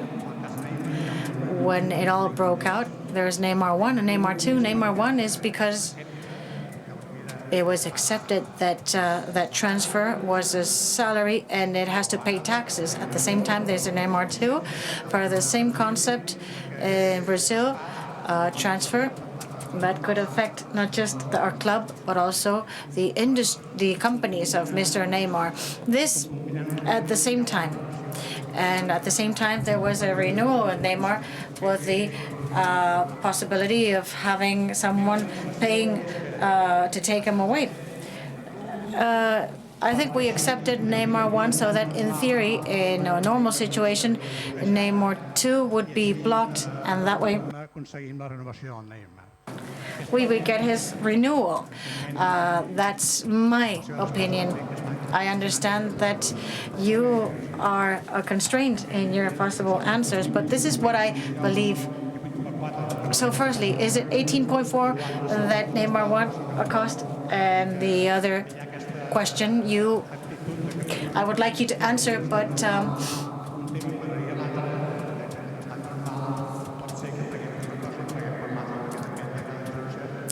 so here we have these two cases in the hands of two different judges. This as regards the Neymar case. In terms of Canrigal, we have heard nothing.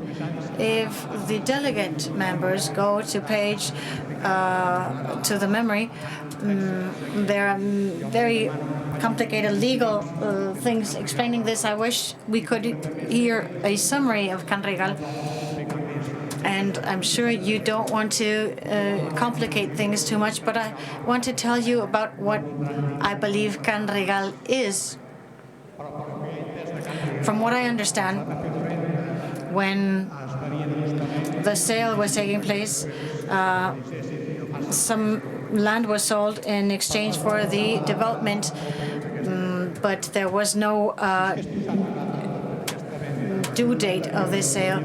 Had there been such a date, this could not have been regulated in that fiscal year, and they could not have supported that with their own funds. So, and precisely, the final decision states that since the main problem was that there was no expiration date for the sale of this land, so that way we would all understand what happened in Canrigal. When I ask you to explain this, besides this confrontation of one judge and the other, I don't want you to have to go back and forth in this story. But this is what I think was the story with Canrigal. But I would like you to explain, because we get the feeling that in these years, the current board has done nothing to comply with the contract. And I believe hands were tied because the developer who had the right to choose went bankrupt, and so there was no way to sort all that out. And it seems that you weren't able to do anything in that sense, so the problem was to solve the problems of a previous managing board. But I believe that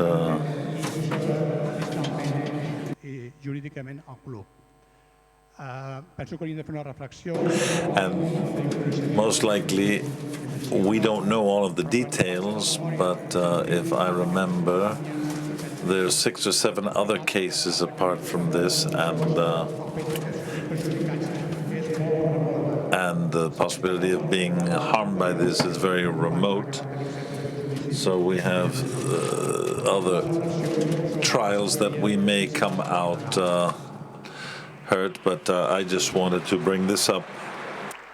I per últim, un tema respecte de l'Espai Barça. And considering the Espai Barça, I'm asked before, but no one answered, if the club is going well and we have a debt under 200.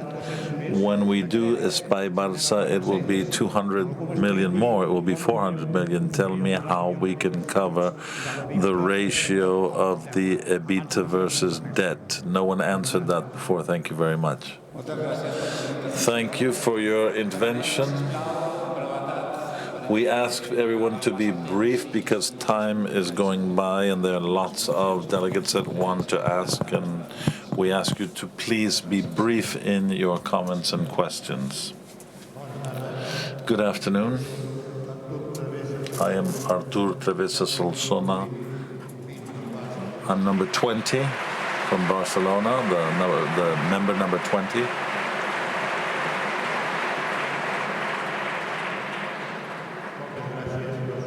Thank you very much. But it was my father, not me, that made me a member when I was newly born. But first of all, and on a personal note, and as a member of the team through my life, it's in my blood.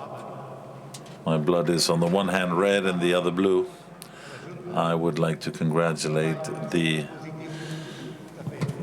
board for the good work that they have done. And if there's anything that wasn't positive, that didn't come out as they would have liked, I ask you to forgive them, because whenever someone does something, they run the risk of making a mistake. Una vegada dit això, Having said this, I would like to express my gratitude to the board, but now I would like to speak on behalf of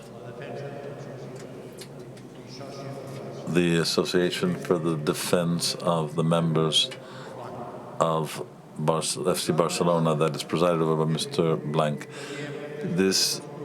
We are a club where we say that we are all owners, but in a big company like Barcelona, which is not a company, it's a sports organization, but if we push things, things go well. But if there are members that don't push things forward, that try to cause impediments and difficulties, things don't go as well. As a member of the Association of Defense of the Members of FC Barcelona, we have tried to have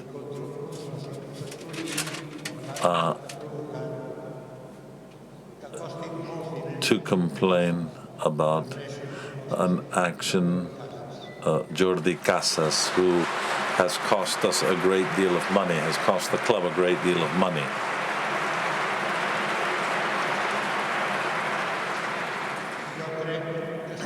And I think that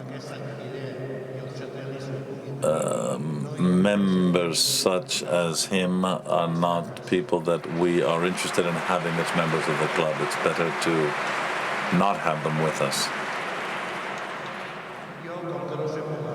Since I don't know how to speak in public, but Mr. Bertomeu has said that we have the right to speak and express ourselves freely. I think that the freedom of all of the members that are here, we want what's best for Barca, and we don't want to be an impediment. So I would ask on behalf of Robert Blanc, that was not given the possibility of doing it in this, that we should study this case, and we could hopefully get rid of the rotten apple before it spoils the others. But people such as Jordi Casas should not be allowed to be a problem. So please study this case in depth and give him what he deserves, if he deserves it. For example, to be expelled from the Football Club Barcelona as a member. That's all.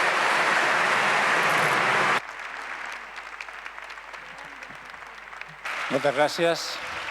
Següent intervenció. 5,977 Paco Yut. I would like to congratulate everyone that brought us Neymar, because he makes me enjoy the football every weekend. Can Rigao. I don't know whose fault it is, this managing board or the previous one, but what I do is that to say which one of the managing boards took advantage of it, but Can Neymar began with a situation that has nothing to do with the final agreement. There's nothing to do.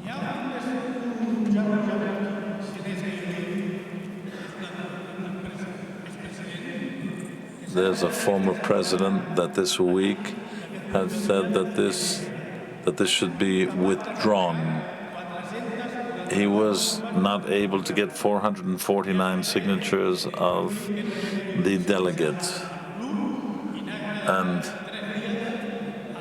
he says we don't have to go every 3 days. We shouldn't have to go every 3 days to the court and embarrass the club.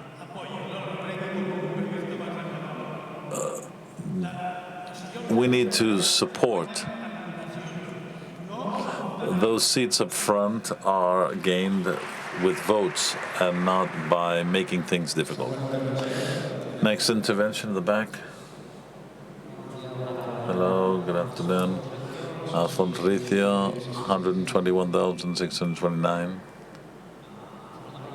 I would like to ask very briefly concerning the Barça space, by Barça. There's an information that's not clear to me, and I would like to know if you could give me more information. It's the 3 buildings that appear in the renders that we can see in magazines. And we don't have information about these 3 buildings, these volumes. Who would be using these? What they're for, basically. We would also like to know what the role would be of these buildings in the financing of Espai Barça. If there will be 3 buildings, if they would be managed by Barcelona, if there's any concession, I don't know what the model of these 3 buildings would be. So if you could explain that. And these 3 buildings, how would they fit in the general zoning plan of the city?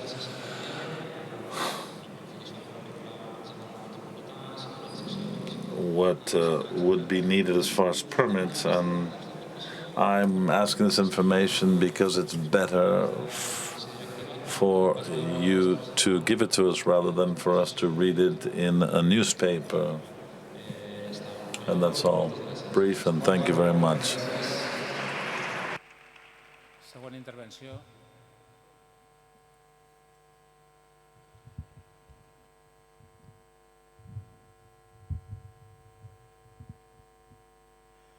Bona tarda a tothom. Good afternoon to everyone. I am Miguel Sanbola y Puebla. I am 3,711.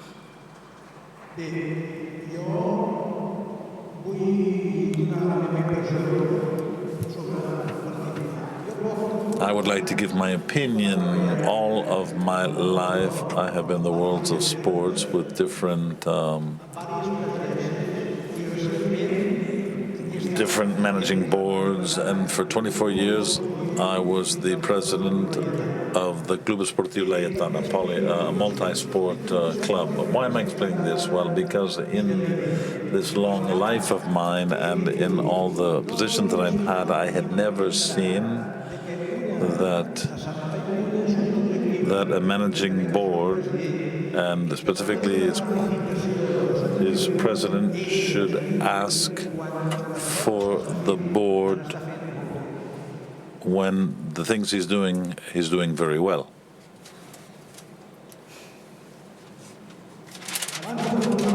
Before giving my proposal, I would like to say, however, that I'm unhappy that the managing board has decided to present this vote of confidence when everything should be done thinking of the best for the club. But this is a president that has been available to the members.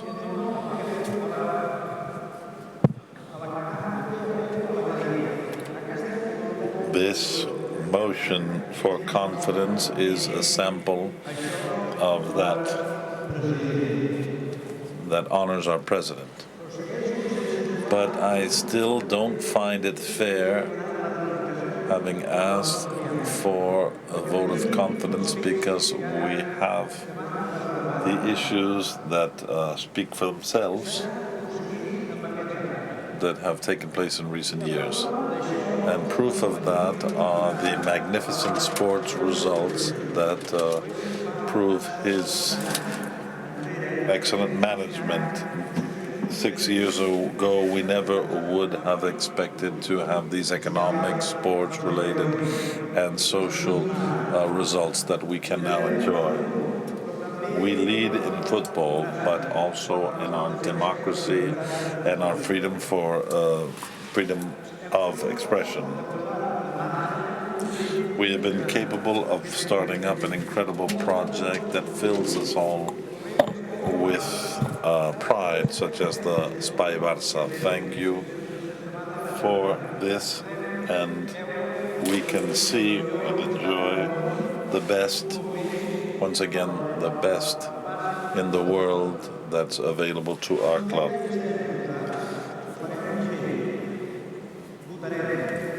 Let's vote. But I would only like to ratify the president and his board, but also to ask you for a commitment through one question. So all of this introduction is to reach to the question.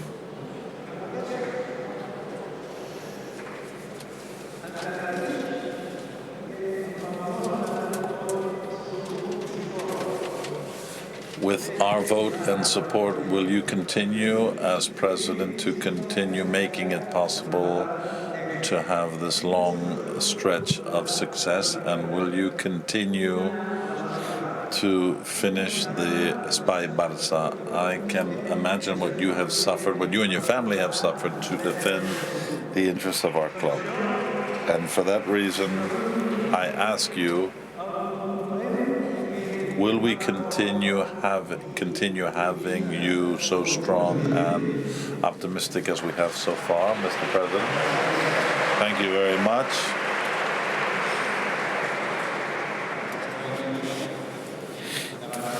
Next, please. Good afternoon to everyone. I am 63, 2010. I am Francesc Monjo Pascual. First of all, I would like to congratulate the managing board, the governing board, and the president, because I think this is the first time in my life that a president of a club recognizes his own errors, to have stood up in front of everybody and made a critical review of himself. Congratulations for that. Also, congratulations for the sports achievements and the economic achievements. I think we have to give this economic aspect important, because for the second year in a row, after 12 years of putting up the media from Madrid that have attacked the Real Madrid, the richest team in the world. Well, if tomorrow they should open on their front page a photo and say Barca, the richest team in the world. That's what should be in the headlines tomorrow. And finally, I would like to propose to the managing board to name a board member that would be exclusively to defend the good name of Barcelona, because in recent years, from the media in Madrid, they have been insulting us, and it's been a constant drain. It's necessary to counteract that. And to finish, I would say it wouldn't be that difficult to have the TDT to associate Barcelona TV, Sport, Mundo Deportivo, La Vanguardia, Catalunya Radio, whatever, and create a company and have a national television channel that would defend us all around the country, because we're constantly being attacked. And let me finish by saying that for many years now, the league is manipulated. And you know why? Because there's a club in the center of Spain that is manipulating the lineups of other teams and the clause of the agreement. I mean, that's illegal, and this has to be denounced, because a team cannot win the league by deciding the starting lineups of the other teams. Next intervention. Jaume Aveyan Aulet, member 641.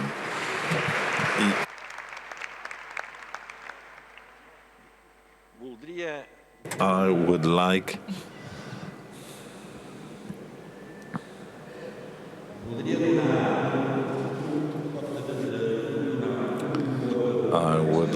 to express my confidence to the current board of directors and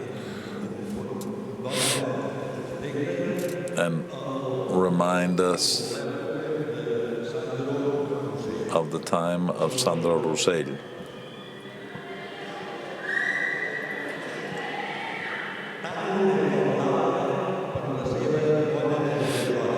Both for their excellent trajectories. Let's remember one thing. Let's put this on a scale and look at the good things and the bad things on the other side.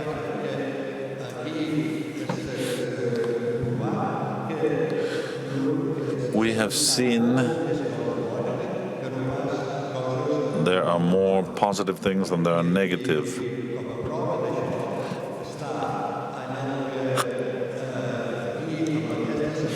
And here at this assembly, it has been seen that with representation of all of the members,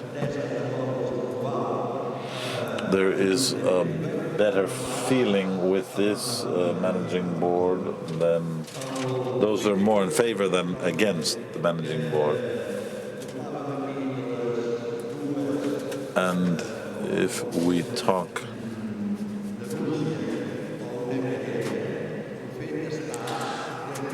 talk about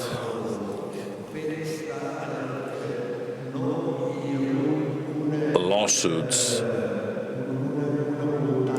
there has not been a negative desire to do harm, but rather we have to look at the interpretation of the law and not the fact that this suit is taking place. What I would ask for is for us to give the managing board, ask them to continue the same way they have so far, so they can continue with the success we've had so far. This is Tres últimes intervencions. Hola, bona tarda. Soc Georgina Vinyals. I am Georgina Vinyals, 52,911, and I would like to congratulate you for the stands for cheering the team, the Grada Animación, and some of the photographs that you have shown. These groups have large flags that make it impossible for the visibility of the people in the north goal, and I would like to ask if you could do something about that so that while the ball is in play, those groups could not wave their giant flags. Thank you very much. Bona tarda. Good afternoon, Josep Maria Puigvernals. I am 36,752. I'm not representing anywhere here, but barely even myself. But in any case, I would like to make a comment in the same way that I congratulate the managing directors for all the success that they have achieved. I would like to tell you where we are, and we are in a global world, and within the global world, not only is it the world of sports, but many other things. What do I want to say with this? Well, that the collateral damage.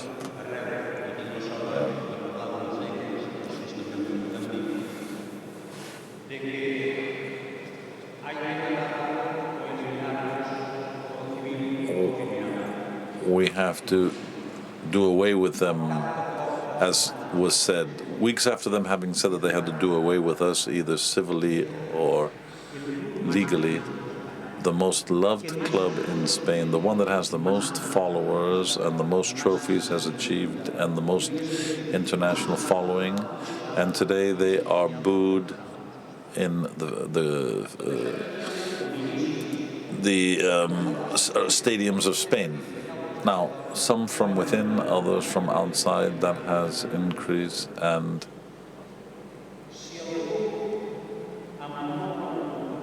if someone that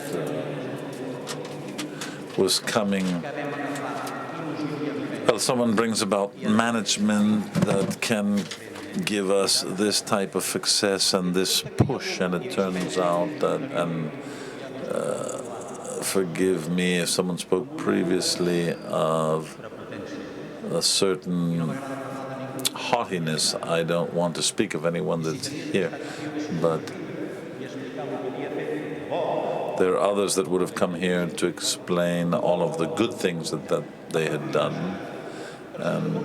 But the greatest thing that that person did was a confrontation against these armies that come and go, and they'll always be against Barcelona. And it's not a matter of winning one more cup or one more league, or if this can play or that player can't play. What we want to avoid is for us to belong part of these 10, 12, 14, so that we can become one of the, represent the best sports entities in the world. And all of these entities, all of these enterprises that sponsor us, well, that is important as well. So from here on, what I wanted to do is, and I've been at these meetings for all the different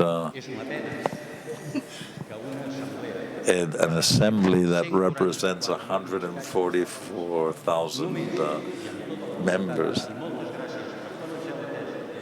I want to thank you how you allow us to speak and share. I am very happy to be here with my club and share my opinions, and that you can give me a place to speak. But if we are going to be 4,000 and some, and once we are consulted, there are 1,500 who say, no, I can't, I'm not here, I travel, I live abroad. I don't want to come, then there should also be a list of volunteers. I'm very sorry that a man like Xavi Bosch from Mundo Deportivo, every time he writes a chronic, I would have thought that these draws didn't exist. Let's see what we can do, because maybe with a list of volunteers,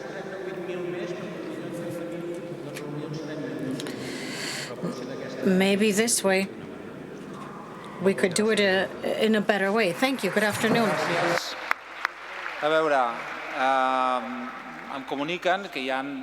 I am told there are 12 more people who have asked for the floor, and we are running out of time. We have a game tonight. We would like to have the maximum participation possible. We'd like everyone to speak and everyone to ask their questions. We will accept these 12 people, but we ask that you please be as brief as possible, speaking in a basic and succinct ideas so that we can hear all of them. Thank you. Good afternoon. Member 73,944, Nicolás Pérez Prieto from Salamanca, defending.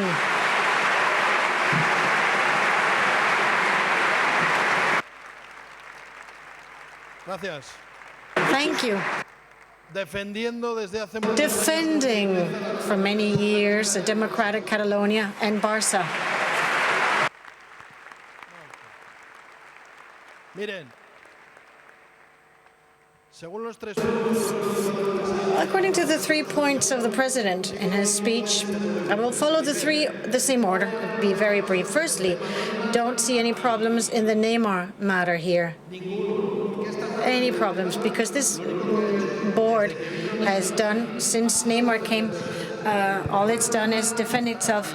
The problem with Neymar is there. Just authorize the directors to sell Neymar to one of the candidates for 300 million euro. We'll have money for the field, and tomorrow we can finish the trials. Second,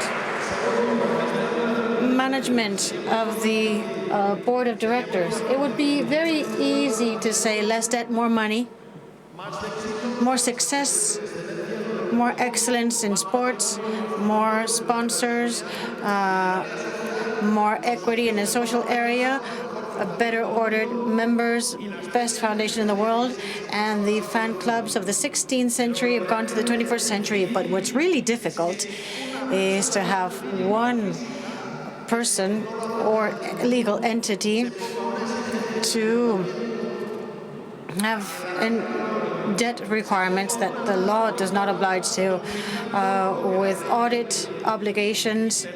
And thirdly, and this is very important, and one might think I might be exaggerated, with all these parameters, putting the ratification of their management at the decision of the members. Thank you. Muchas gracias. Siguiente intervención, por favor. Thank you. Next, please. 61,737, Enrique Roca. I would like to know, Mr. President, why all players of the basketball section, why is it that their contract in the past 2 years, almost all the players say that if an NBA player comes, they have to leave, which most teams of the EuroLeague, like the Moscow team or the Madrid team, don't have these contracts. I would like to know why this is. Thank you. Thank you for being so brief. Next, and please remember to be very brief.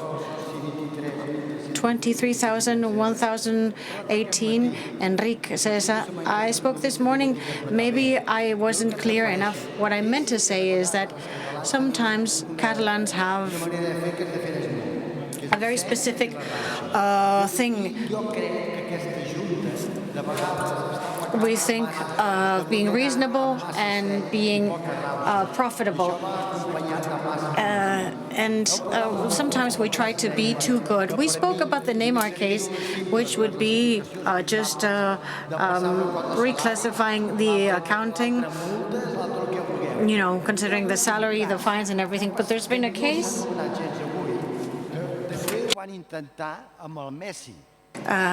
with Messi, for example. What happened with the tax authorities is the same thing that most first division players do. And they only went after him, and the case is still open. And we have, for example, the case of Casillas, who had the same problem or a similar problem, and they said, go to Porto and we'll just leave it there. Why doesn't this board speak more clearly? Now that we had this problem in Valencia, it seems that we got a little upset. But no, what we should do is say that Mr. Tebas is not welcome in this club, and that he shouldn't come around here. Tenim el cas, per exemple, i s'ha de dir clar, de que Qatar pot ser que... Perhaps we don't like Qatar. Of course we don't. And we don't like Nike either because they use child labor. But we have to adapt to our needs. So let's just speak frankly. Perhaps the board has not left the debt in 200 million because they would be forced to say who will sponsor the club in the new stadium, Qatar, Gazprom, or Emirates, or something like that. Just speak frankly and clearly. If we want to continue as leaders, this is what we have to do, like with the CEOs. We used to say Director General, now it's CEO. Why have 3 been dismissed? Why did we have 3? Because they did not do exactly what the board said. Just speak frankly. I will always support the board so long as they defend the interests of our club above all. Thank you. Següent intervenció. Thank you. Next.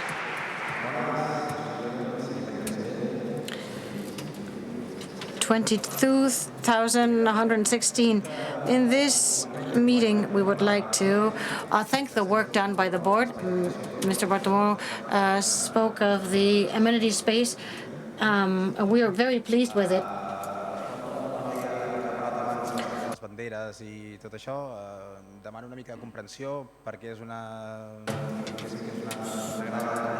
I think it's a new section with new people, and the cheer leaders are trying to to make it all work out. Congratulations to the work done on the travel, with a considerable improvement on travel prices.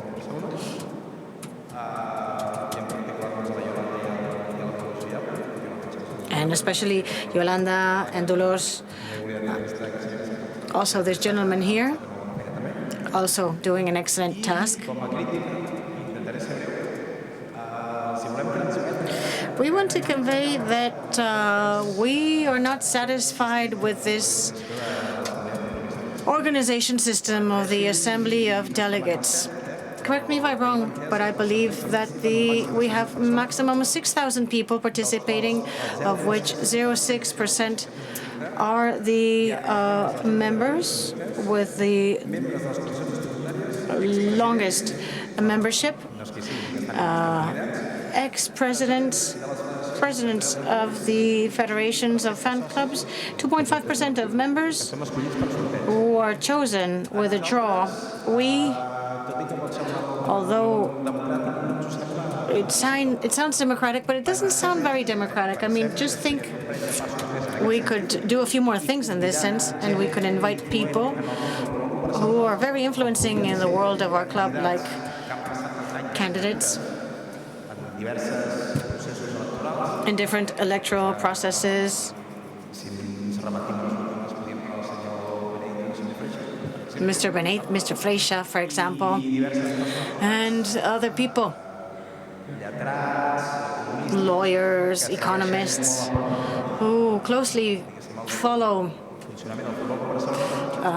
everything about our club, and they should have the right to refute everything you say in this forum. And that's it. Thank you. Thank you for your remarks.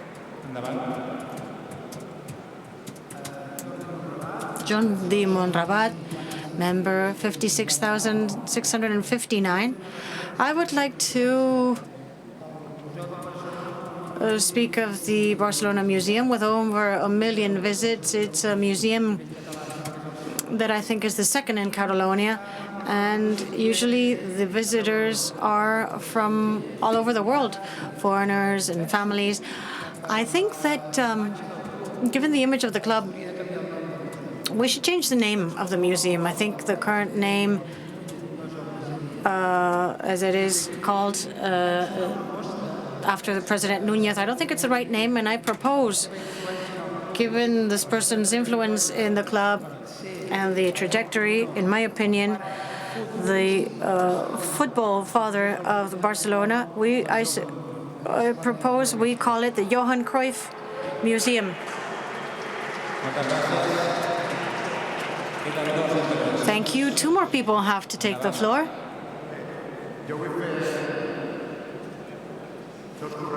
Yes, I have to say a couple of things. Before we voted for Qatar, there were a set of questions. There were no answers to these questions, and I was a little surprised about that. I don't understand what's the point of asking questions if we don't have an answer before we vote.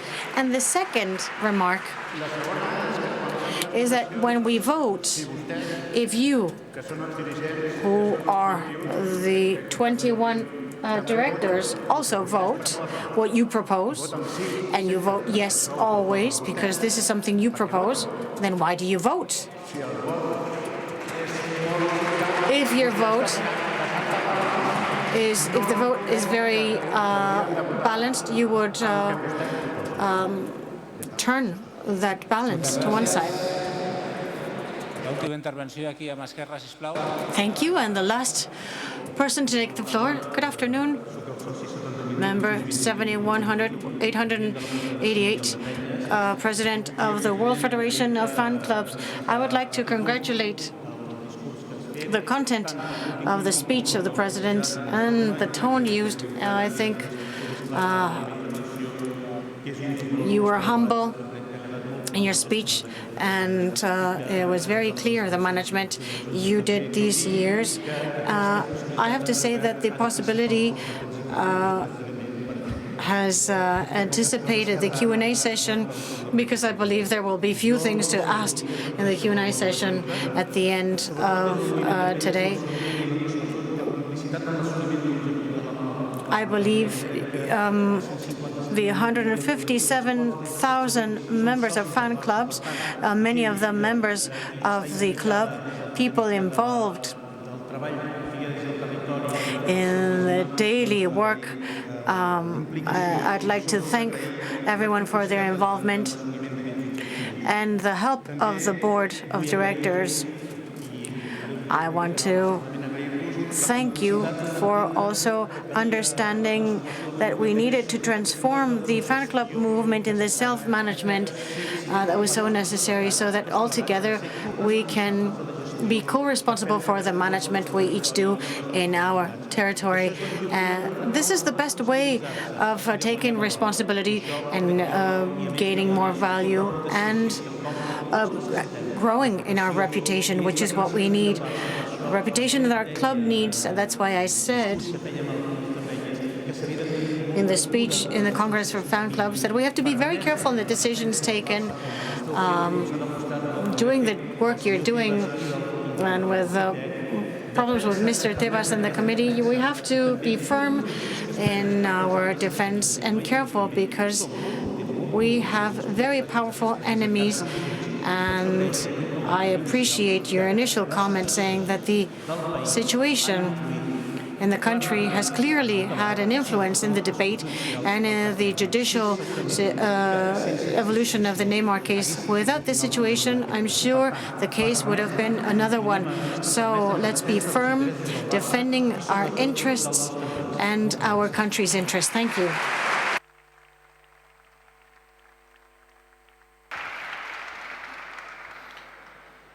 Bé, moltes gràcies a tots els que heu anat fent preguntes. Thank you to all of you who took the floor. Now we will try to answer every one of your questions. The first one, I think, Jordi Garriga spoke of the Neymar case. It seems to be an agreement with the tax authorities. This case, let me explain again. I'm not a lawyer, but it started with the report of a member for something specific. The courts showed there was no reason for that to continue. Someone continued pulling that and told us we made a mistake in the fiscal planning. So in the payment of the contract, we paid less money to the tax authorities, less money than we had to, because it says that the payment of those 40 million was not a transfer, but rather a salary. We, from the very beginning, said that that money was money that had been paid for the transfer of the player to the father, and the attorney said it was salaries. After many meetings,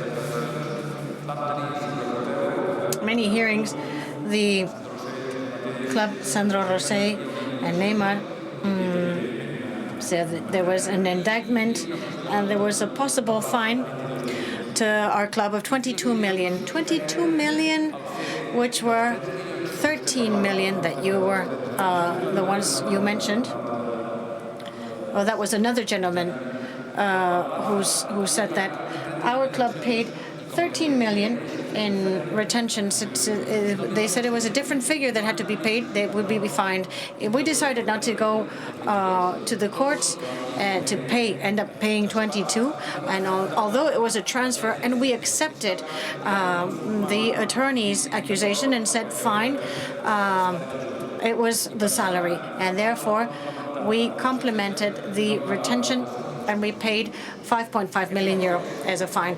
This is what happened. Then came the second part of the case, where the same attorney accepted, the judge accepted a different thesis that said that now it's a transfer, to just extend the whole story. The judge closed provisionally, and the attorney asked for the case to be reopened. So now we're in a situation in which we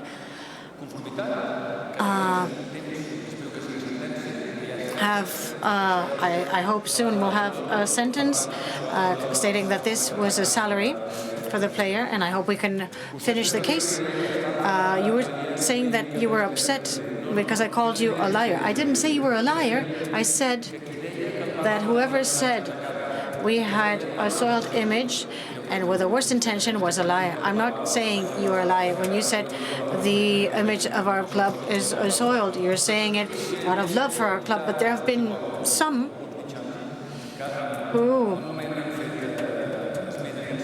have mentioned this and to hurt the club, and I have to say this is false. It's not true. You said you want our club to not be indicted. We have the father of the accused and the player, and Santos and Sandro Rosé. They're all indicted. So in principle, we'll go to trial, and there we will prove that our club, recognizing this was a salary, makes no sense in this case. So we will defend this greatly. You also spoke of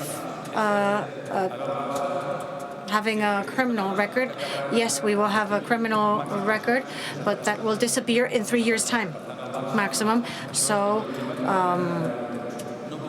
there's nothing we can do about that. It's just impossible. There's no agreement you can reach. You can't pay for anything. There's nothing you can do about that. The record is the record. And Mr. Llopis said that Mr. Messi, I don't know, but he does score many goals and makes us win many titles. I hope he stays with us forever and ever. And there was a question to the four director generals on the first director generals. In 2010, he was fired by Mr. Laporta. So Mr. Laporta is the one who fired Mr. Olive. There was no director general when we get to the club, so we hired Mr. Antonio Rosic, who I think did a very nice job for the club these 4 years, because the financial situation, he did a very good job. But it came to a point 2 years ago when there was a change needed, and we decided to change the management. We changed once, Director General, the change to Mr. Oscar Grau. This is not a change because Mr. Nacho Mestre, for personal reasons, asked to be changed position in the club for personal matters, and Mr. Nacho Mestre will now be the CEO of the Barça Foundation.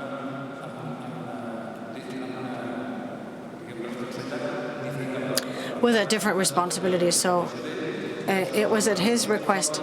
We did one change. Yes, we did Mr. Rosic for Mr. Mestre, and now Mr. Grau. But Mr. Mestre left out of his own will for personal reasons, and he will do a great task in the Barça Foundation.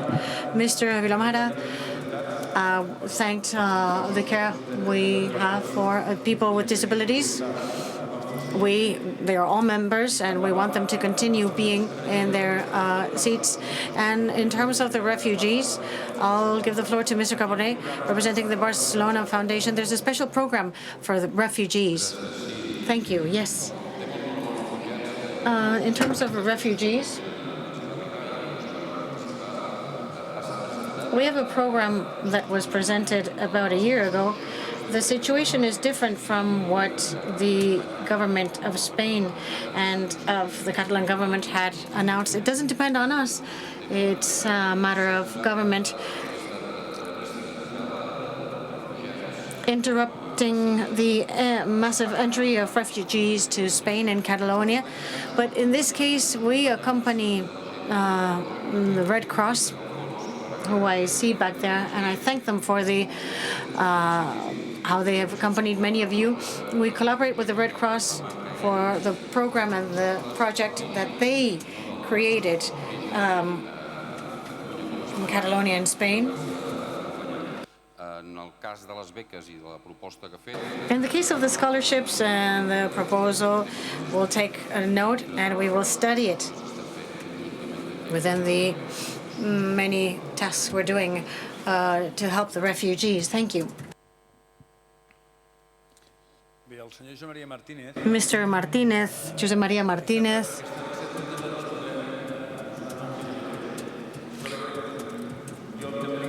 I thank him for saying that we've improved the transparency. You've not been here in the past years, but since the first assembly 2010, the improvement has been spectacular. It is not perfect, of course, but we are improving enormously, and the information, communication, interaction with you all and the rest of the members has improved greatly. About Can Rigal, Ms. Monge will answer, but I would like to say about Neymar, you were asking about the 13 million. The 13 million we paid in 2014 in January were not fines. It was the retentions of the payment.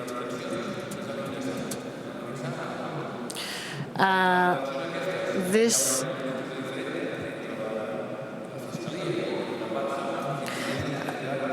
had generated that fine of 5.5, but this tax withholding the Neymars can recover in Brazil from the Brazilian tax authorities. What is a cost is those 5.5 million euro in fine. We paid a transfer, and now we have agreed it's a salary. We did it just to finish, to put an end to these trials and these cases. We could continue defending our position for years and years and go to one trial and lose it or not. And if we lost, we could appeal. So it would be a never-ending story, and we decided to put an end to it.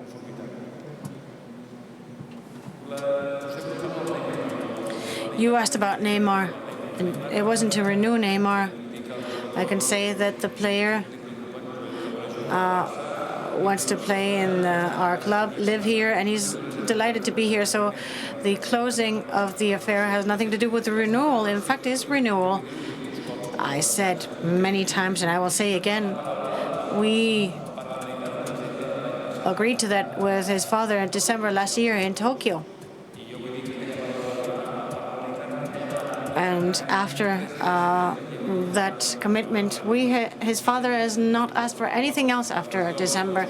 We ratified it in July for the contracts, but there's been no negotiation. It's just that Neymar's father, yes, we all heard that there were many offers, but we've been asked for nothing else. Who advises the club judicially? We are changing our legal advice. There is a compliance system, there's a compliance officer, there's an internal auditor, and now we're giving the club more resources, more people, better skilled. We're not completely satisfied with how things went, but you know, legal matters take time. The rating, the debt, we approved 4 years ago a rating that was a limitation to having a debt beyond the size of the EBITDA. We did this to protect the club because none of us want someone or a board of directors to create a large debt for our club. This was agreed in our articles of association, saying that this has to do with the normal management of the club. Espai Barça has another process. It's not part of this ratio because Espai Barça will be paid in a different way with the revenues generated in the club. So once we start with Espai Barça, the debt that we manage here, according to the ratio, will not be done in the same way.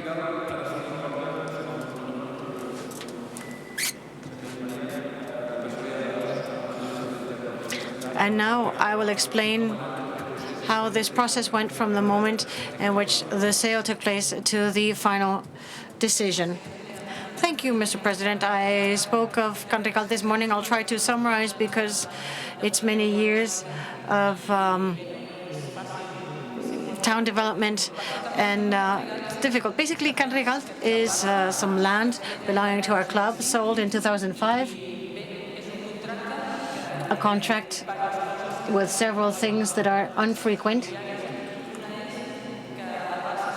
One is that the club was committed to hand in a developed land. We are not a developer, so it's strange that we are committed to develop this land as it is not our business.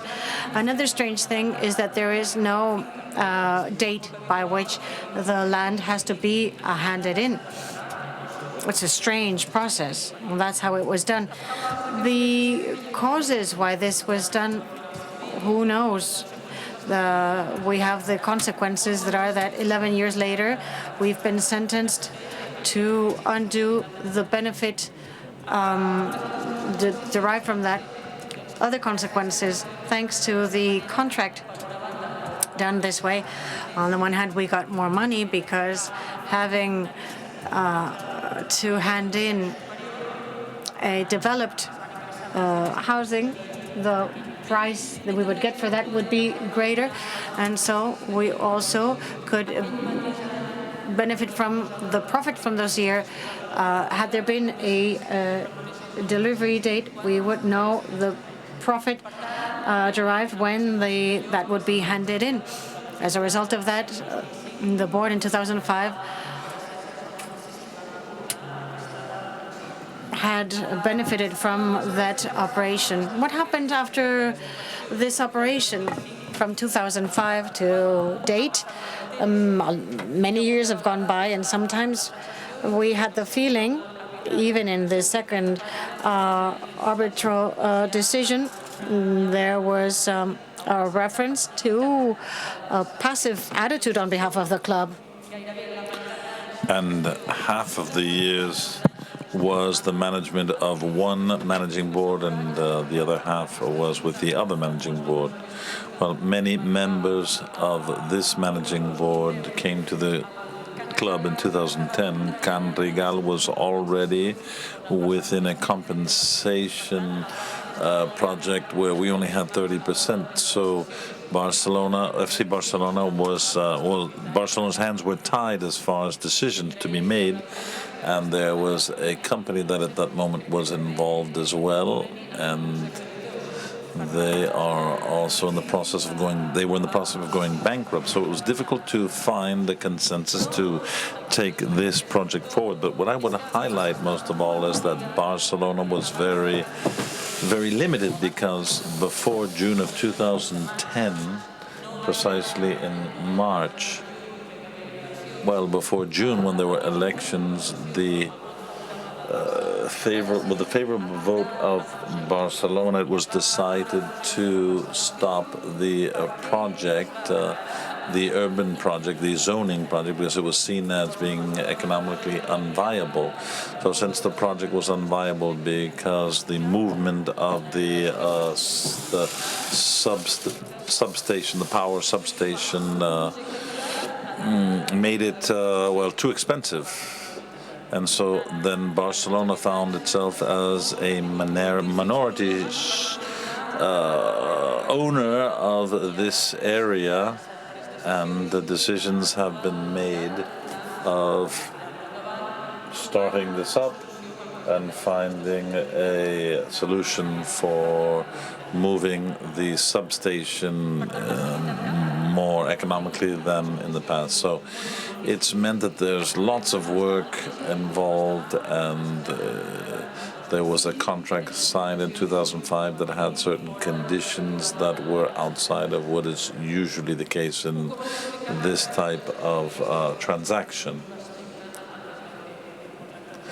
We don't know why that contract was done in that way, but overall it's a club, regardless of the management. There was a profit at that moment, which was good for the club at that moment, and now we have a loss. So as far as the club, there was a profit at one point and a loss at another. But when you are the one that gets the profit, then it's more pleasant than when you are the one that has to manage the loss.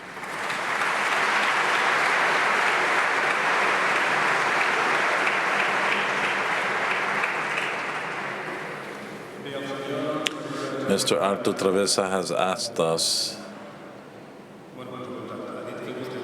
you've said that you would like to do something about Jordi Casas because of what he's done to the club.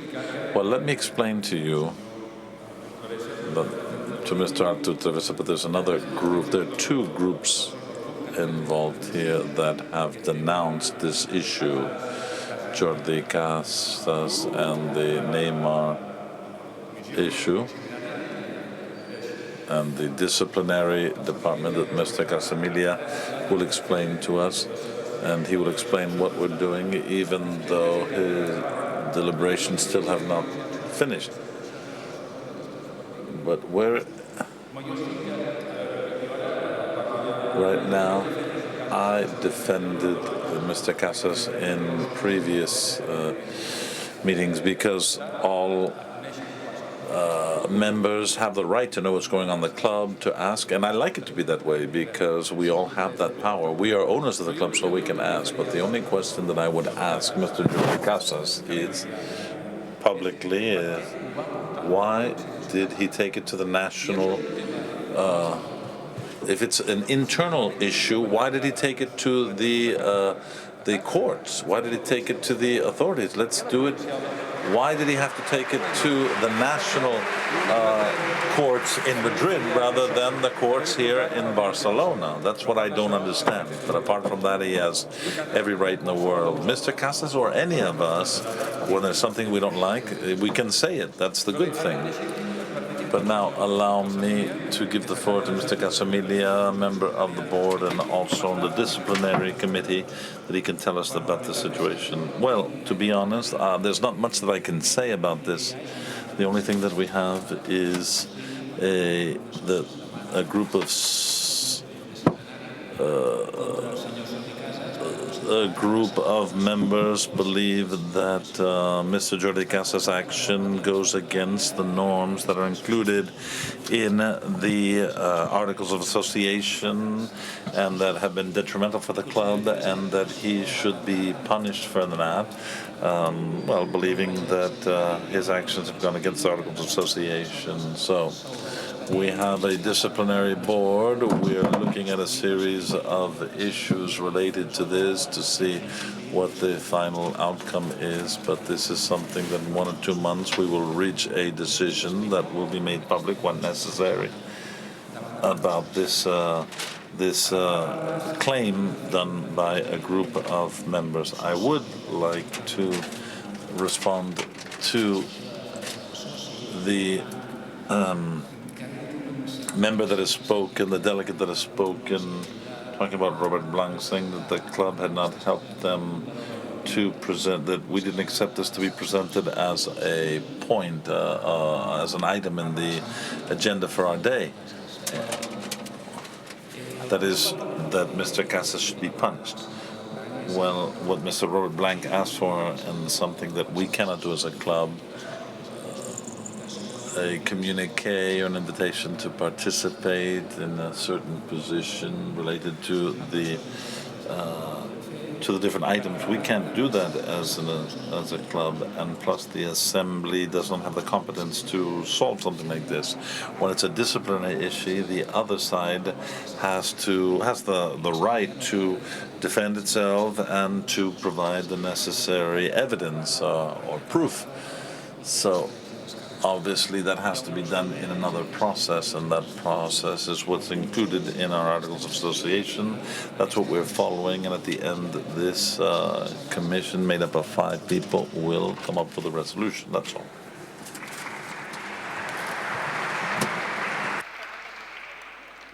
Mr. Paco Muñoz asked whose fault is Camp-Legal. I think Mrs. Monge's explanation has made that clear. And the cast Neymar, you said that what happened at the start has nothing to do with the end. That's true. It began with one issue and it's finished with another.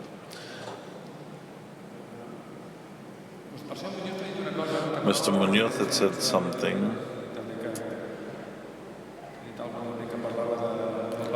He was talking about the role of the presidents. Well, I share his theory that previous presidents, well, I agree that once you finish your time at Barcelona, you should be discreet and go home and enjoy Barcelona. And I think that we have plenty of examples of presidents that were presidents of the club, and they're in their homes, and they are members as anyone else.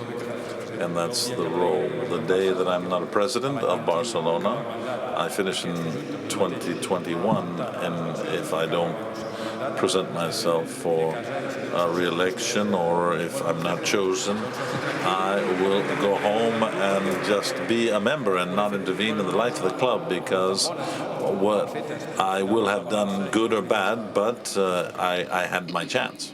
Mr. Alfonso Recio asked about the buildings of the FC Barça that are in the images. And if you don't mind, I would rather Mr. Jordi Moix, president of the FC Barça, who has all the information, that he can answer this. Yes. Yes, it's a good question, because you can see that in the drawing, and I'll try to respond. Now, when we did the referendum, it was basically the remodeling of the stadium, and then San Juan de Spi, what we have out there. And currently where we have the mini stadium is where we place the new Palau Blaugrana on the other side of Aristides Mayor. And let's remember that in the referendum, we would open the other to have complementary buildings. These volumes that you were asking about are these parts that we are negotiating with the city hall, with the neighborhood and the neighbors, to take, how we could open the space up for accessibility, how we can control the access within the stadium. So these are the things that we are negotiating. We've been working on it for months, actually, with technicians from the city, and until we have established many of these things, the uses, the volume, the size, the square meters, well, we're not going to explain that. So our criteria as a governing body, as a board of directors, if we were to take a photograph from above, this part that we have between the stadium and the new Palau would be more or less the size of La Illa shopping center. So our criteria is that if we leave this with no content, it would be deserted. We have our office buildings that are integrated next to the Palau, and inside the stadium, our idea is to propose a building for all of our activity, for the foundation and other activities that we think could generate an interesting traffic for what's going on in the neighborhood, and that could be compatible with the life of the neighborhood. So what you see drawn is just an orientation, and we will explain this, of course, as things start to take shape.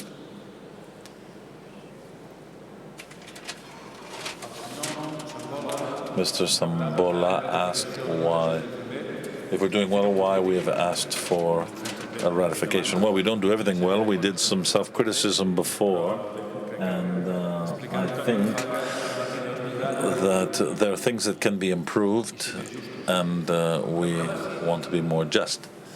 You asked if we are strong and if we are still excited about this. And yes, we have everything we have, but there are some days where we go home and we're a bit discouraged. But the majority of the days being for Barcelona, agreeing on the FC Barcelona is a great satisfaction, and we don't stop working for Barcelona, and we try to make each day better than the previous one.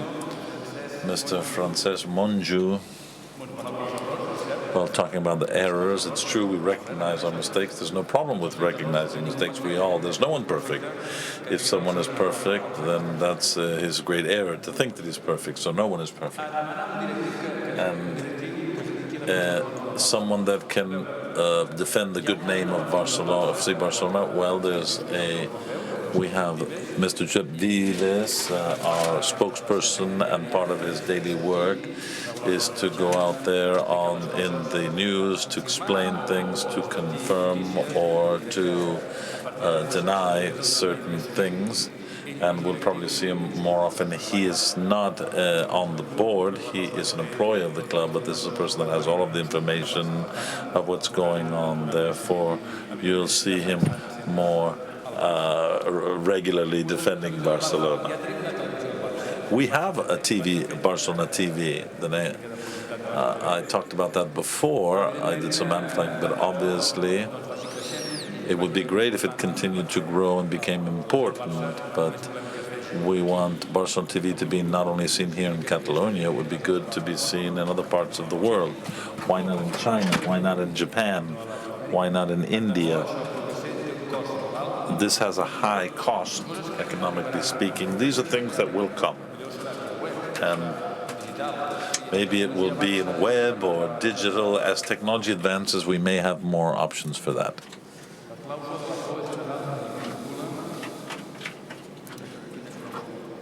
What clause is this?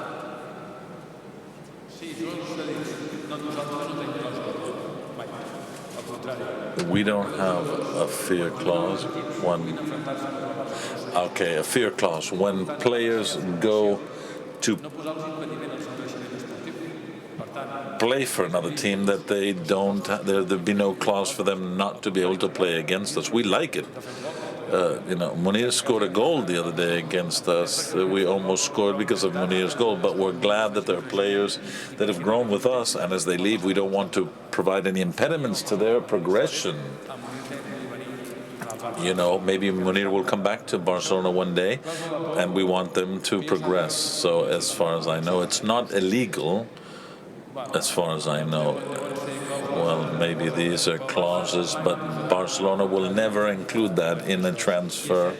And it's true that if someone places in there, you're right that they are manipulating the competition. We don't want to manipulate the competition. I'm sure that you'll find many of our players that have left playing against us. Mr. Milan, talking about our management, thank you very much for your words. And I would just tell you that this is what we were chosen in 2010. I think there's 6 new people that joined, but we come from 2010 with Mr. Rosell. Mr. Rosell was president until 2014. I think he was a very good president. He did a good job, and he's one of those presidents that's at home enjoying Barcelona and supporting Barcelona, but without getting involved in the day-to-day affairs of the club. But all of us come from that board of directors, and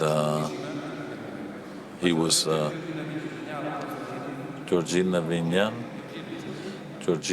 I believe. She talked about the flags in the cheering section. Well, the leaders of the area, because there's an organization to coordinate things there, little by little, telling people when they can wave the flags and when they can't. So that's something that has to be taken into account, because everyone wants to see the action on the pitch. But please continue. Let's have them continue cheering us on, because we need their support. Mr. Josep Maria Puigbernaus. This is difficult. He was saying that we should have more delegates here. That's true. There should be 4,000 of us, and we're about 1,000 here right now. The sports law is very strict in this sense. There has to be a draw, because it has to be a sample of all of the... this is the sports law that comes from the Generalitat, and we have to, of course, comply with what is included in that law. What is true is that when we have our draw, we name reserved delegates. It's also true that we call each of you individually. I'm sure the majority have received a call asking you to come, and if you don't come, to tell us, because then we would allow another delegate to come in your place. Everyone says they will come, but in case they don't, we have some reserves, but it's normal for that to happen.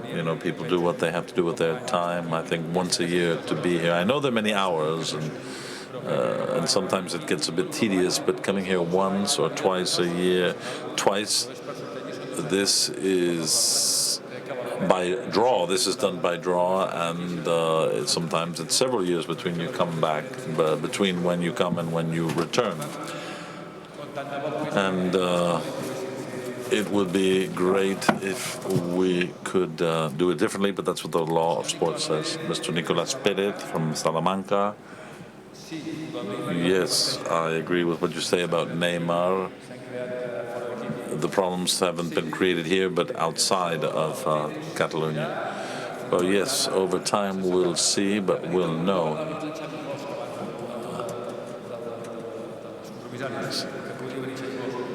He said something about Xavi Bosch coming. He has a book that talks about that.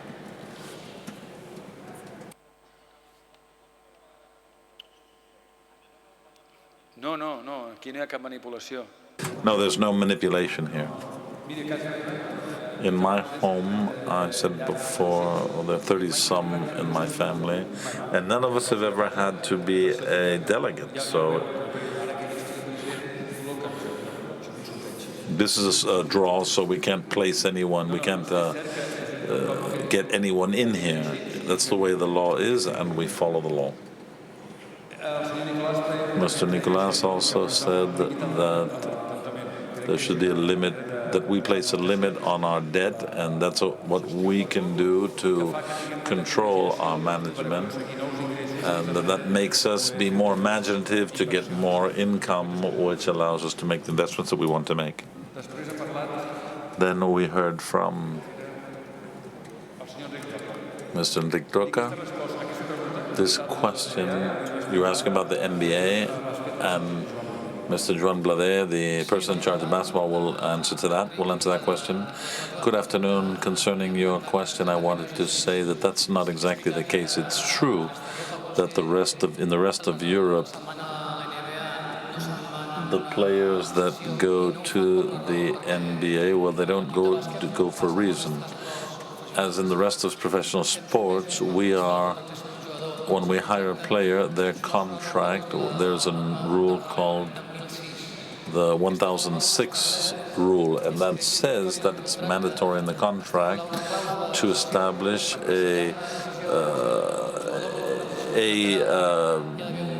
an article that allows them to leave, an escape clause, and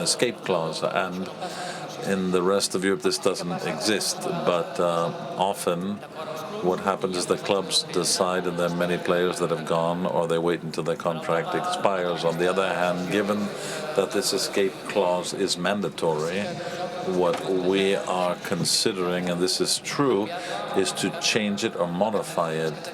The ones that we currently have are not bad. You think that these players that have left to the NBA have had to play $1.5 million, €2 million, depending on the type of clause. But it's true that in the future we will review these. But we also have to consider that the players, the basketball players, and more, this is in all of Europe, basketball is different from the rest of the sports played in the club. For most other sports, the biggest feat is to come here and play for Barcelona. But for basketball player, the biggest feat or the biggest achievement is to go to the NBA. And when a player wants that, well, we can respect that, but we can do it as long as we're not affected. We're not hurt by it. So this year, each team has had 90 million for salaries, and they have to spend it all. They can't save any. So thanks to television that has increased their salaries, so they've been able to have excellent contracts, and perhaps next year it'll be even more.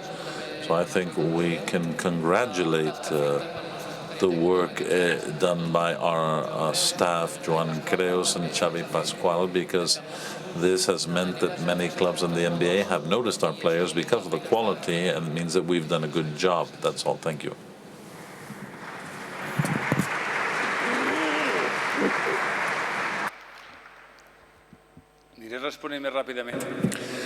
I'm being told that we have a football game coming up, so we have to answer quickly. Mr. Ancesa was telling us that this managing board has lots of wisdom, but not a lot of intensity.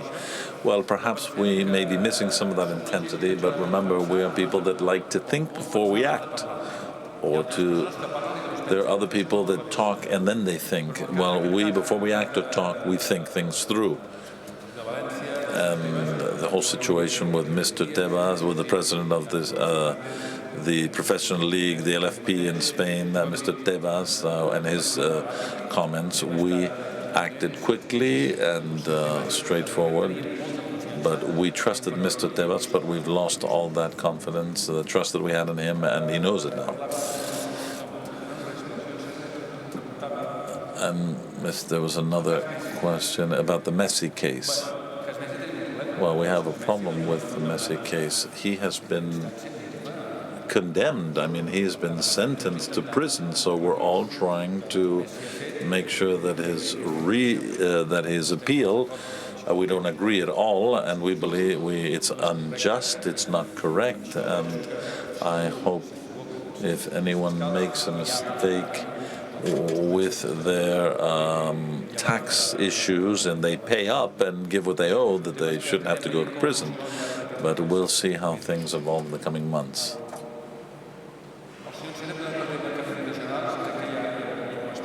We already explained this next one, Mr. Giblidon, about the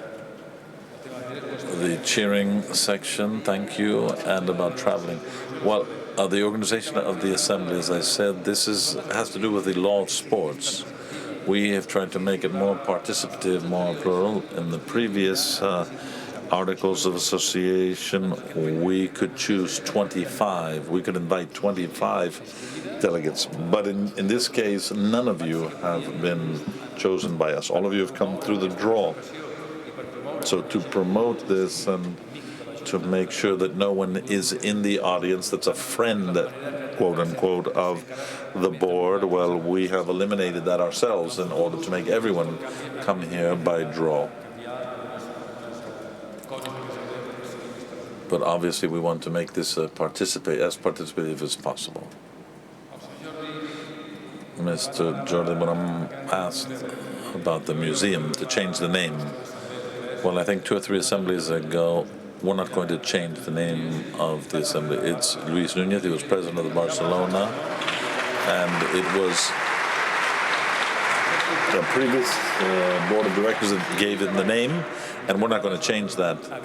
Now, of course, John Cruyff will have his posthumous acknowledgement here because he's had a very important role in this club.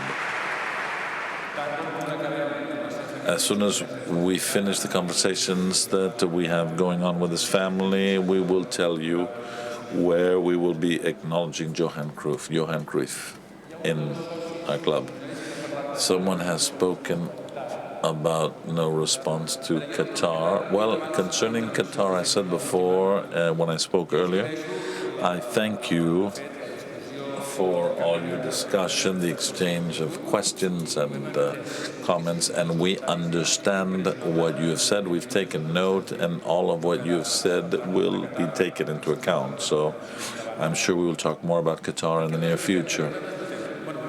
Why do we vote? Well, we vote because that's what the Articles of Association say. We have proposals, and I said that I would like to continue in the club, and I will vote if that will be the case or not.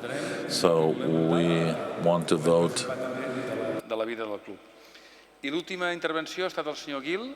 And Mr. Gil has spoken at the end, the president of the Association of Peñas, of fan clubs. I just want to congratulate him and his team for what they have done for the fan clubs in the last 6 years, and to desire him even more success than he's had so far for the next 5 years that are remaining in his mandate. He has our support, and we will help him in any way we can. Now, I think we finished all of the answers, and now I give the floor to our secretary. Thank you very much. Now let's move on to the vote, which is the point where we ratify the management of the board of directors of Football Club Barcelona. As before, we would ask those that are in favor to raise the blue.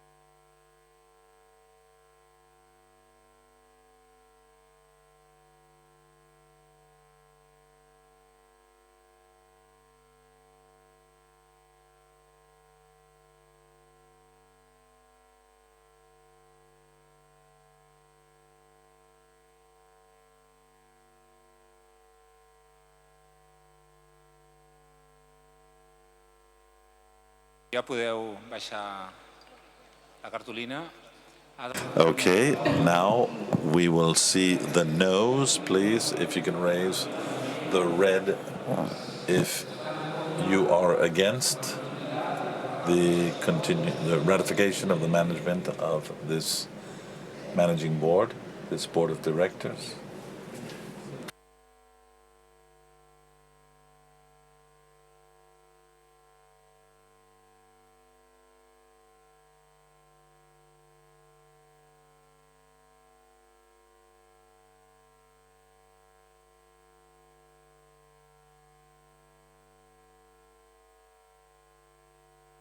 Moltes gràcies. Thank you very much. And blank votes.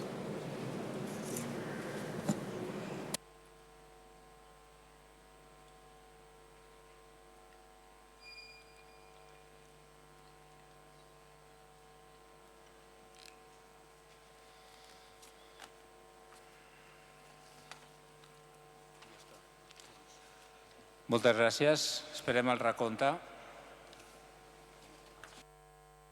Let's wait for the final count.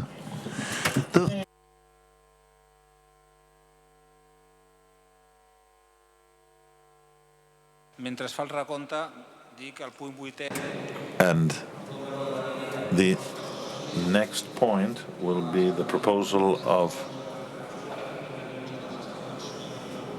We haven't received any proposals from the members that would have required a 10% support. So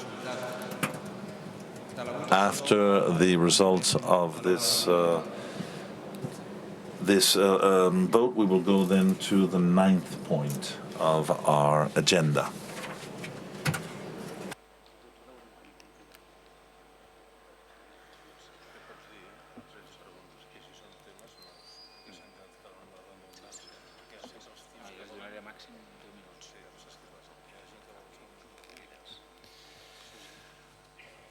Molt bé, el resultat de la votació del punt... So the result.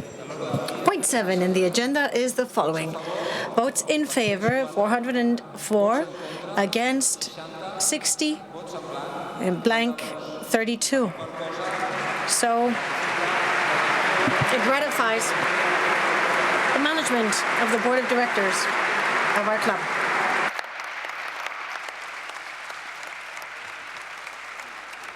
Moltes gràcies.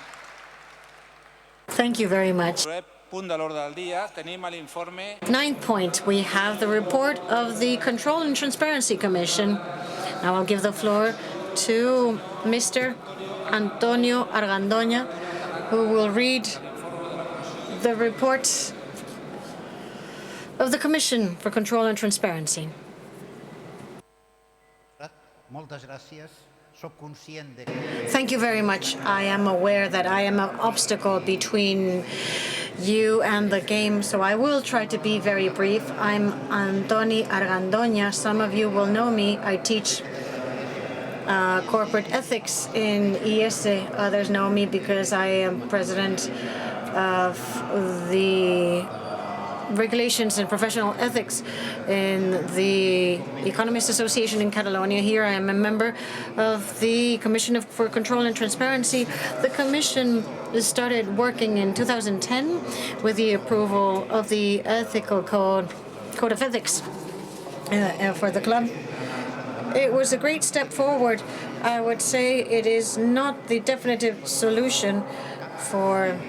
In fact, no code or document can make people automatically ethical. We have our task, and we perceive it as a way of interpreting the code, helping the club and the board of directors, their directors, to help implement the code in specific situations and warn if there are possible incorrections. We are not judges or police or attorneys. We don't perceive our task as discovering who is doing things wrongly to be punished, but rather we try to see how to help people managing the club to act in the right way. The functions of the Commission are these, as you'll see, very positive, fostering the values of the club, advising in the case of consultation done by the steering board, delegates of the members, and also members who have consultations through the members' trustee.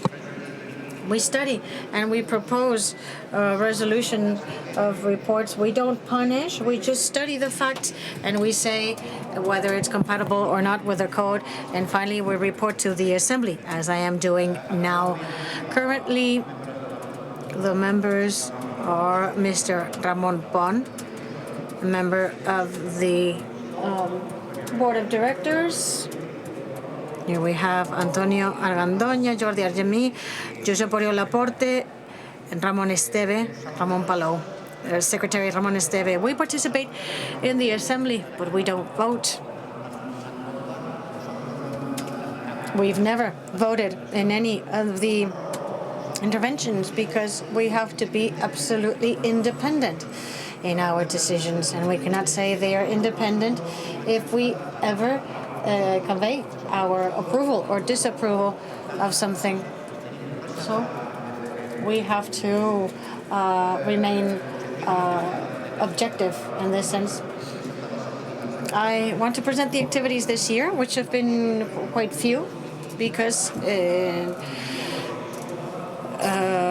2015 the Board of Directors didn't get a new appointment since the 15th of February. We met on April the 15th.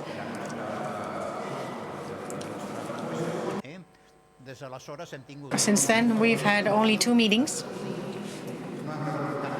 We didn't get any consultation nor any report. I also have to say that my colleagues from the Commission have always, I believe, been people greatly devoted, and I can assure you that the Commission for Control and Transparency will continue acting with this idea of helping the club and the Board of Directors and the managers to behave in accordance with the Code of Ethics. Thank you very much.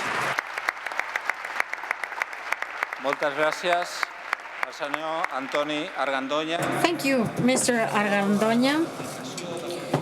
And according to Articles 2010 and 57(1)(d), I ask Mr. Joan Manuel Traeter, the member's trustee, to present the report of the member's trustee. Thank you. I have here the yearly report, and given the time, it is very long. You will find it in the club's website, and I'm sure you will appreciate that I don't go into detail. There are delegates who have come who want to see their problem solved, but I will refer to very specific matters. Firstly, I wanted to say, since the Assembly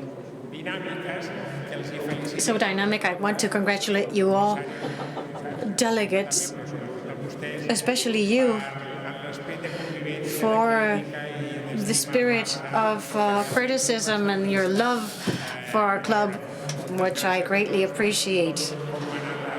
Thank you very much for how this meeting took place.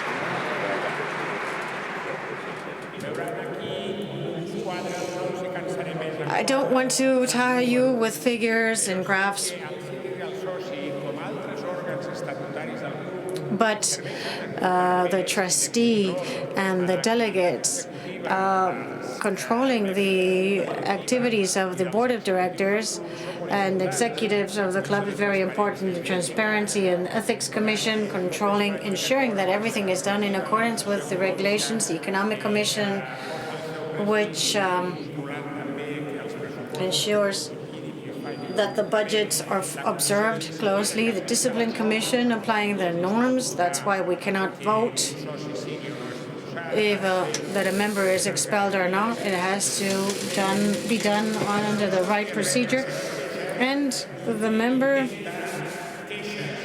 that conveys complaints, suggestions, consultations, conveying them to the different bodies of the club,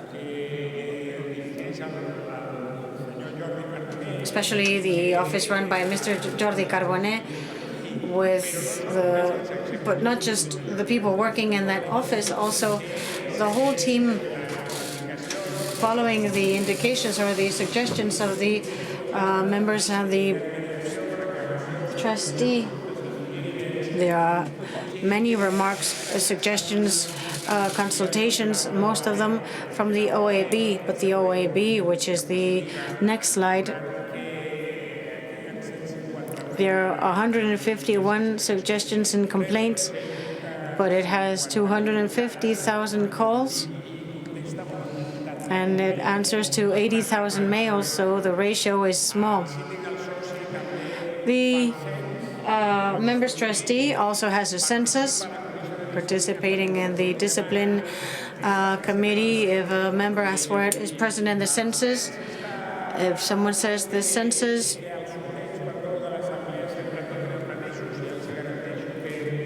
I assure you that the notary on the other side of the table and myself ensure that the drawing for the attendance of this meeting is done in the right way. So it's a way of ensuring that the club is working as it should. If I should tell you some things that have been requested and solved, I have to say that before this one, there's one that I would like to say to the Assembly. The President explained so many things that I believe I cannot add much more. Many of the things were explained today, being doubts of the members affecting the social area. So many of the things I will not explain today. I will explain that one of the suggestions we got is that, as the President said,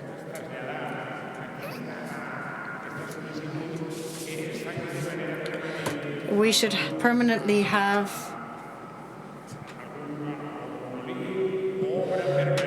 something permanent in memory of Johan Cruyff, and this has been asked in our office.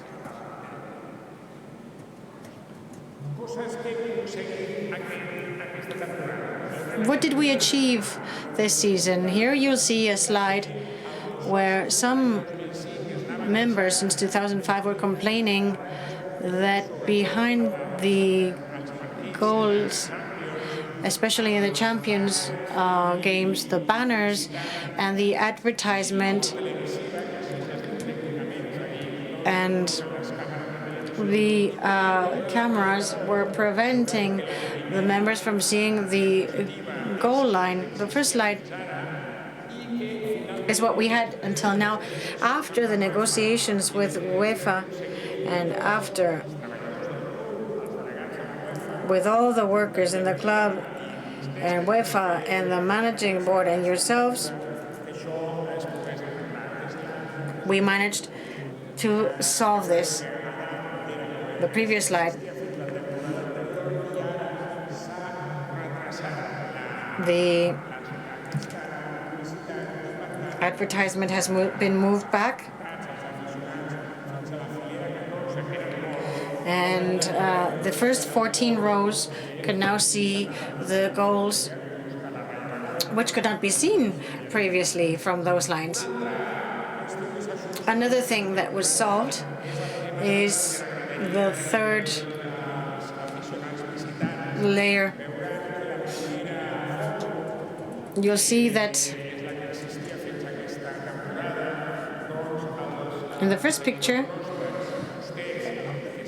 the people attending the game behind the fence would get all sorts of liquid spilled or things thrown at them.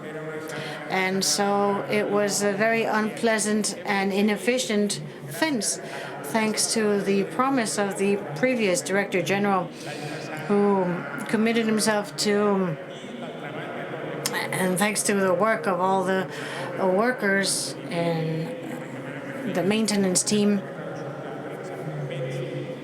And you have to bear in mind that there is a team of workers that spend day in and day out working so that we feel comfortable. And I have to praise their work, and I ask for a round of applause for their work.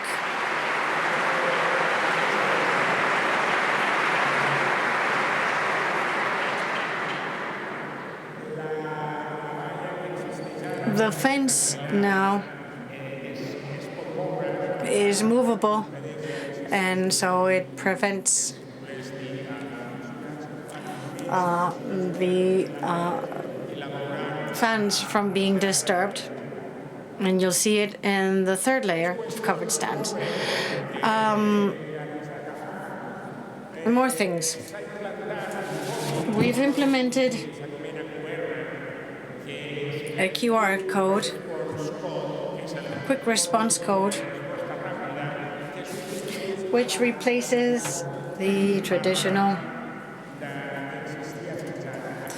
bar we had to now. This code has created some inconveniences, but it prevents us from having to wait in line with the new membership card.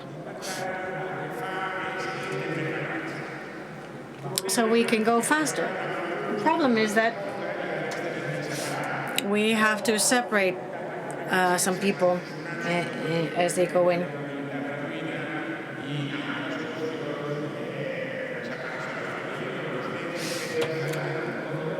All the problems and the inconveniences have been worked on, and in our office, as we believe, everything is solved, so that I have to say that we have no open file right now in our office. So to date, this is a problem solved. Another thing that we've heard in the Assembly is the travel. There is a traveling department. As we've heard,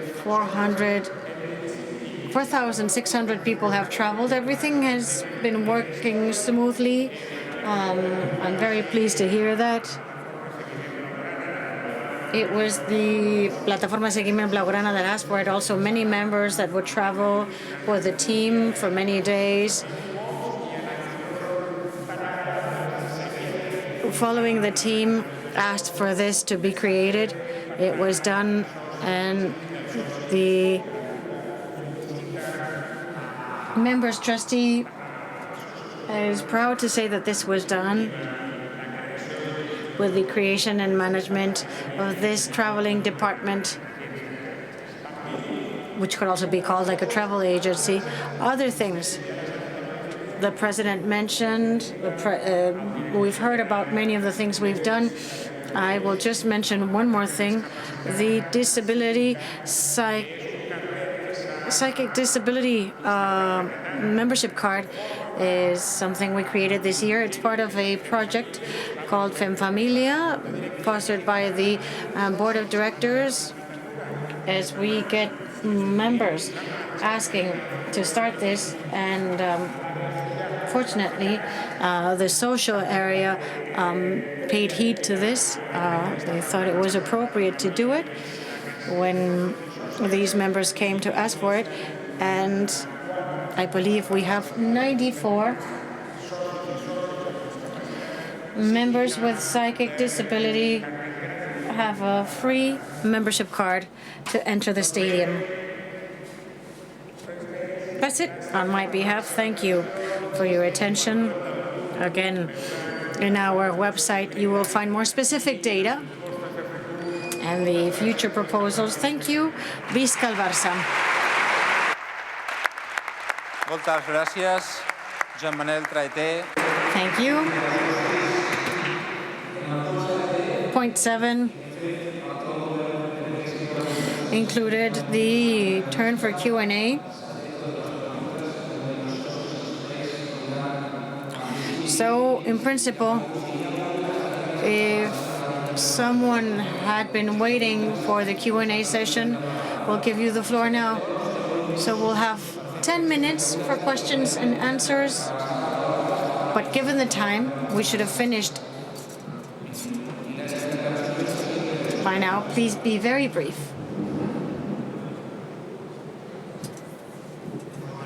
Good afternoon. Drum Sala, 4169. I have two requests. Firstly, Mr. Bartomeu, historical memory.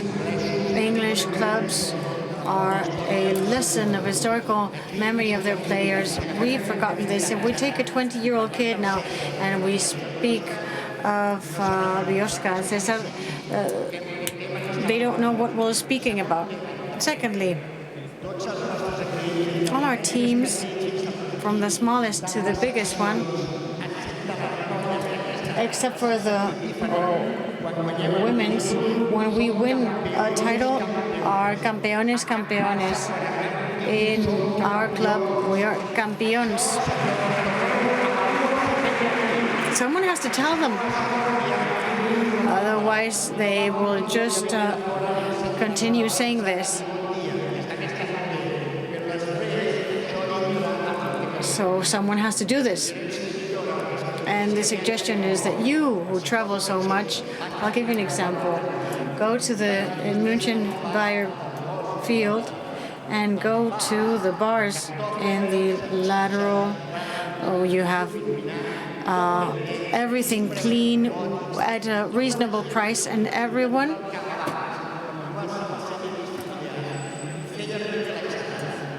go to the field before, a little bit before, to meet their family and friends. What do we find? Dark bars, closed. There's nothing. There's nothing. No local food.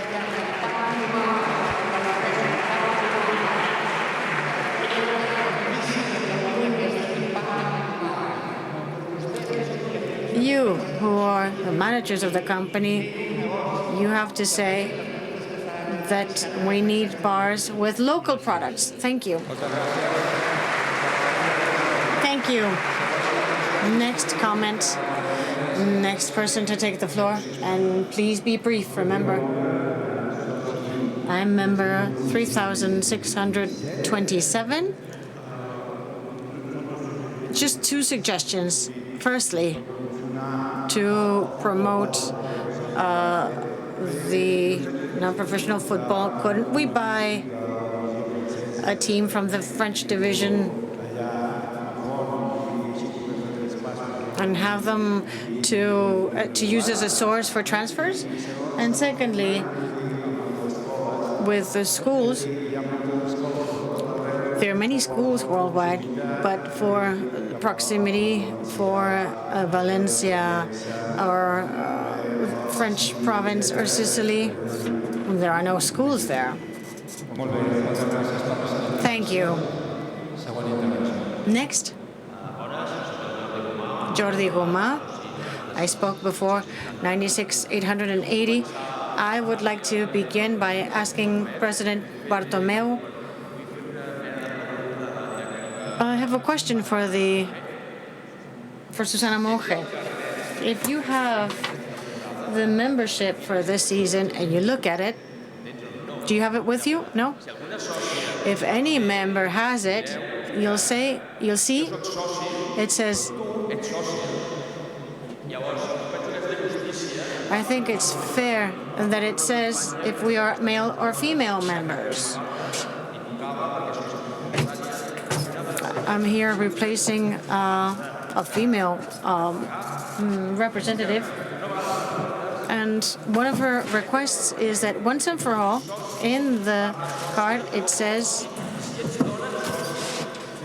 it states whether you're a male or female. I think in 2016, we can't have our cards for this season with a membership card that only refers to the male situation of the members.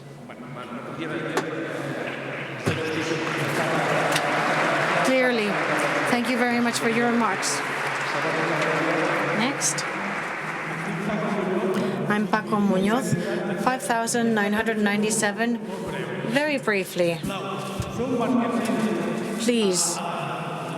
Ciutat Esportiva Joan Gamper, perquè quan fa un sol, allà no es pot aguantar. Només és això.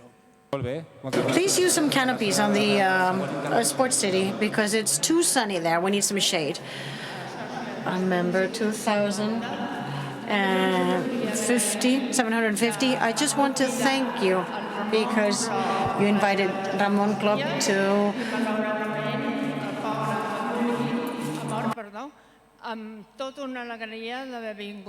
the Tribune, and unfortunately he passed away just a few days ago. Thank you. Next. Good afternoon. Jaume Bayamboa Gené, 14,332. My question, I'm one of the 150, 200 members affected by the Champions Games by the FIFA virus. I am in entrance 7, second row, and suddenly I've been moved to the corner. So from being in the center to being in the corner, the perspective is very different. Also, when you go and see a game, you find your friends, you have your chat before and after. So you live the experience in a different way. Since we have been moved away, we have been displaced as if we were not there. So I wonder, why were we moved? Or if they did it, they should have given us a seat of similar vision, but not much worse. It's not that it's worse, it's much worse. So I want to ask the board to reconsider. We've been to championship matches in these conditions. If these seats of ours, maybe through a computer, you can buy the ticket and you buy the same seat as the one I was using, then I think if the club needed free seats where to seat whoever buys a ticket or whatever, the 2 chairs that I've been given, mine and my wife's, in the corner, should be free. Why don't they sell those chairs instead of mine, and I get back to where I was before? Besides that, and there are several of us who've been impacted by this, and we are very upset about it. I think that the board should reconsider. This is what I ask.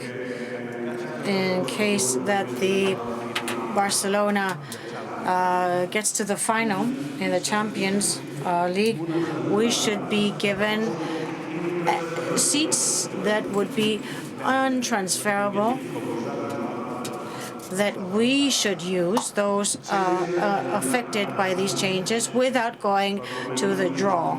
At least it would be some sort of a compensation. Fiscal Barça. Thank you. Thank you very much. Next intervention. Yes, good afternoon. I'm Dick Fernando Ford. I said 66. I have 3 very simple questions for you. Have you considered why the mini study has to be taken to San Juan d'Espí? Do you know the number of people that come to see Barça B play here and how many will go there? Secondly, I don't consider that a staff of 26 people is bigger than the number of players, 21 on the team. And the third, here I have a piece of plastic that is of no, it says Senator. I found, I was with a group of friends that were going to Barça B to see Barça B play, and I showed this as a senator, and they told me that this was nothing. What does it mean to have the senator card? Doesn't this allow me to get in? And that's all. Nothing else to say. Thank you very much. 3 final interventions. I am Joan Bailbé. I am number 720. This is something that I would like to ask of the board. In the middle of last century, FC Barcelona gave the gold medal to Francisco Franco. He was given the gold. I'm not criticizing it because they were different times, but I would like to ask the current managing board to remove that concession and to withdraw that nomination of Francisco Franco, the dictator, as having a membership of gold. And that should be totally revoked. They don't need to give us back the medal. Most likely, the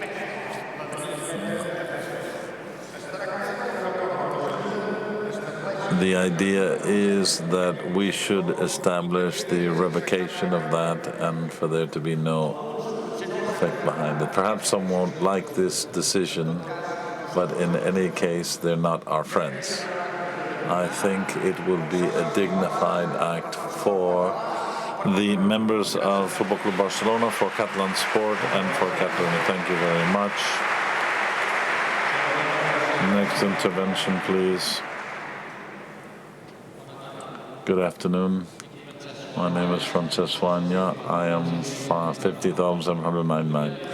I would like to ask if we could promote the players from Catalonia more, children, young players, all of those that are playing in amateur teams, semi-professional, to see if we can help these young people to reach their dreams, because we can have lots of football schools and macias,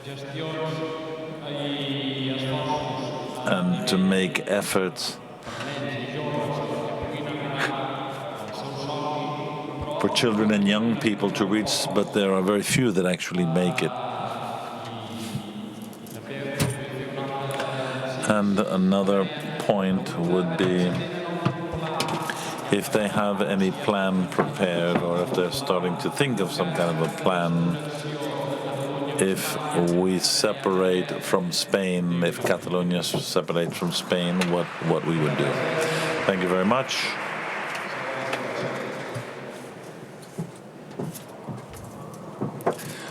My name is Tomás Herreros.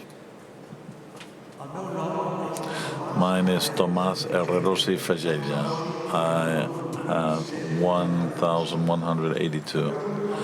Due to the good functioning that the empty seats program has, which I often take advantage of, I would like to ask you to do take the necessary steps so that those of us that pay for parking spot would be able to make that available to whoever wants. That's something, from what I've heard, it's impossible to do. Thank you. Thank you for your suggestion.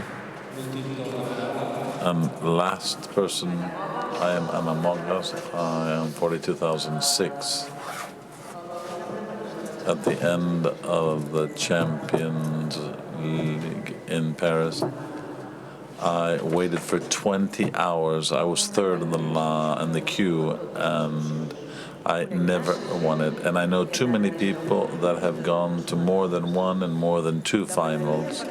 I would ask, please, that those that have already gone, the next time we make it to a final of a Champions League, they should allow those of us that have never had the option of going. Thank you.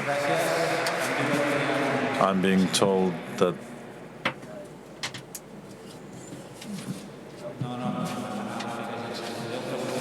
there are 10 more questions.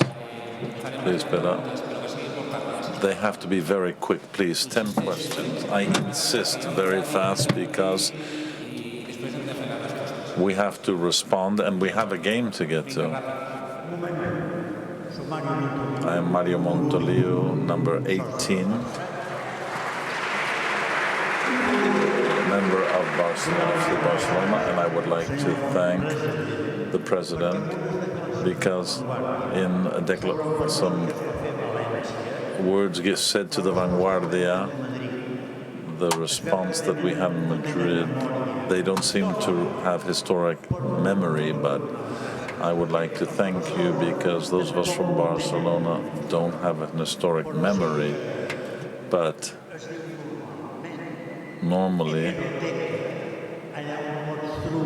we call the place where you can find the things that are happening as an hemeroteca. And in Valencia, I can tell you that it's the same that happened in 1936. I was there. And the first bottle that hit a player hit a player from Barcelona, and of course it was the final of the Cup of the Republic.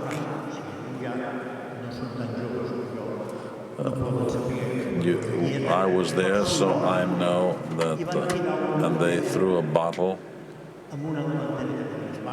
to a player called Enrico Solá Fernandez, and because the bottles were glass back then, this last game played in Valencia in the last minute, there was a penalty called in our favor, which is not very common, but in the last minute, we had a penalty which Messi made. They threw a bottle, and it was a plastic bottle. The 5 players that were there. In 1936, Barcelona lost, and nothing happened. And that's why no one remembers that, but I've explained that because I was there in 1936. I wanted to explain in Spanish because now they'll have to translate it into Spanish.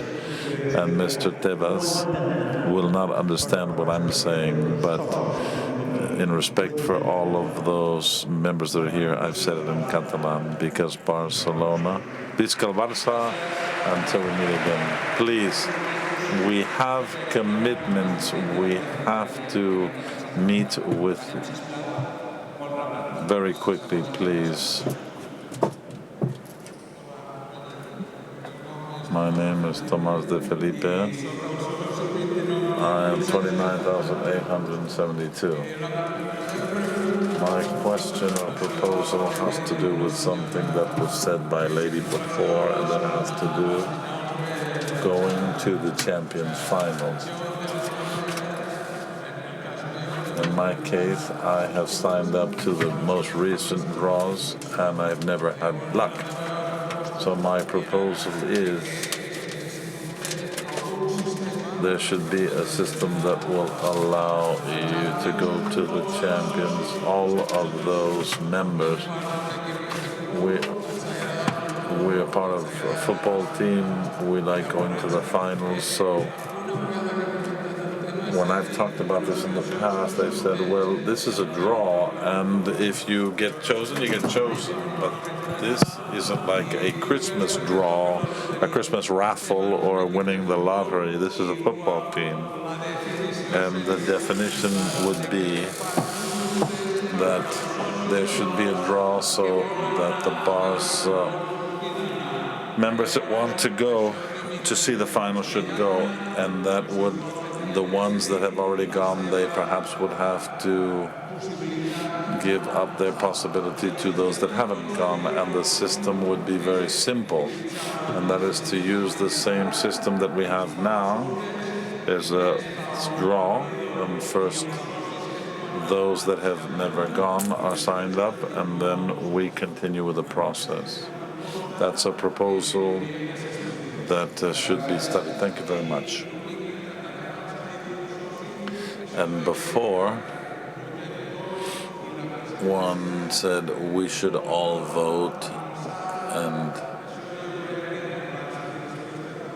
I think that with the technology that we have, and even for our image, it would be better if the votes were secret and not by raising your hands. Thank you very much for your suggestion. Next intervention. Good afternoon. My name is Pepita Noya. I'm 124.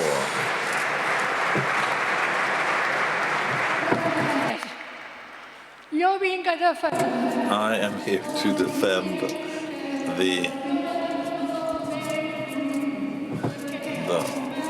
the fact that the format of the pin doesn't fit on women's clothing because we don't have a lapel. Last year I was able to get the 75-year pin, and I've not been able to wear it, so I would ask the board to please try to do it in a format that women can wear, or at least the ones that come from the ones that are coming up have better luck than I. Thank you. Next intervention. Good afternoon, Jordi Butez. I'll be brief. It was said that we would have Wi-Fi connection at the stadium. I see that technically it's working, but it's very unstable, it's very slow. And is this process finished, or are you trying it out? It's being tested.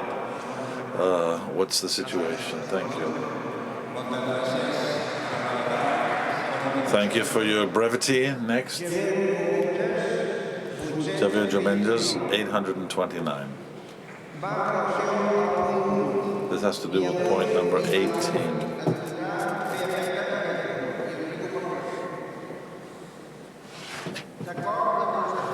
In accordance with the statutes of 2013, 14(2)L,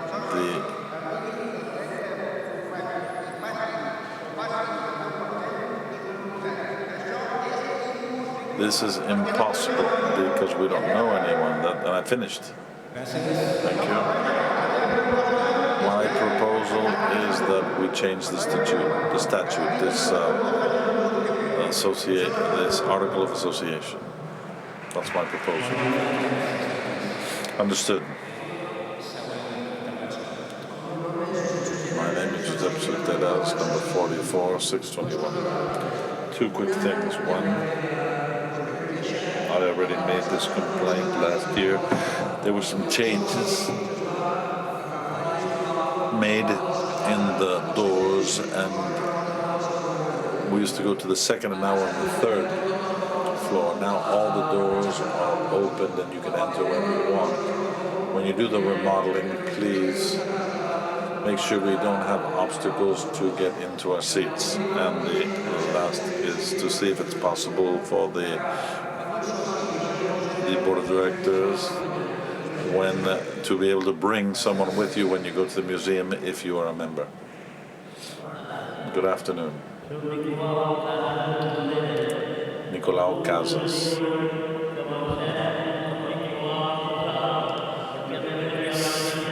Someone say There's only one letter difference between my name and that of Nicolau Casals, the former president.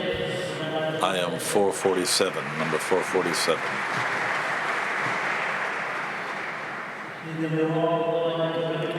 God willing, next year it'll be 72 years that I am a member, and the other day I became 88. I turned 88. First of all, I have to tell you that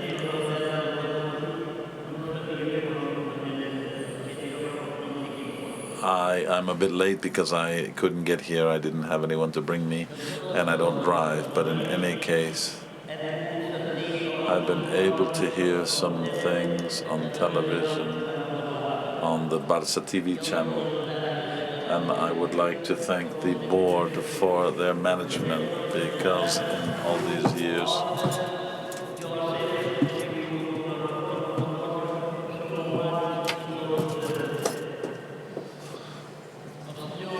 Mr. Joan Laporta had a meeting 15 years ago asking from 1 to 1,000 the members, and he said he would create a section called the Senate, and each one of us, there were 150 of us, and they took a photo of us each individually with him, and when we left they gave it to us. Fine. That has continued, and I see that the meetings of the senators are done to know the opinion of the elderly. This year I didn't find out about it, but since I don't have a car, and this year the letter never came to me, I was called, and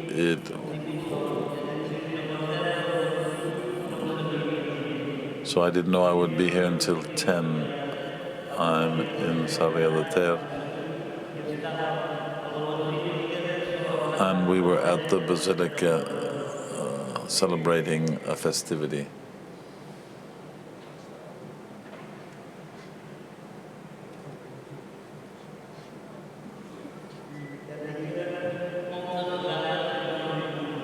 I haven't been able to come often because of that, because I don't have a car. If you don't find someone that will bring you, then it's a problem to come here.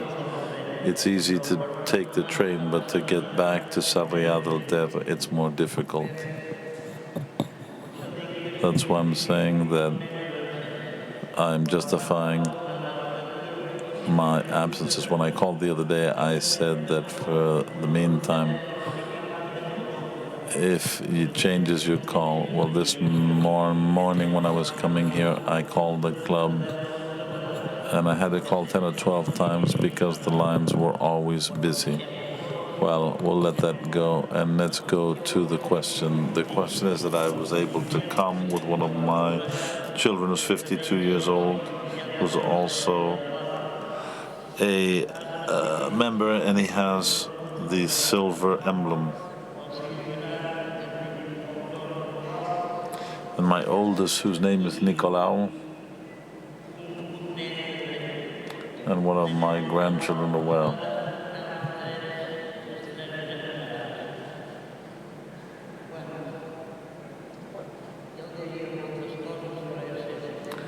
There are lots of things I could say, but time is running out. All I want to say is one thing, that I have practiced several sports. My oldest son was a player of Barcelona handball, Barça B, and he was sent to the university. You know what happened? When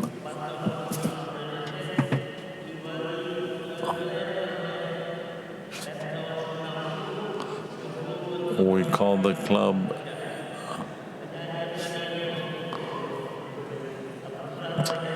we're sorry, it's very difficult to understand. This gentleman is he's very old, and he's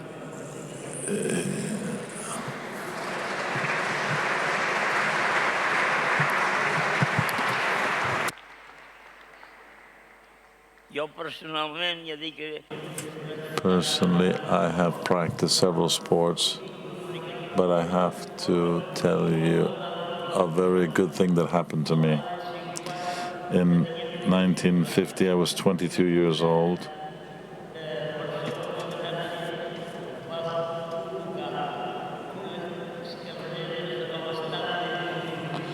And there was a race organized in the Montjuic Stadium, and a couple of friends and I went.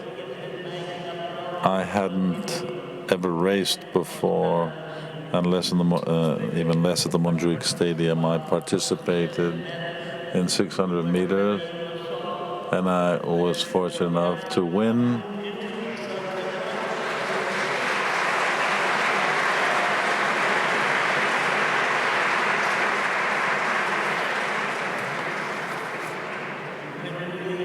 I just want to say that thanks to that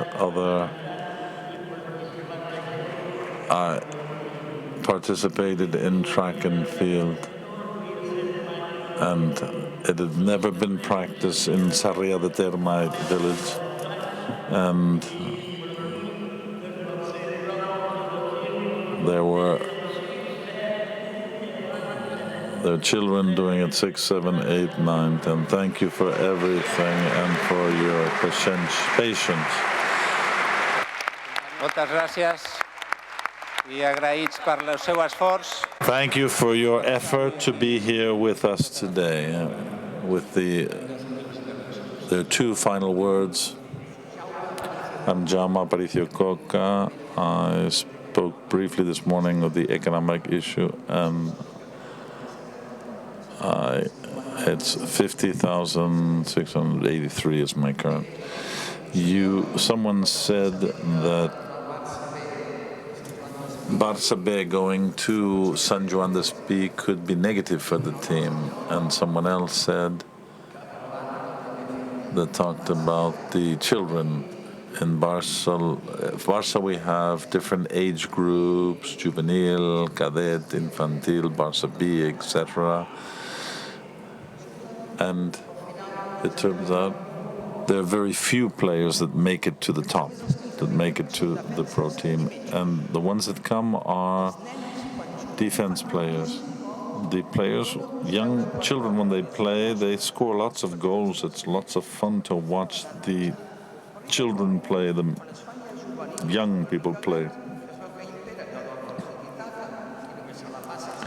When they get older, they just pass the ball to each other and they don't kick for the goal.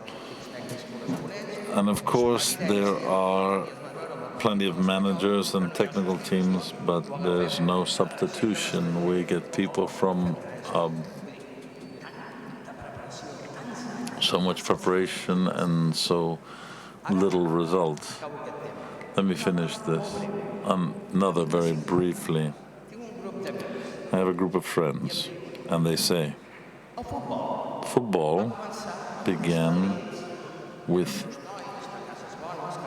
an elite. They were young boys from wealthy families, and 30 or 40 years later, there were boys on the street that kicked the ball.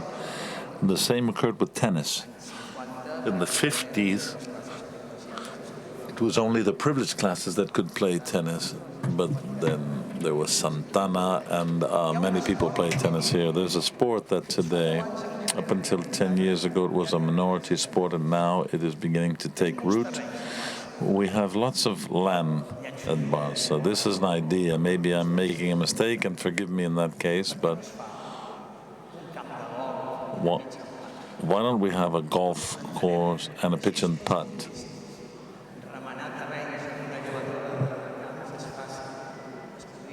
It's easy. We could sell the sticks and gloves and bags with the Barça logo on it. If we have some land, let's make the price a little cheaper for the members and open to the public in general. We're lacking golf courses and pitch and putt in many places they are now. So I put forward this idea, and if you want to do that, fine. Thank you. The final intervention, Manil Conesa, set 727. I would like to thank all of the board of directors with the senior passport of those that are over 70 years of age. Also, I would like to ask those that are 60 or 70 or over 75 years of age that are members of FC Barcelona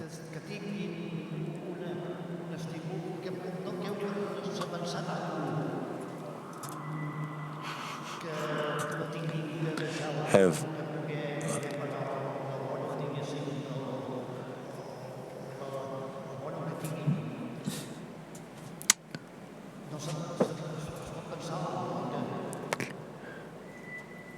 I'm not quite sure I understand what the gentleman is saying. Maybe a help for those that are elderly so they can come to watch football.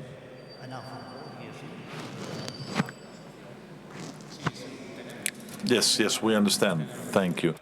Moltes gràcies per la seva intervenció.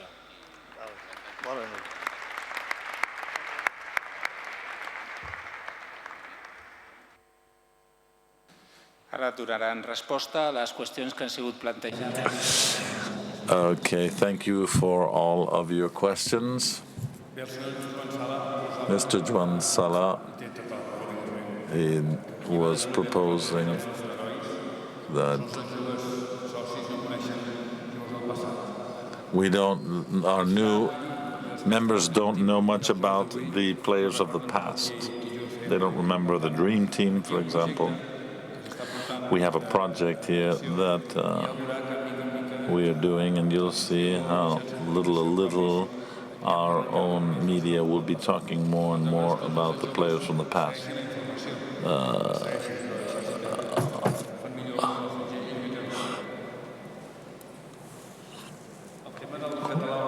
Catalan or Spanish in the federations, I can tell you that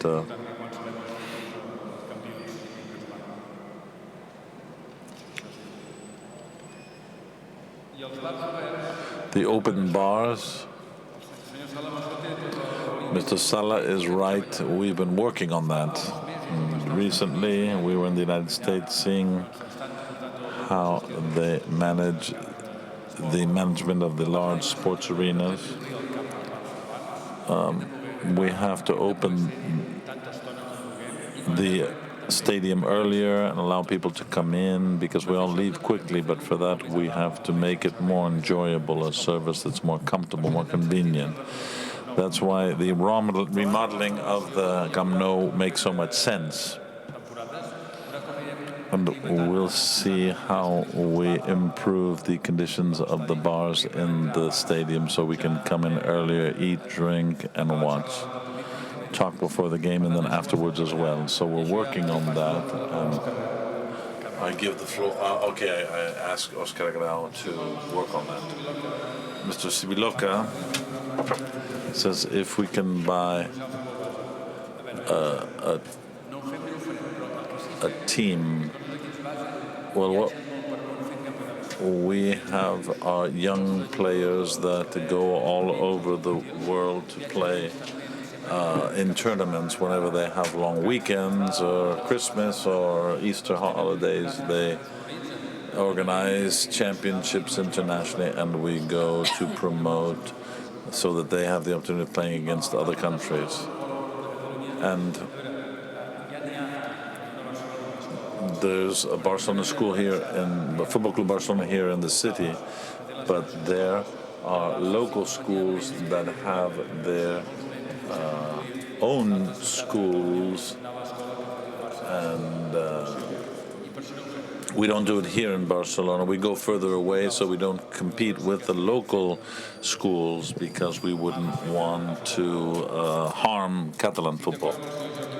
Mr. Jordi Gomà, the the member's card should not say in masculine socio, but it should say socio/socia. The canopies, yes, I've been asking this for more than a year for there to be canopies, because it's true when heat comes, you can't be. We have included some, but the investments are slow, but not everywhere. So that's something that we have forecast. We were also told about that gentleman who was invited and he died. Yes, we are very sorry for his loss. There was a question on the champions. Jordi Carbonet will answer. It's true. We have the obligation of saving some chairs for UEFA, and they want them centered in the field, 16 meters right and left from the center line of the field, so it does affect you. In the past 8 years, it's always been the same people affected. Last year, the delegates requested that this would only last for a year. So contrary to what happened in the past, this only lasts for 1 year. Also, you have a 15% discount, which I know does not compensate for the displacement. And about how you see that these seats are sometimes sold, usually it's not like that. But if the UEFA returns them, and the last minute we put them on sale, we sell them in the internet. So all we ask is a little more patience, because in the no stadium, we hope to be able to solve this in a better way. Thank you. Mr. Font, why the mini stadium in San Juan d'Espí? It's something that we think is a good decision. We are very disappointed. Usually when there are more people is when there's another team with fans here in Catalonia. San Juan d'Espí, we believe, will have more people attending with a better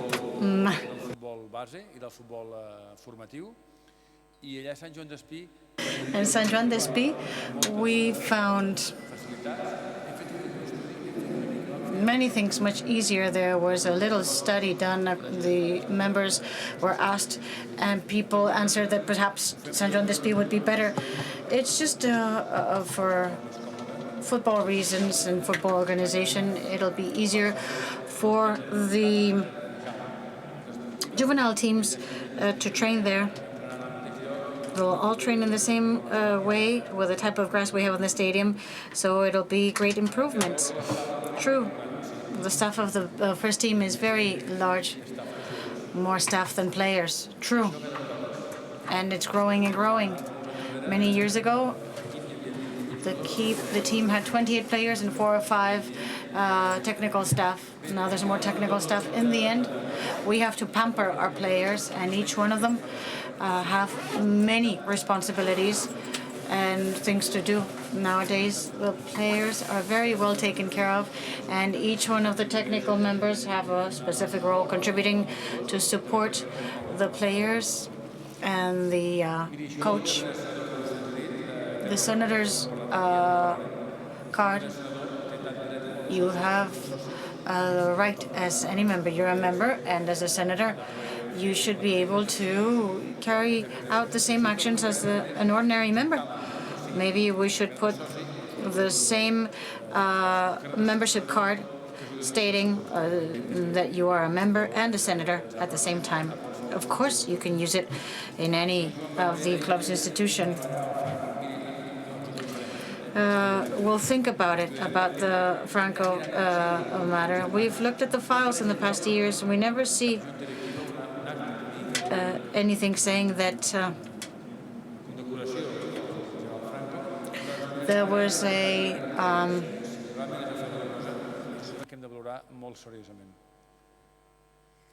condecoration given to General Franco.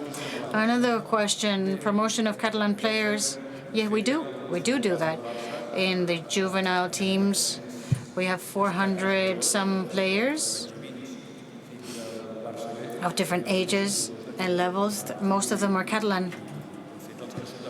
In fact, the foreigners are about 80. The rest are all Catalan. We do that. Our strong base are Catalan players. Another thing is that they get to the first team or not. We must be proud because as a club in the top 5 leagues in Europe, the club with more professional contribution of more professional players to the league is ours. Many of them are Catalan. Disconnection, Catalonia, Spain. We answered this already last year. We depend on the Catalan selection, so we have to do what the Catalan Federation says. So it depends on what the Federation says.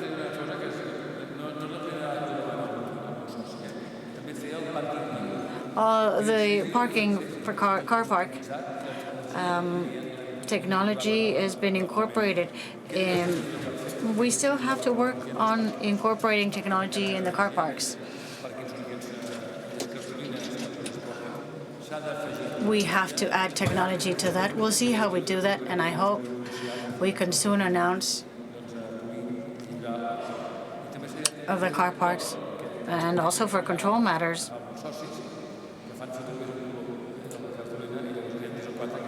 Many of the members cheat and they make a copy in color of the paper cards. So, yes.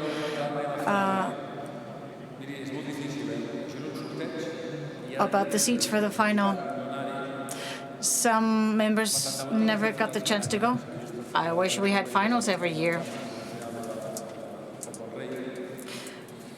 But it's difficult. I mean, I am unable of telling a member who's been awarded by a draw a ticket to, but I do have to say that we are trying to control the wrong use of the membership cards, and we ensure that the finals are attended by members. For example, in the latest one, most people who asked to come were granted. Now, next week, we will travel to the city. A few years ago, these travels, the tickets we had for the members were soon exhausted. This year, we've gone back to the city.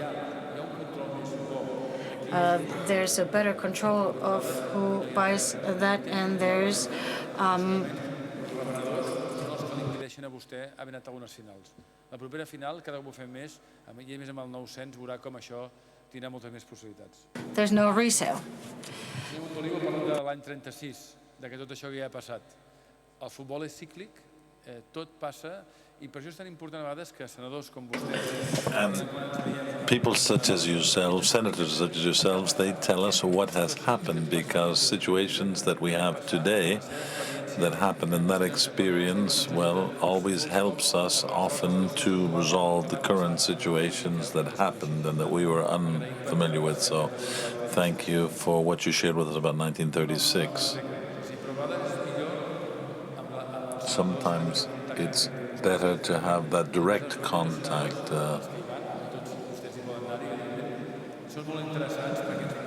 What you can tell us is always interesting, because you can talk to us about situations and even solutions that maybe we don't see as easily. Mr. Tebas will find out, of course.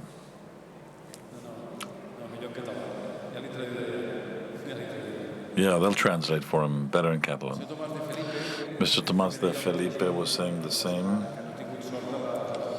that hadn't had luck with the finals tickets.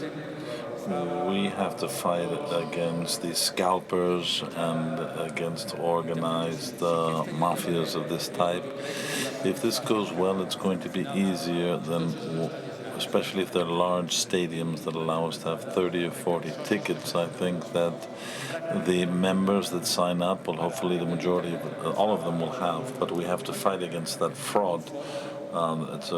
It's very hard for us. I would say it's a challenge that we have, and we know regularly that the disciplinary commission of the club sanctions members that are abusing their privileges.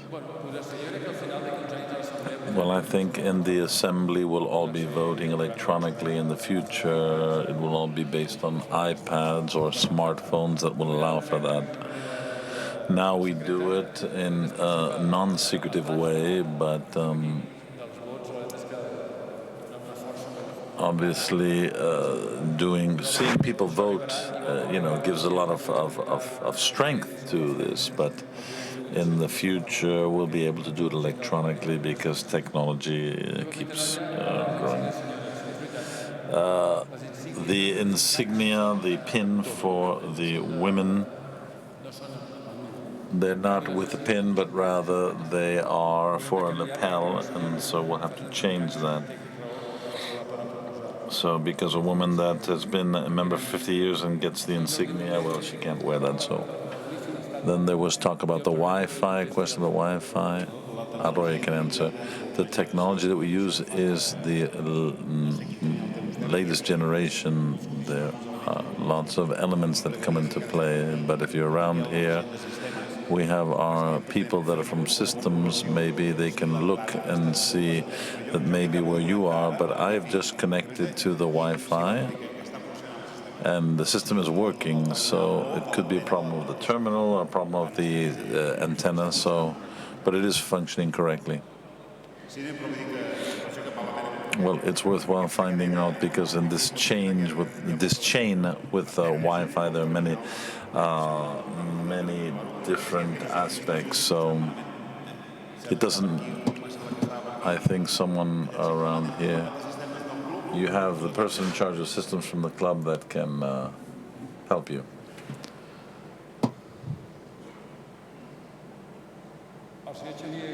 Mr. Xavier said that point 8 will never be able to do because we don't know anyone. Well, here, there's an issue in the office at the club. We have the office of the delegates, and you can talk to them, and there's a certain balance because they're data that we can't give. But I would say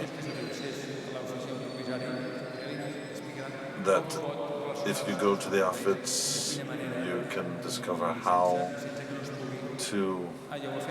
Yes, you've already done it, and they haven't informed you correctly. Okay. Well, that's always the secret, the data protection. These are... Yes, you should say, I am a delegate and there's an issue that I want to talk.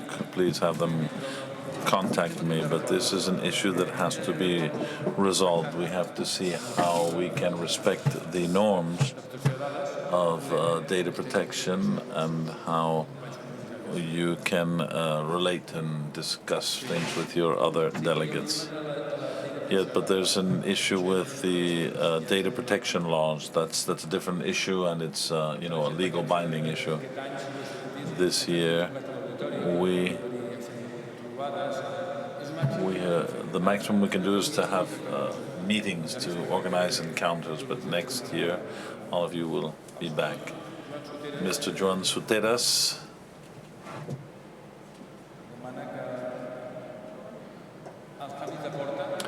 The door changes, that's true. With the new Barça space, we'll do that correctly. We have even proposals for the doors to have not only a number but a name as well. And to take a friend to be accompanied by someone when you go to the museum. Yes, I think that is possible. Any member with their card can get in and they can bring one person for free. Mr. Nicolau Casas, it's true that you didn't receive the letter this year. Mr. Nicolau, when you see that you can come to an action as a senator, call the club, because we have a Red Cross service that would come and pick you up and will take you back home. It's a service that we have available for the last 4 years, but not everyone knows about it. But this service has been working for some time now. It's easy, use it, that's why we have it. The Red Cross helps us a great deal, and the volunteers of Red Cross are happy to give support to our... So don't wait for your son, call Barcelona, the club, and Mr. Juan Paricio about the situation of the young players. Well, Messi's on the first team, but obviously Neymar and Luis Suarez and Paco Alcácer are players that have come to us now, but we do have players that are playing on other teams as well, and that we like that as well, because Pedro está in Chelsea, Bojan está. I mean, there are players that we have formed, some play here, some play abroad, but we have to be proud of those Barca players that have learned to play here. And even if they don't play with us, they play for another team, because even if they play for another team, Barca is responsible for that. Mr. Juan Aparicio spoke of the golf pitch and putt.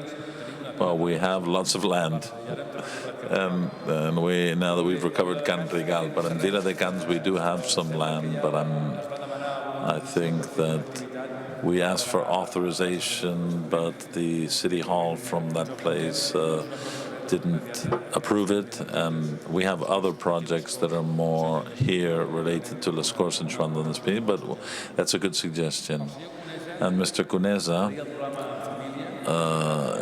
thanks us for the family program. It's a good program that allows for people to experience football in the Camp Nou, from the youngest to the oldest, and currently we have the senior passport that is help for the most elderly members. Yes, the members older than 60 years and with 40 years of membership will have a free membership.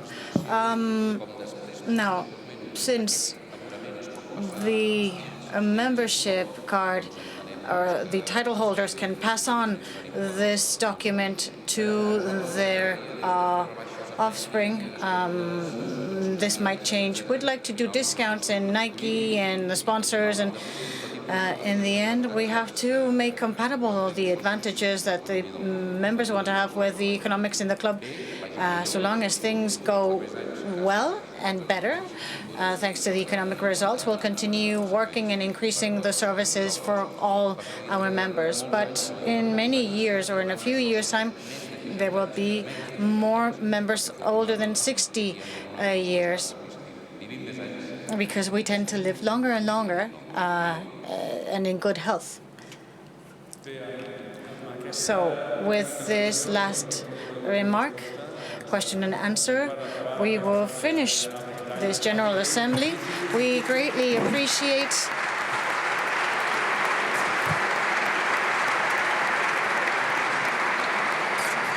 your attendance.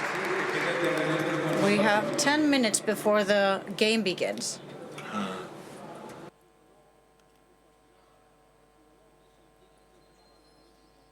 No. Sorry, no microphone. Sí, y si no m'equivoco té 91 anys. Yes, I believe he's 91 years old, and we are in contact. Yes, sir. Very well, thank you. So thank you all for attending. I also want to thank the employees of the club for making this meeting possible, and all of you and the media, the Red Cross volunteers, all the members, everyone who attended. The comments, we took good note, and maybe next year or this year we'll meet again, because we have more things to approve in the future. So in little time we'll meet together again. Thank you.